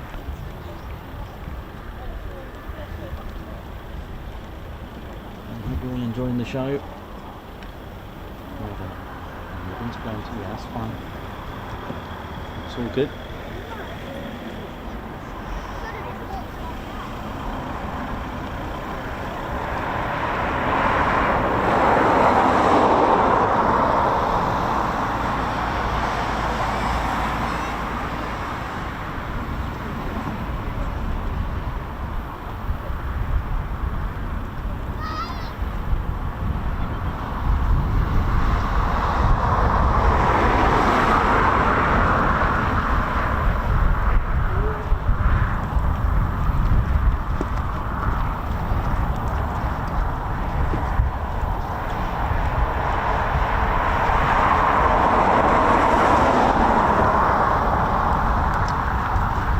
SWR, how's it going? Hope you're good.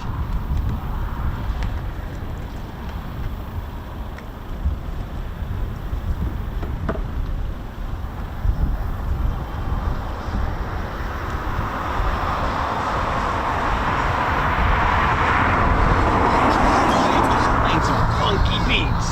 Trying to get funky. Funky time. Anyway, how are we all doing? So that's looking good. If we leave it on one of the pilots, we'll hopefully get some so you may see some fuel venting on the startup, by the way. So where you can see the number on the top of the tail there, 3, 4, 8. 8 when they start, you may get some fuel venting out, and this is normal. It's to do with the startup procedure and the balance of fuel being pushed out and the pressure, and that's what the vent is for. You can normally see like a streak of fuel being vented, especially on a performance takeoff, or of course when our very own turbo does his display, usually on negative G as well. You get fuel venting out, and this is normal.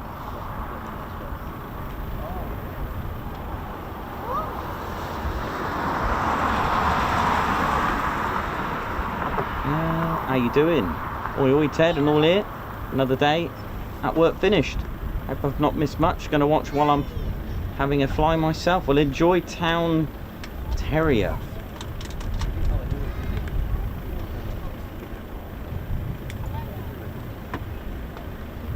And Cox Wave 2 has not yet officially started, so you're in time.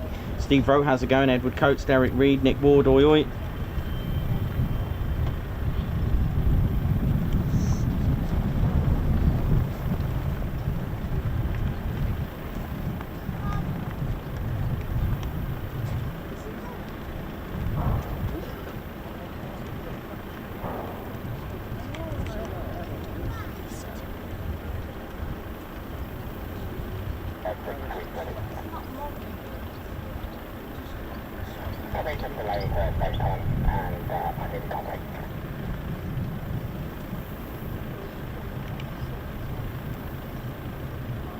Here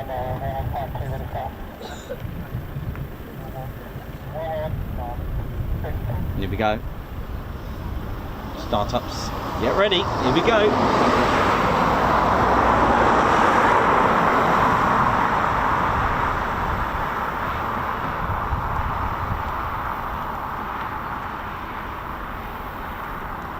Is it me, or is predictive text in this day and age getting worse and worse?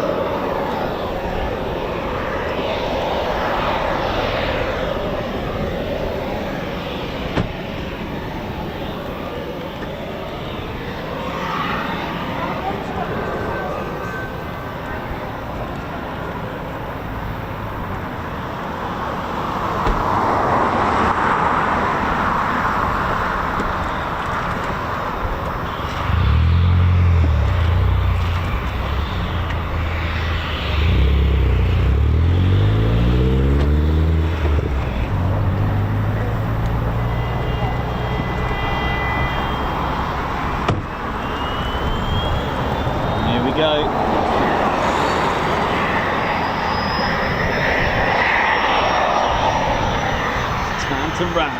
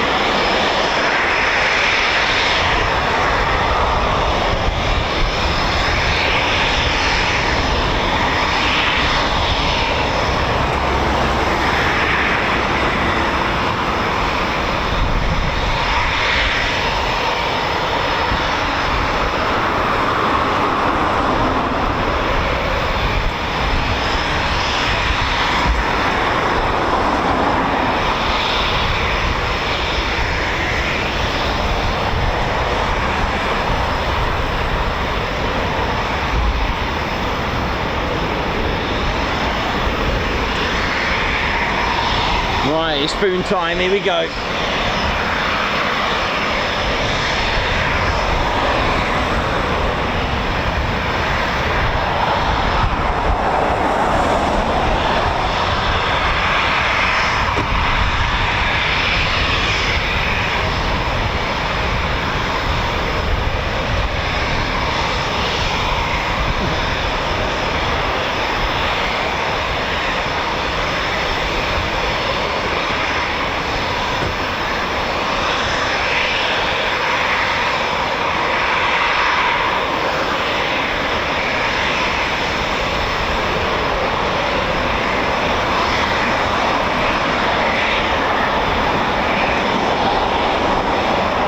This is Typhoon, ladies, gents, teddy bears. The phenomenal BVR, ladies, gents, teddy bears, what we talked about in that Raid'em. It really is. Those captors' tracking range is phenomenal.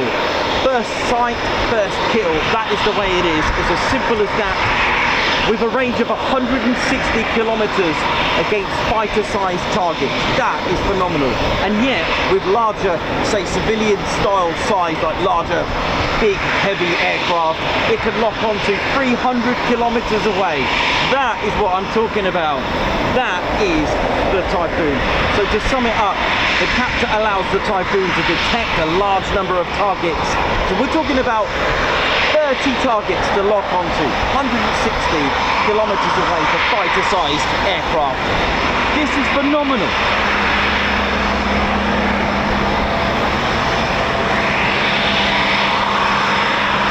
All about detecting your opponent before they detect you.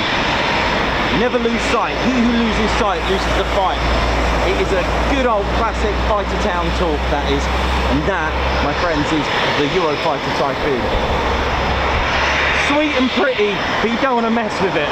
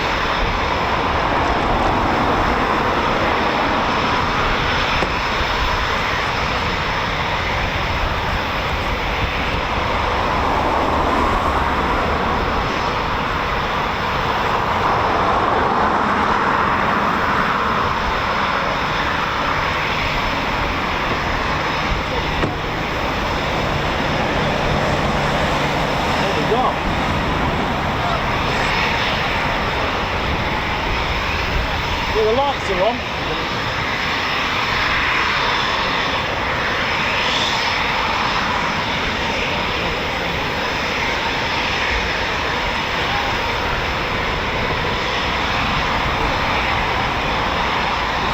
Oh, what is that?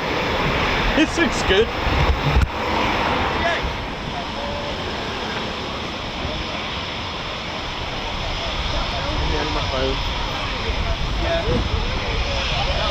Oh, it's Felix.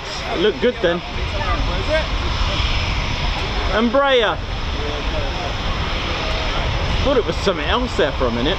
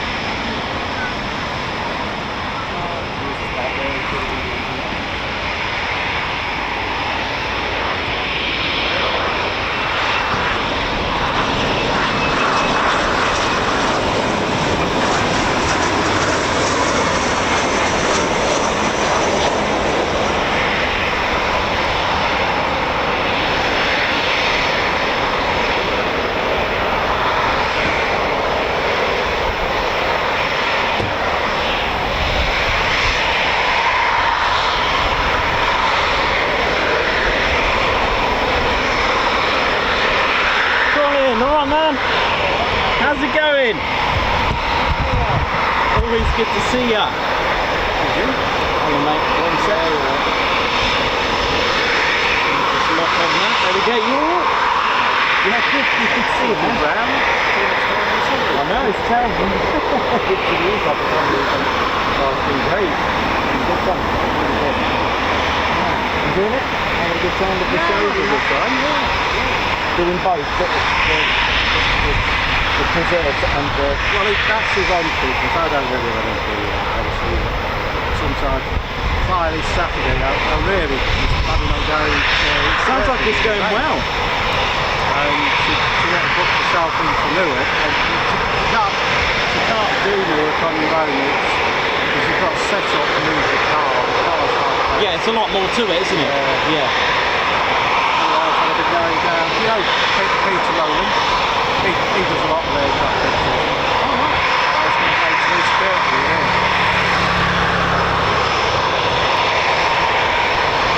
Not there. Swap some car.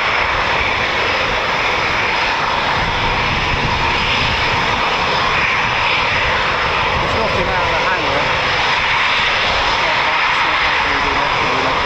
Yeah. Yeah, it's a nice day now. Early in the morning, it wasn't that great. Yeah, no, I went on the Lincoln early this morning anyway. Just the Darwin bit, so I can't get out down there anymore. It's locked it up again. Oh dear. Well, I've had it.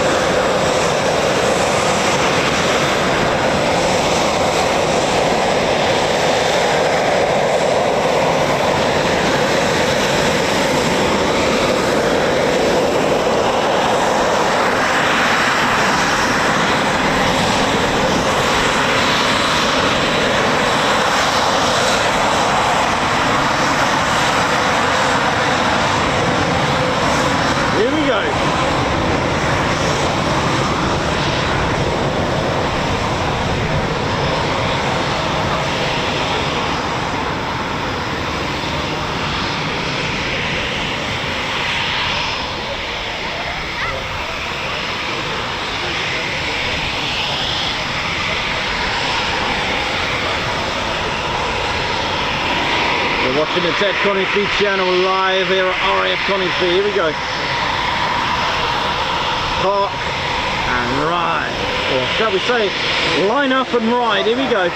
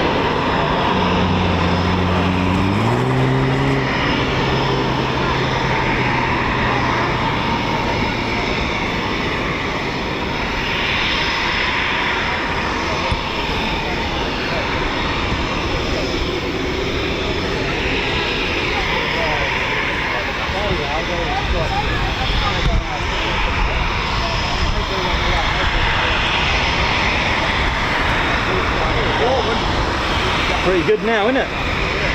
Yeah. Oh, okay, thank you.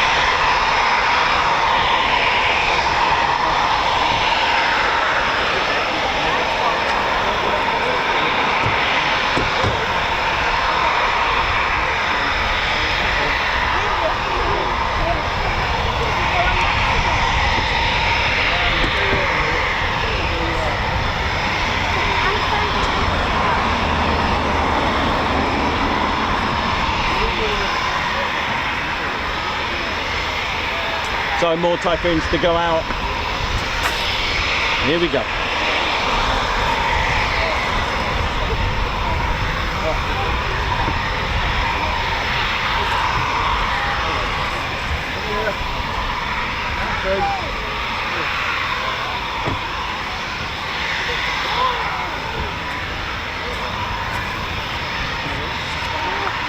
Hope you're enjoying wave 2. It's becoming a busy afternoon here at Coningsby in Lincolnshire. How are we doing? Certainly a warm one now. Didn't start off like it, but that's the way it can change.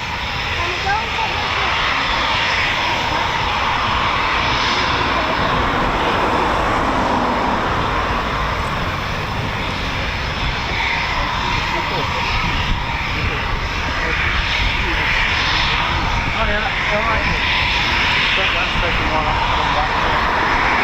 The second one? Yeah. Okay. Yeah, so when he throttled up, and he throttled up, and then once he's rolled, he started dropping. So, he's rolling on the road already. Okay. We'll see. Yeah.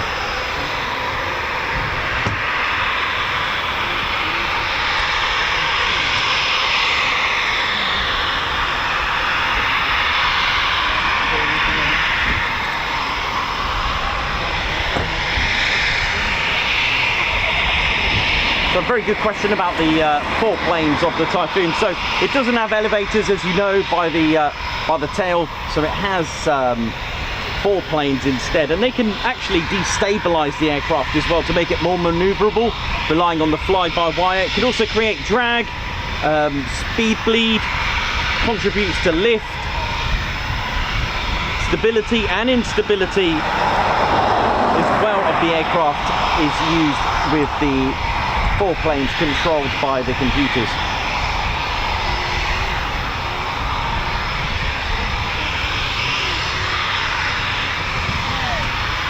Oi, oi!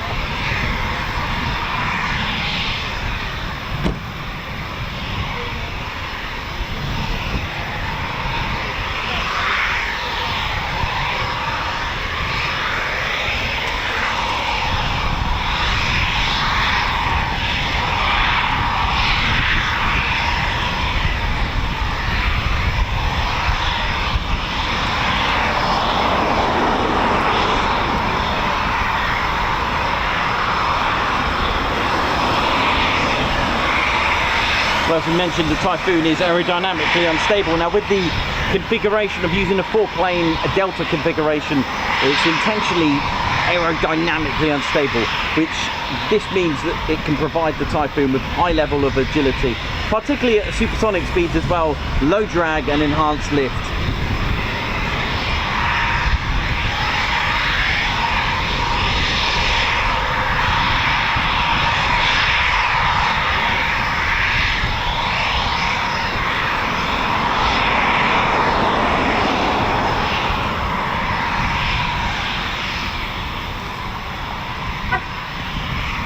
See you, mate. Bye.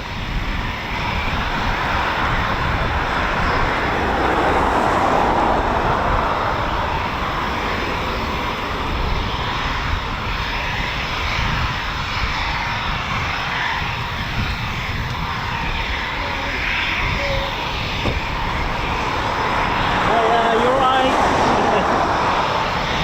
So more Typhoons to go out, ladies, sheds and teddy bears. Oh yeah.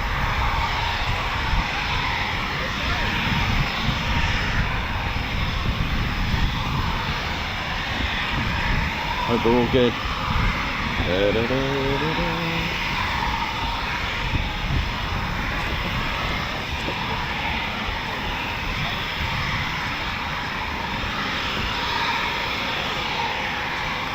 So the Typhoon, people asking about the role of the Typhoon. It's a highly capable, extremely agile multi-role combat. That's what we call multi-role. It's capable of being deployed to a full spectrum of air operations, including air policing, peace support and high intensity conflict. It is literally, it can do pretty much anything in that multi-role capability. It's got a variety of weapons and it's capable of engaging numerous target types. So 160 kilometers for fighter sized aircraft, and it can lock onto between 20 and 30 targets at that one point. It can lock onto 300 kilometer beyond visual range as well for larger aircraft. Again, it can also prioritize targets as well amongst those 30 that it can lock onto.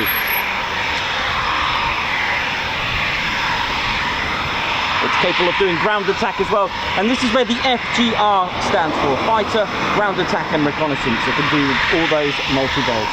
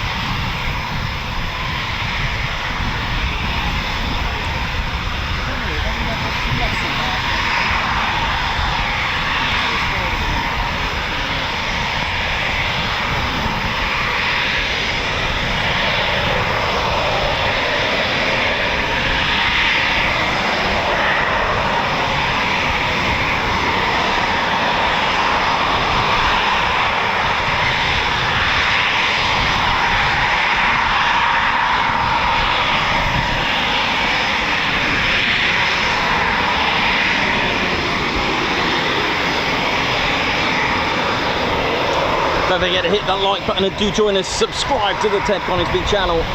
We are on our way to 65k. Come on. Time to wrap.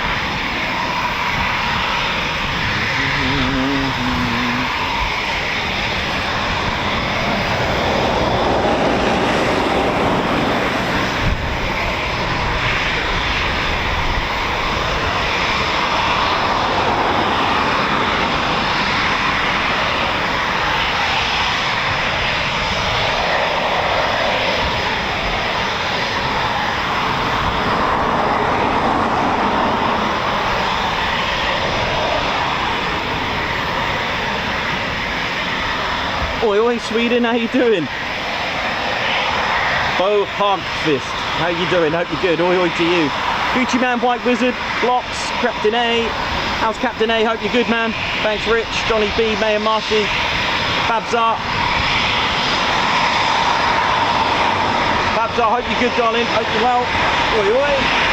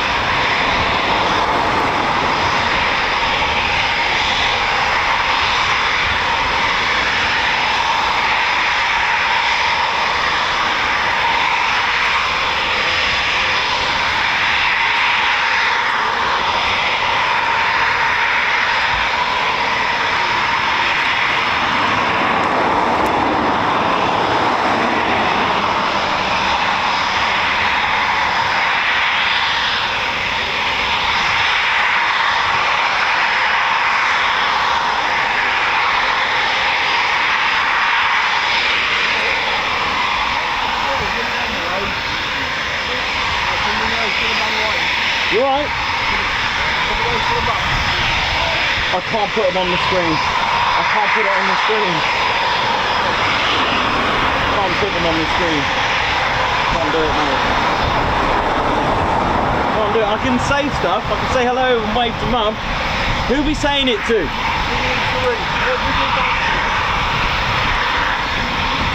Who to? Vivi? Oh, Vivian and Nancy. Vivi and Nancy, hello to mum. Oi, oi. Thanks, man. Thank you.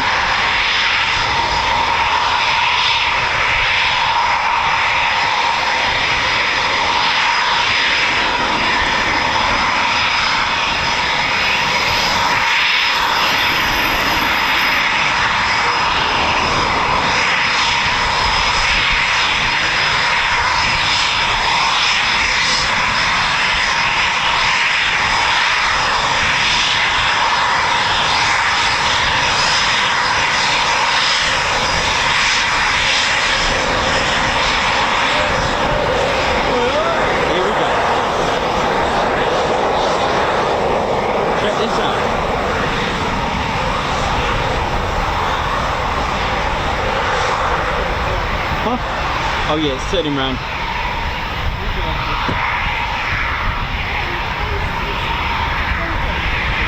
I thought it was about to use runway 12 then. Wouldn't that be cool?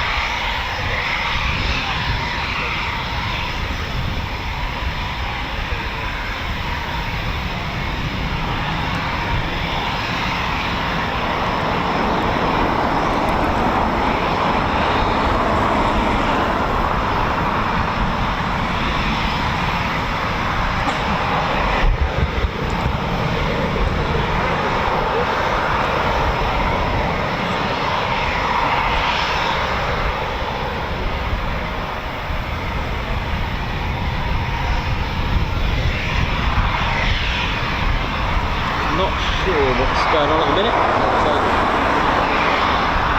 I'll find out.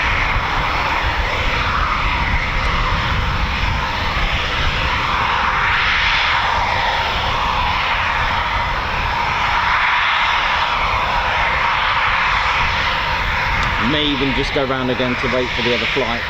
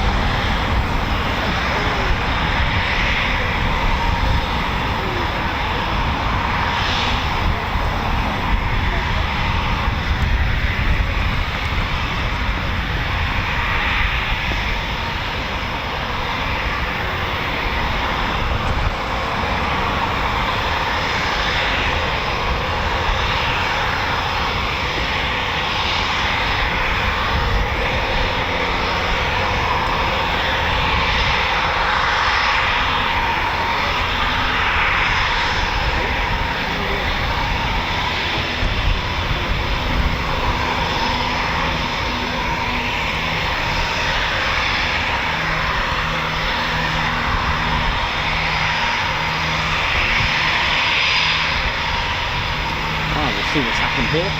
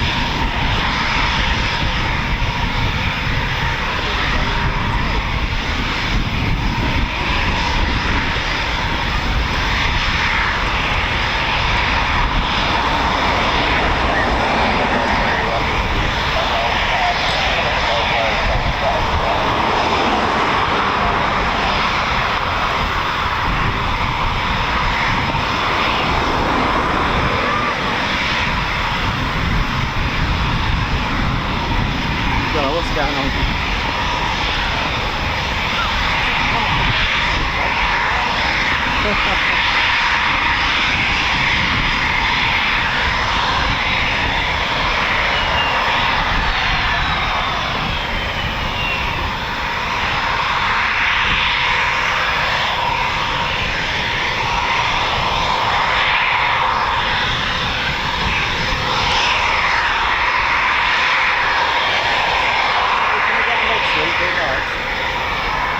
What, mate? I might do, yeah, I might do one next week. I'll see what's going on next week. I'll see what I've got planned for next week. There's a lot of stuff going on next week. Going around, so I'll see what I can fit in. I'll see what I got.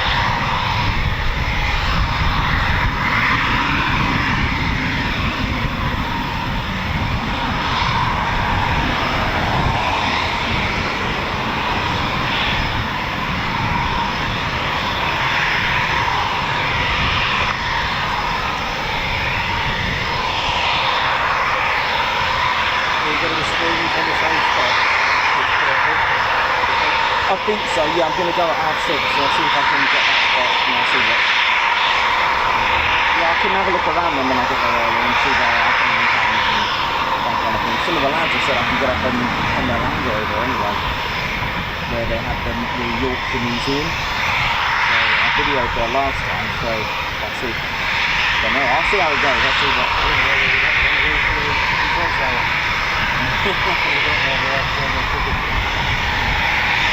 Yeah, no, that's cool. Yeah, well, I can, but then I won't be able to see anyone, you know, it's kind of nice for them to, yeah, it's quite nice, people like to do that. I'm happy to do that option down there. They have said I can do it, but I just thought, no, it's a bit of a shame. Can't meet anyone. No, that's just a bit of a shame for that.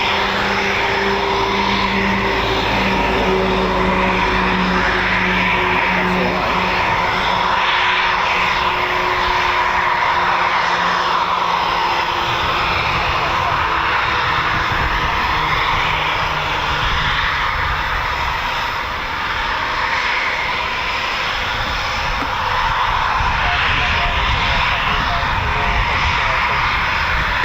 So let's see what's going on.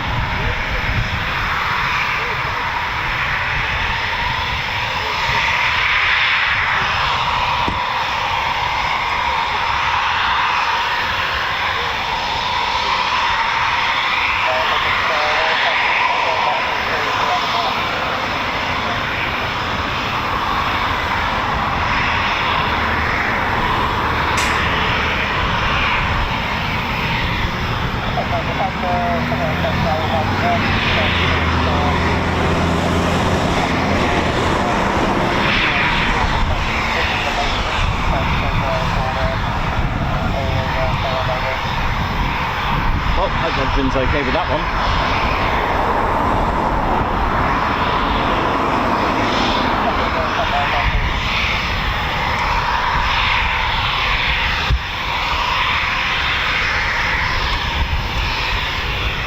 I think that's it for the pilot by the look of it. Is that it?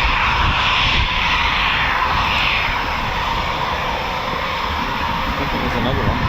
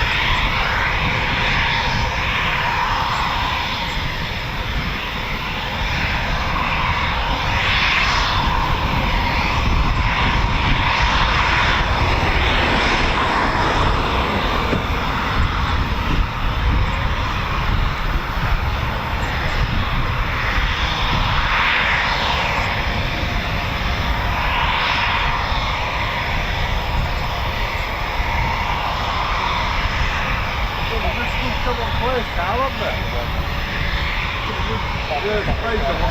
Yeah, it's alright, it done good. Yeah, done it really good. Done well there, man. Yeah, dumped it, yeah, well. Kept hinting she wanted it done, so that would basically get it done. Yeah, it's nice, it's good, yeah. Absolutely.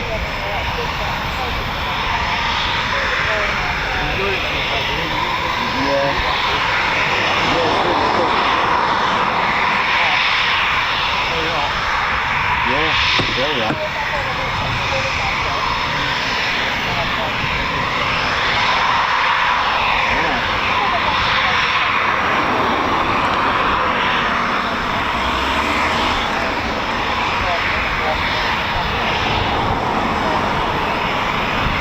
Right, so we're on the move, here we go.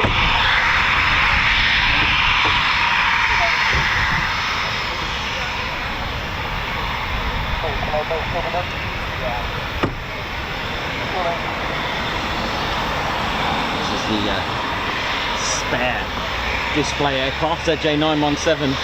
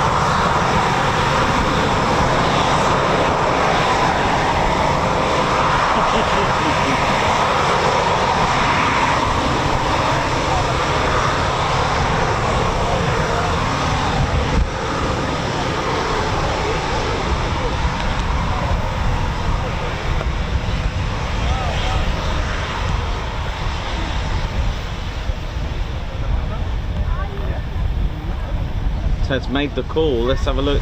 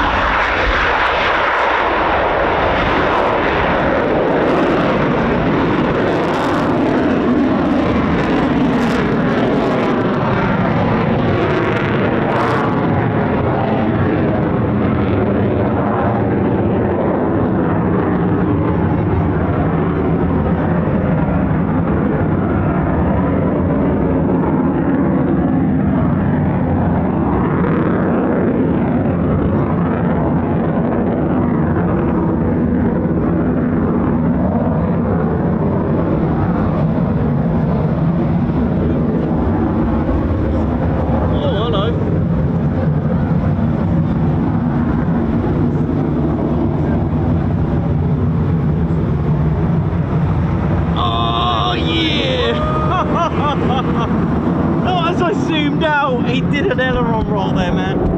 Woo.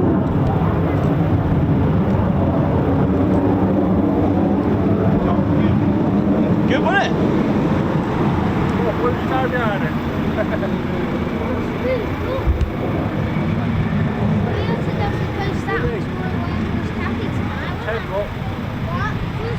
Ted.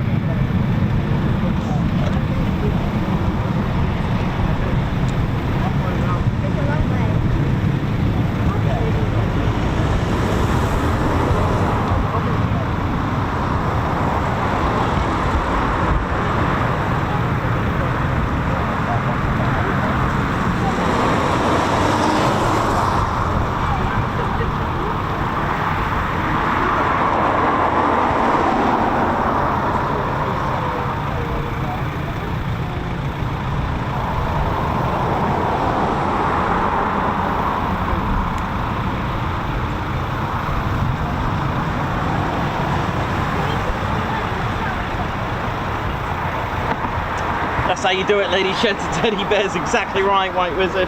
That's how you do it. Rob, Andrew Porter, how you doing? Haley Gilby, how you doing? G Van Pulliam, hope you're good. Nick Ward, oi oi. Edward Coates, Rich 901, Davey Meth. Hope you'll enjoyed that. Phoenix Models, Jan Clark, Gucci Man, Kelly, Cotton, Derek Reed, Ashley May.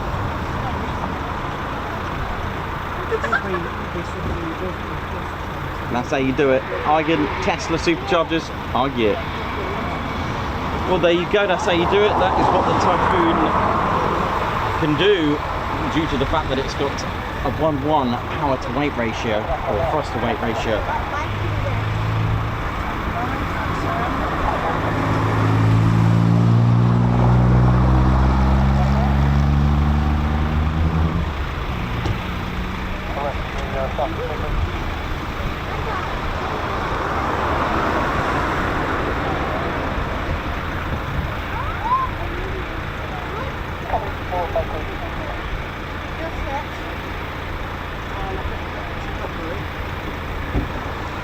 Oh, look at that. Nice, isn't it? That did come out well. Was that from here? That was last year. Nice. That's great. I love the glass, the cockpit, the canopy. It's really cool. I wasn't sure whether it was like outskirts or something when I put it out, but I'm on that. It's really good. Nice. Yeah, you should sell that easy.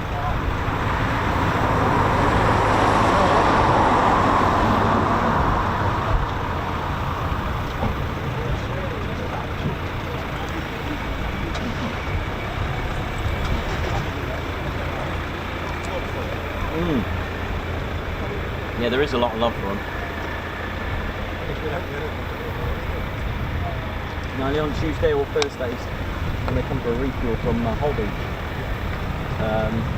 But saying that, but then this time of year they change because they don't do the nights at Hull Beach now.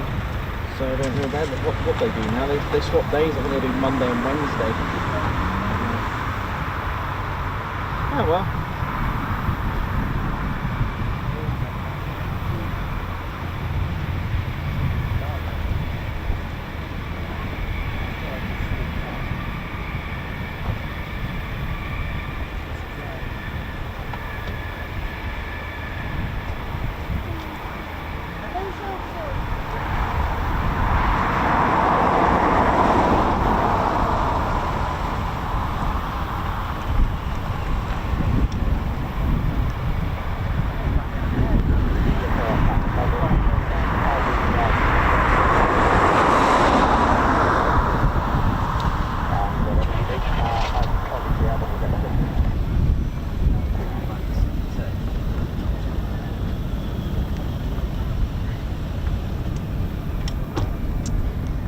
So it goes shut down on one of the engines.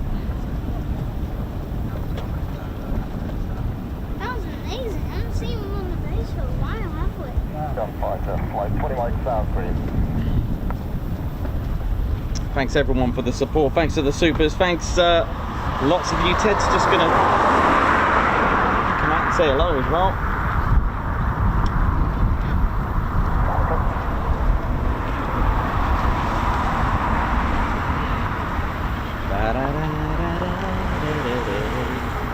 Welcome to Ted HQ.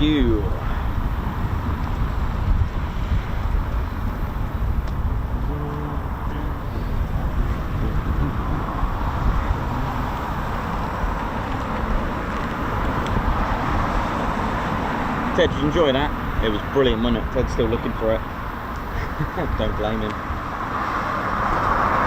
Brian Smith, congratulations, who's put, well, I never. Brian Smith celebrating 6 months of membership with the Ted Coningsby Squadron. Thank you very much, Guards March, for you. Hayley Gilby, thank you very much. Been watching for payday, so I could give a little something to say thank you for the react stream. Made my day being able to watch it, so thank you. Thank you, Hayley, for that. Thanks, Hayley Gilby, Guards March for you.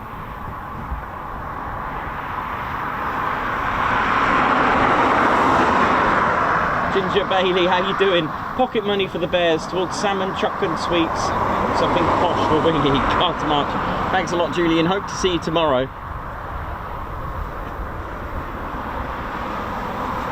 Margot, thank you very much for the super ice cream. Thank you very much. Richard G, are there any plans for Wingy themed merchandise? My daughter loves it whenever he hears the father. Come over my laptop speakers. Thank you. We'll see. Guards March, thank you.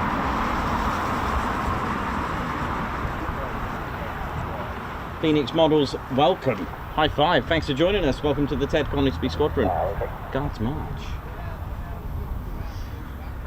Margot, thank you as well. Thank you, Ted, for the streams this week. It's been a great mix. It sure has. RAF Valley, Mackloop, now Coningsby, tomorrow Lakeney.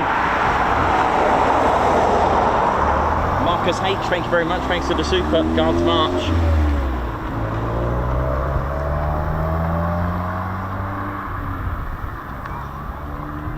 And Cox, for the ground crew and pilots, and you're streaming in the heat. Nikos and Ted, fantastic channel. Thank you very much. Thank you. Guards March for you. Christian Holtzall, gifting 5 Ted Coningsby memberships. Thank you very much. Thank you for that. High five, man.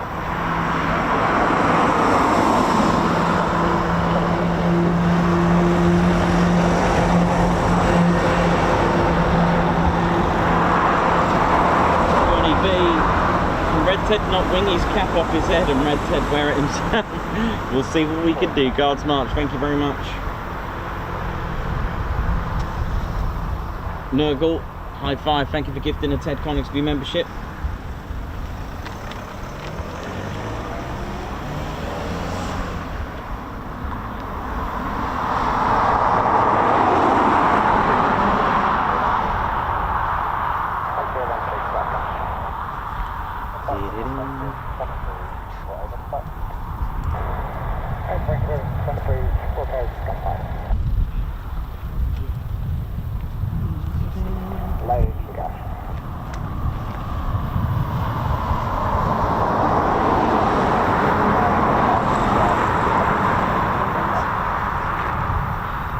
That's a 3-2 heading back.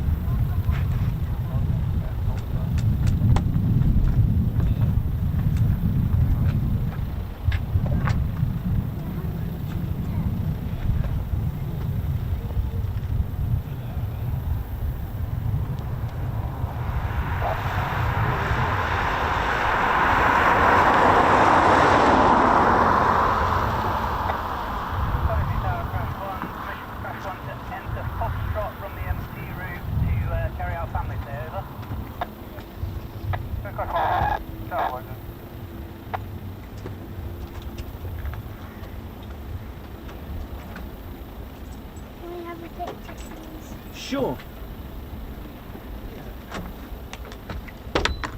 Just check how far that's off the is. Which one's that, the display?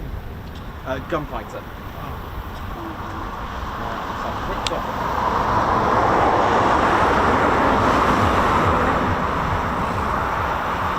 Alright, yeah, no worries.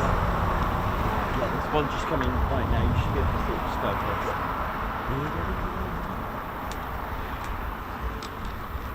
So that one that last took off was the display one. Sorry? The last one that took off. The one that was 917, yes, it's the reserve The one. reserve Moggy. Would that have been the display pilot then that took it? No, even Moggy can be used by any of the pilots. Any of them, no.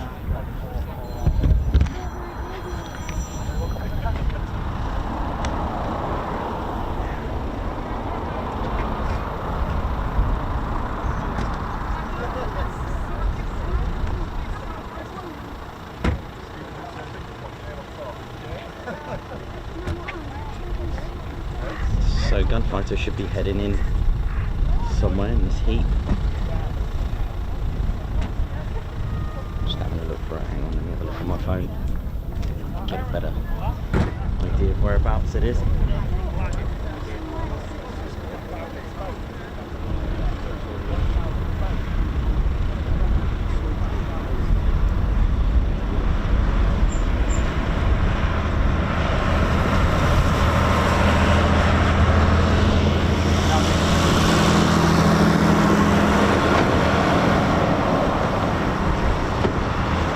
Over Woodhall Spa, so it should be just over here. There we go.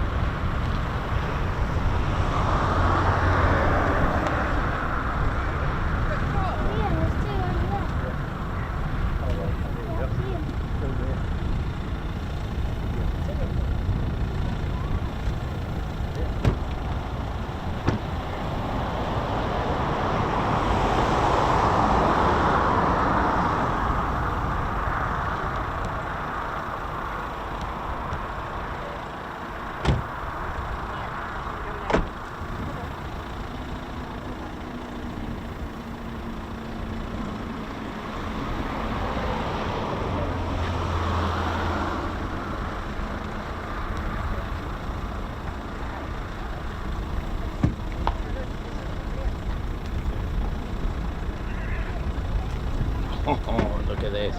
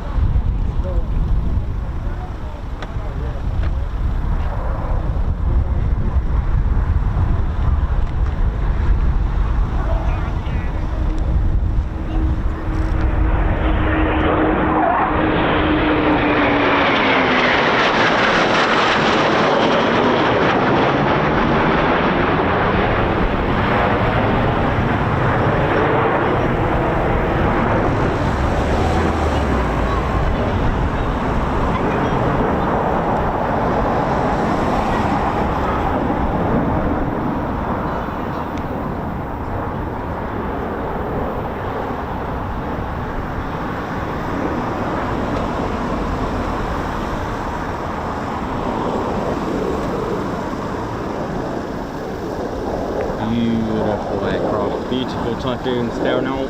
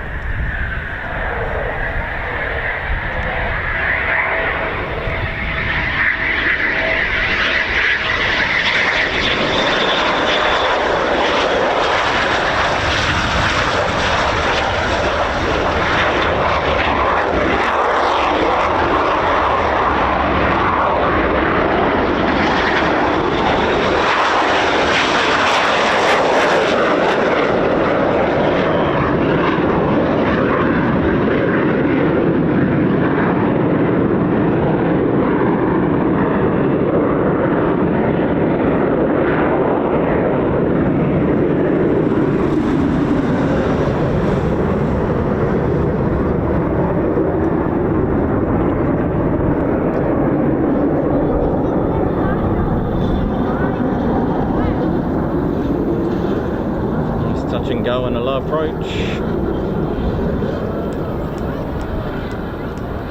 Where's your phone mount then?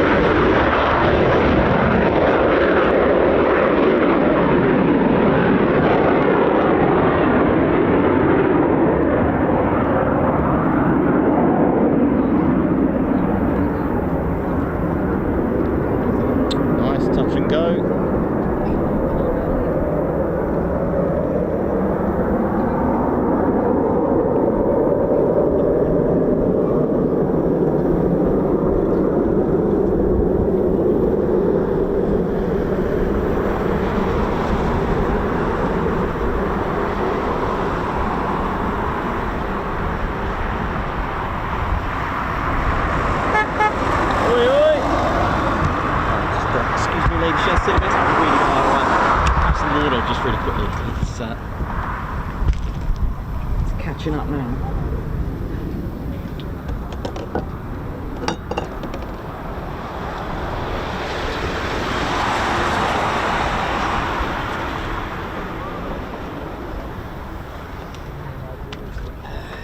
Right, all good.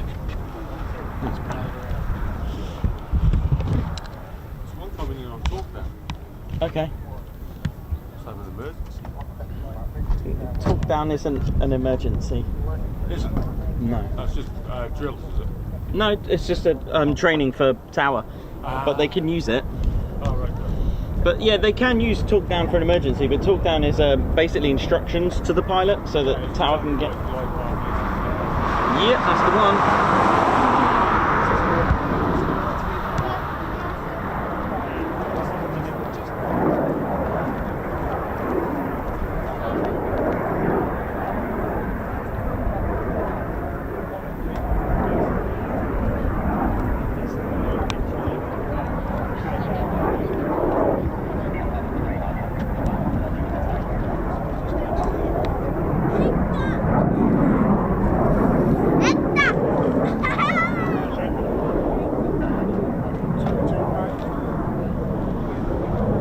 Oh, what are they doing?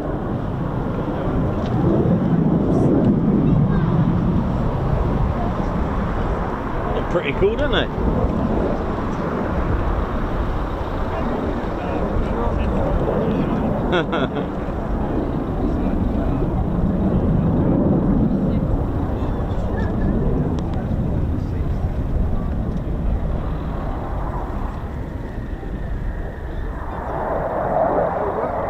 Got 2 here, got loads here now. 4 in the picture. Light is really sharp here. Millions of them. There is actually millions of them right now.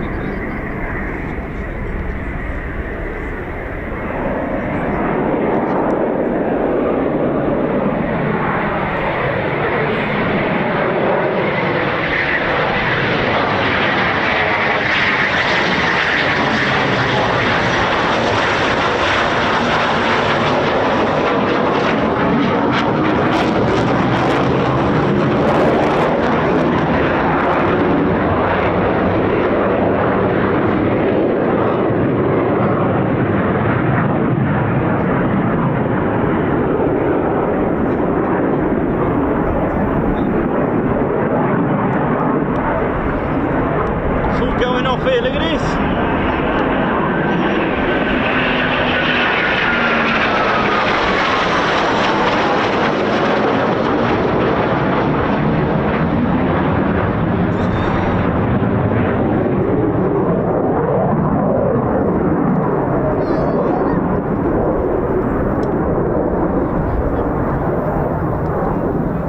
I mean, they're like almost touching, aren't they? Amazing, incredible. Some skill going on here.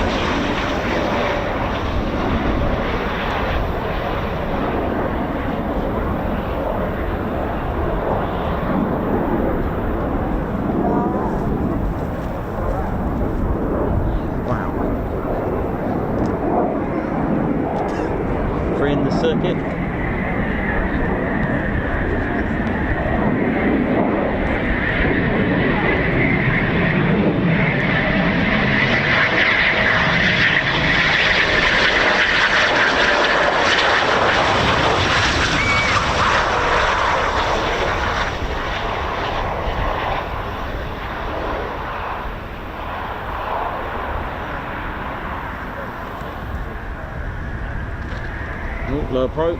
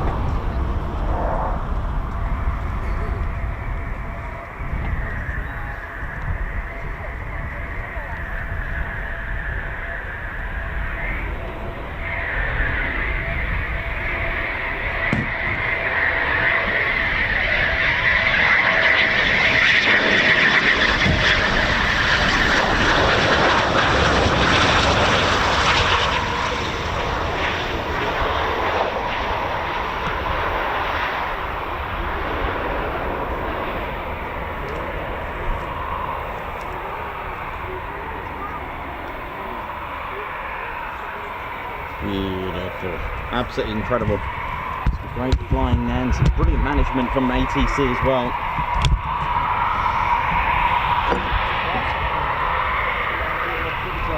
Oh, that's it. Yeah, I've got a ball. Okay.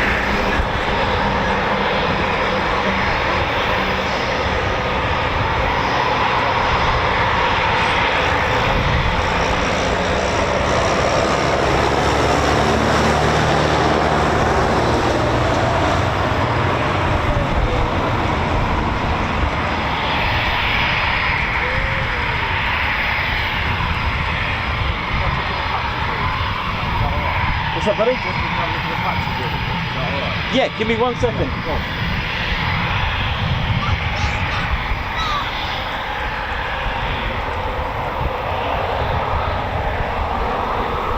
I'll just see this one park up and I'll be down.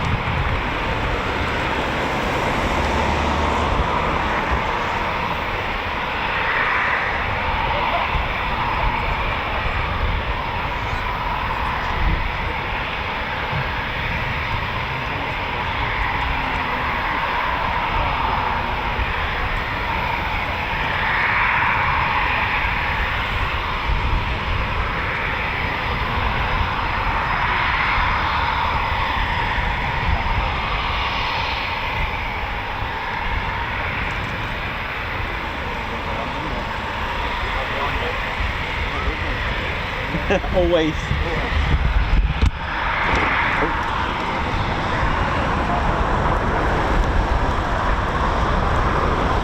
What have we got there? That's an F-35. Yeah, isn't it?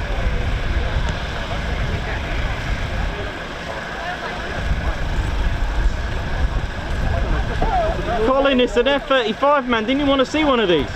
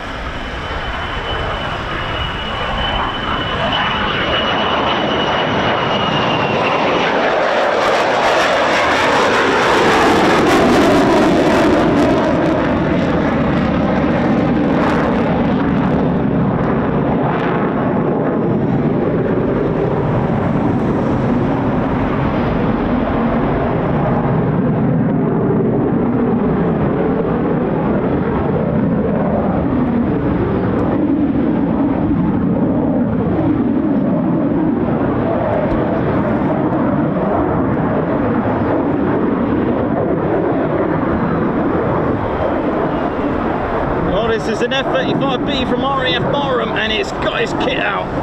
Rolls Royce coming in action right now. Here we go.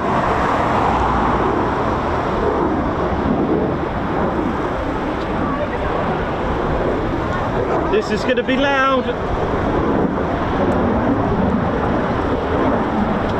Rolls Royce make the lift system the integral core of the Stovall attribute that's fitted onto the Pratt & Whitney F135 turbofan, a 50-inch diameter lift system with 2 sub ports and a thrust vector, all made by Rolls-Royce. Whack it on a Pratt & Whitney F135 and you got yourself an F-35B.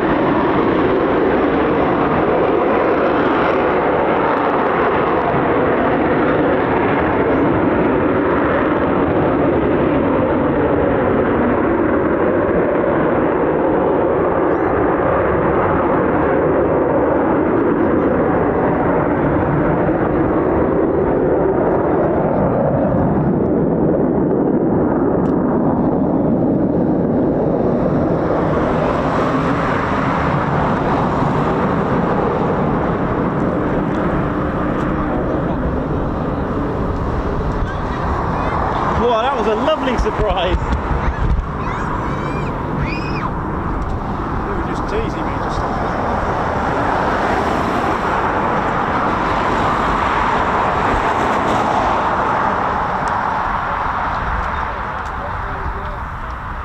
Absolutely. Right. Yeah.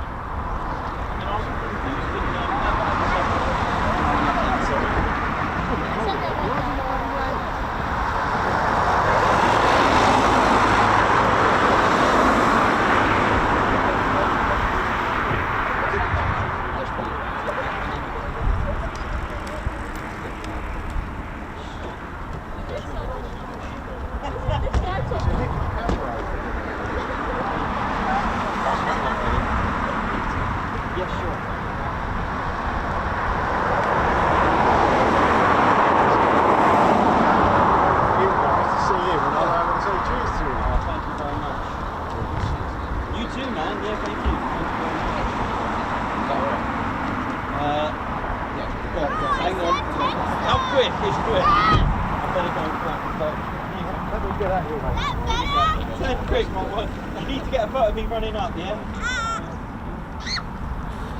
Okay, everyone get Can he do it?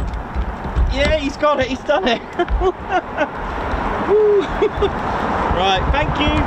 Thanks very much. Huh? Oh, and a lolly as well. I'm going to clear off. I will see you another day. Yes, mate. I'll have a look as much as I can on Saturday while I'm at Saturday. Yeah, man, thank you. Alright, take care, Nick. Take care, man.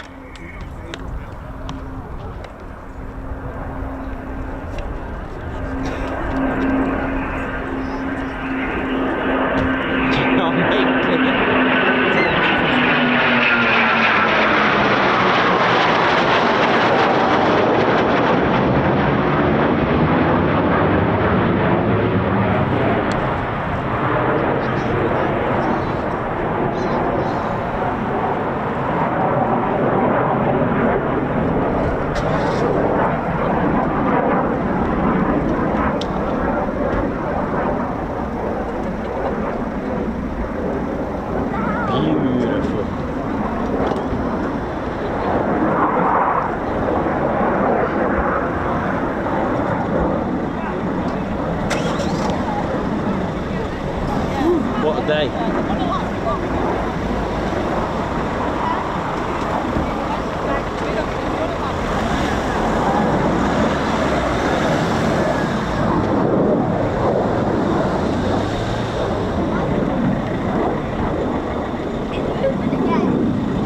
Big shout out to Colin Brammer, thank you very much.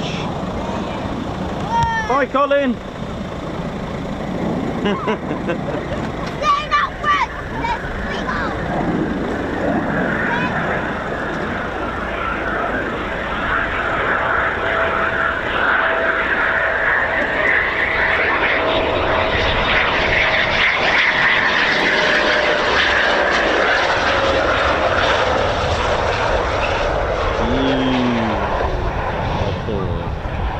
Well, what a lovely surprise that F-35B from RAF Marham.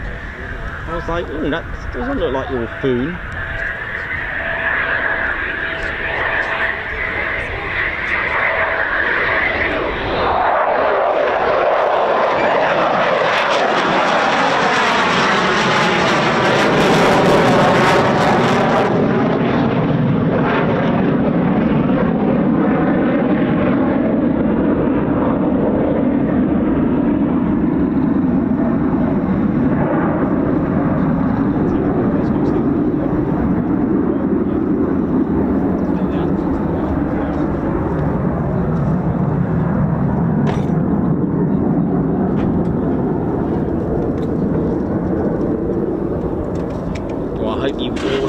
Today, everyone in the viewing area, I hope you all, those that are tuned in, hope you've had a great time here today. It's been a classic TED HQ day with a few things thrown in, the F-35B that we've just seen, and Embraer, lots of things going on, performance takeoff, yep, usual day at TED HQ.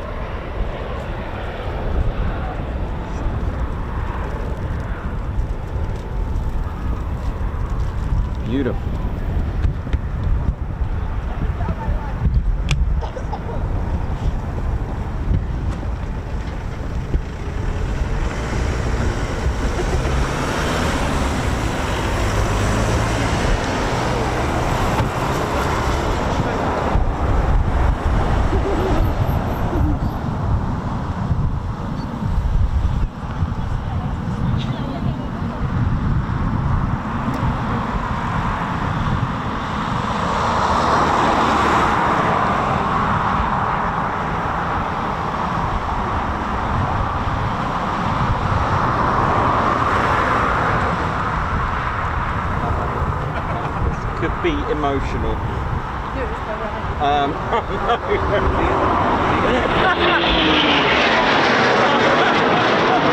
Right, there's a reason. There's a bit. Oh no. Yeah, it's a little bit emotional up here. Oh, oh dear.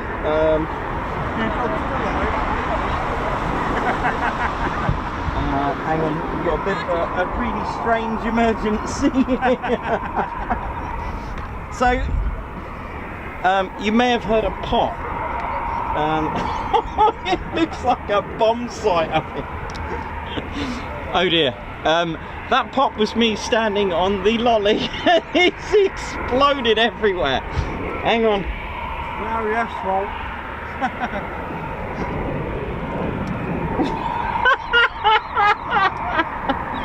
OMS.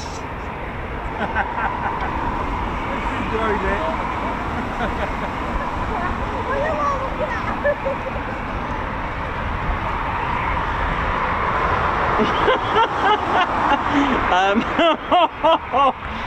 It's a bomb site up here. And we'll have to take care of it very shortly.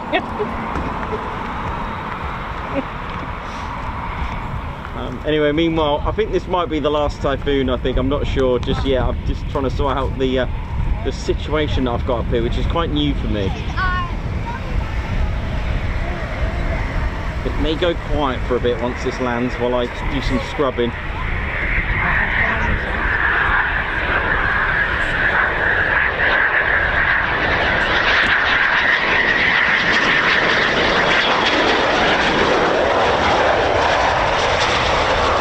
Yeah, that plop that you may have heard, that was me standing on a brand new spanking happy lolly that I've just trodden on, and it's just exploded. Oh! Right, so just we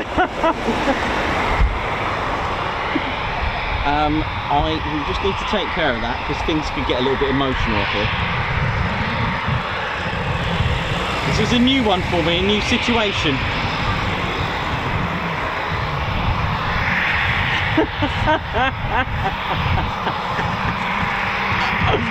So yeah,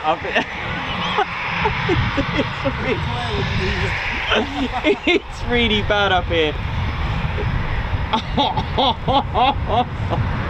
Right, sorry about this, give me 1 sec, I'll be right back. This is just... Oh man.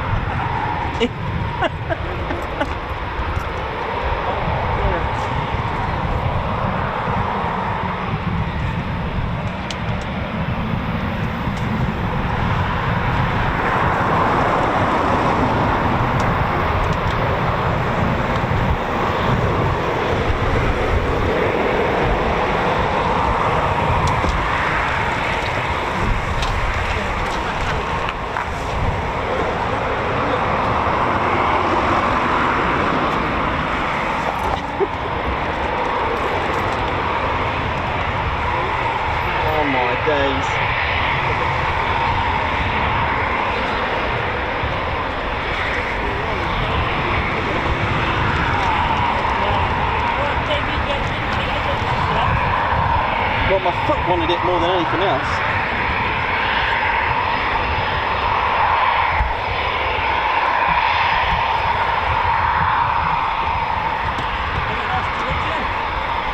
I will check in a few minutes. I think that might be the last, but there's a couple more out. I will check in a minute. Give me. Oh my god. Yeah, that F-35 was great. You know what? Oh, that was...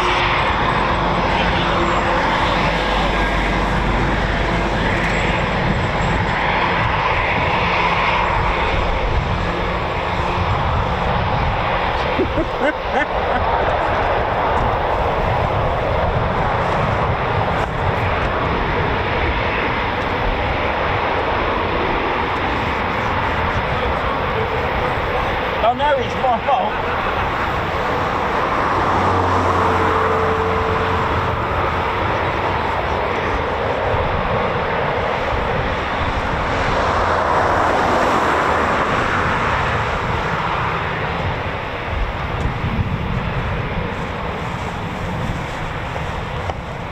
The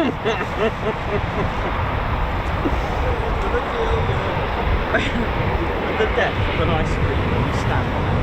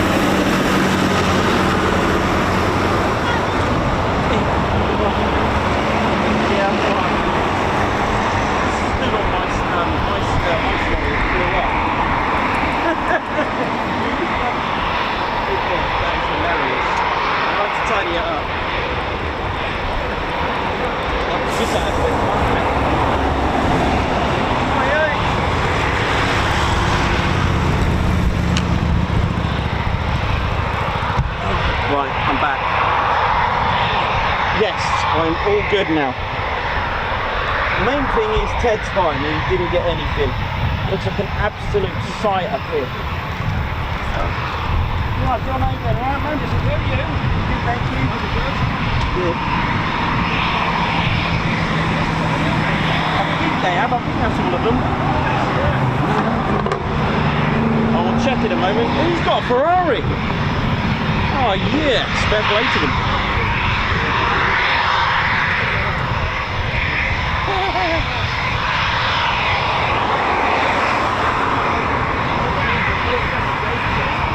Right, hang on, I'll be right back. I'm just trying to sort things out here in a minute. I've had a right moment here. Let me just check that there's nothing else coming in. Right, I think that's all of them back. Yeah, I'll say that was all of them back.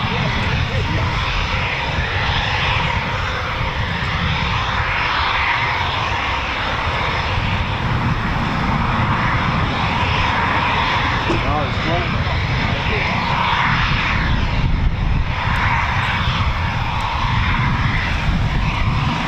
How we doing, ladies, gents and teddy bears? Well, that was a bit of fun for me there.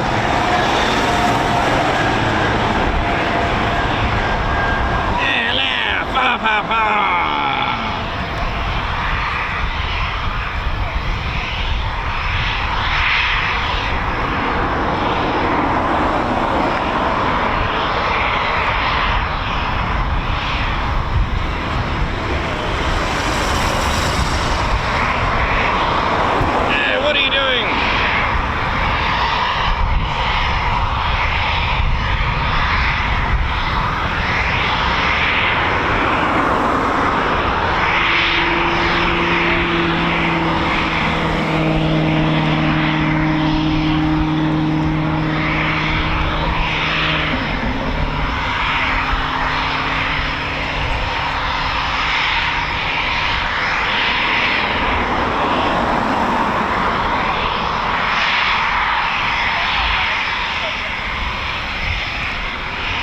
Stop that immediately!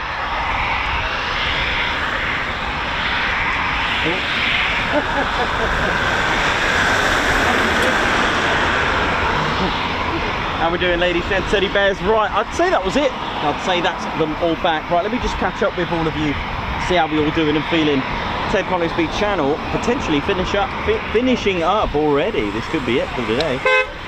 See ya, take care, and I can confirm that is it. The runway caravan is being sort of prepped, ready to come back. I've sailed the crew coming out. Well, there we go.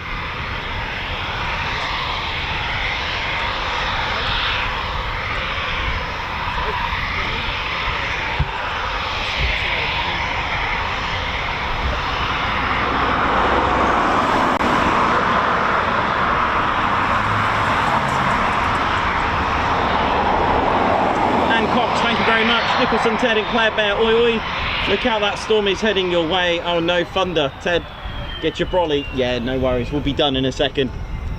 That's a lovely way to end the day, isn't it? Andrew Porter, thank you very much for a new lolly for Nikos. Thank you very much. Guards March. Andrew Porter, thank you as well. Thank you for the thank you F-35B pilot. Guards March for Andrew Porter. Debbie Brooks, for all the bears, a bear hug please. There you go. Thanks a lot, Debbie. Glad to hear they're doing well. Thank you very much.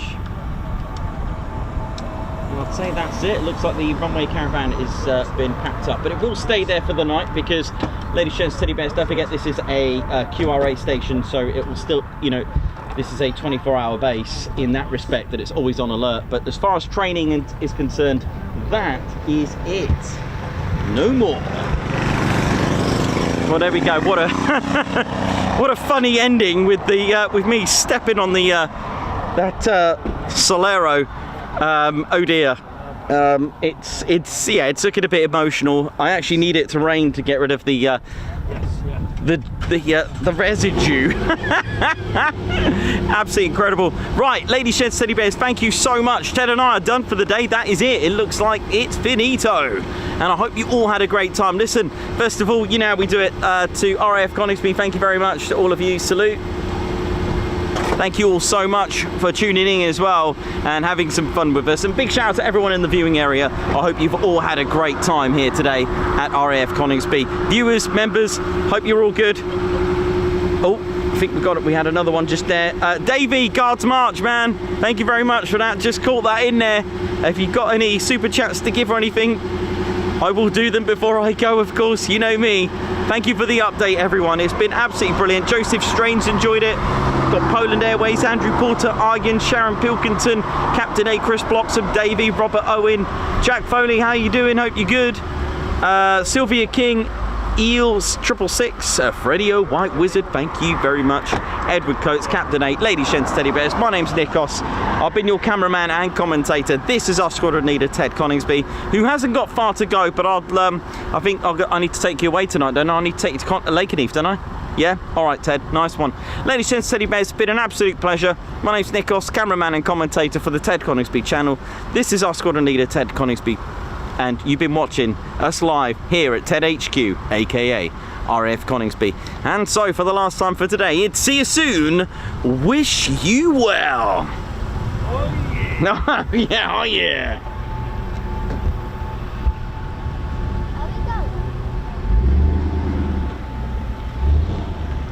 It's just saying goodbye to everyone, and we're off. I think we're done, Ted.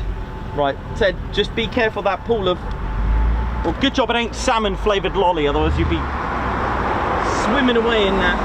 See you later.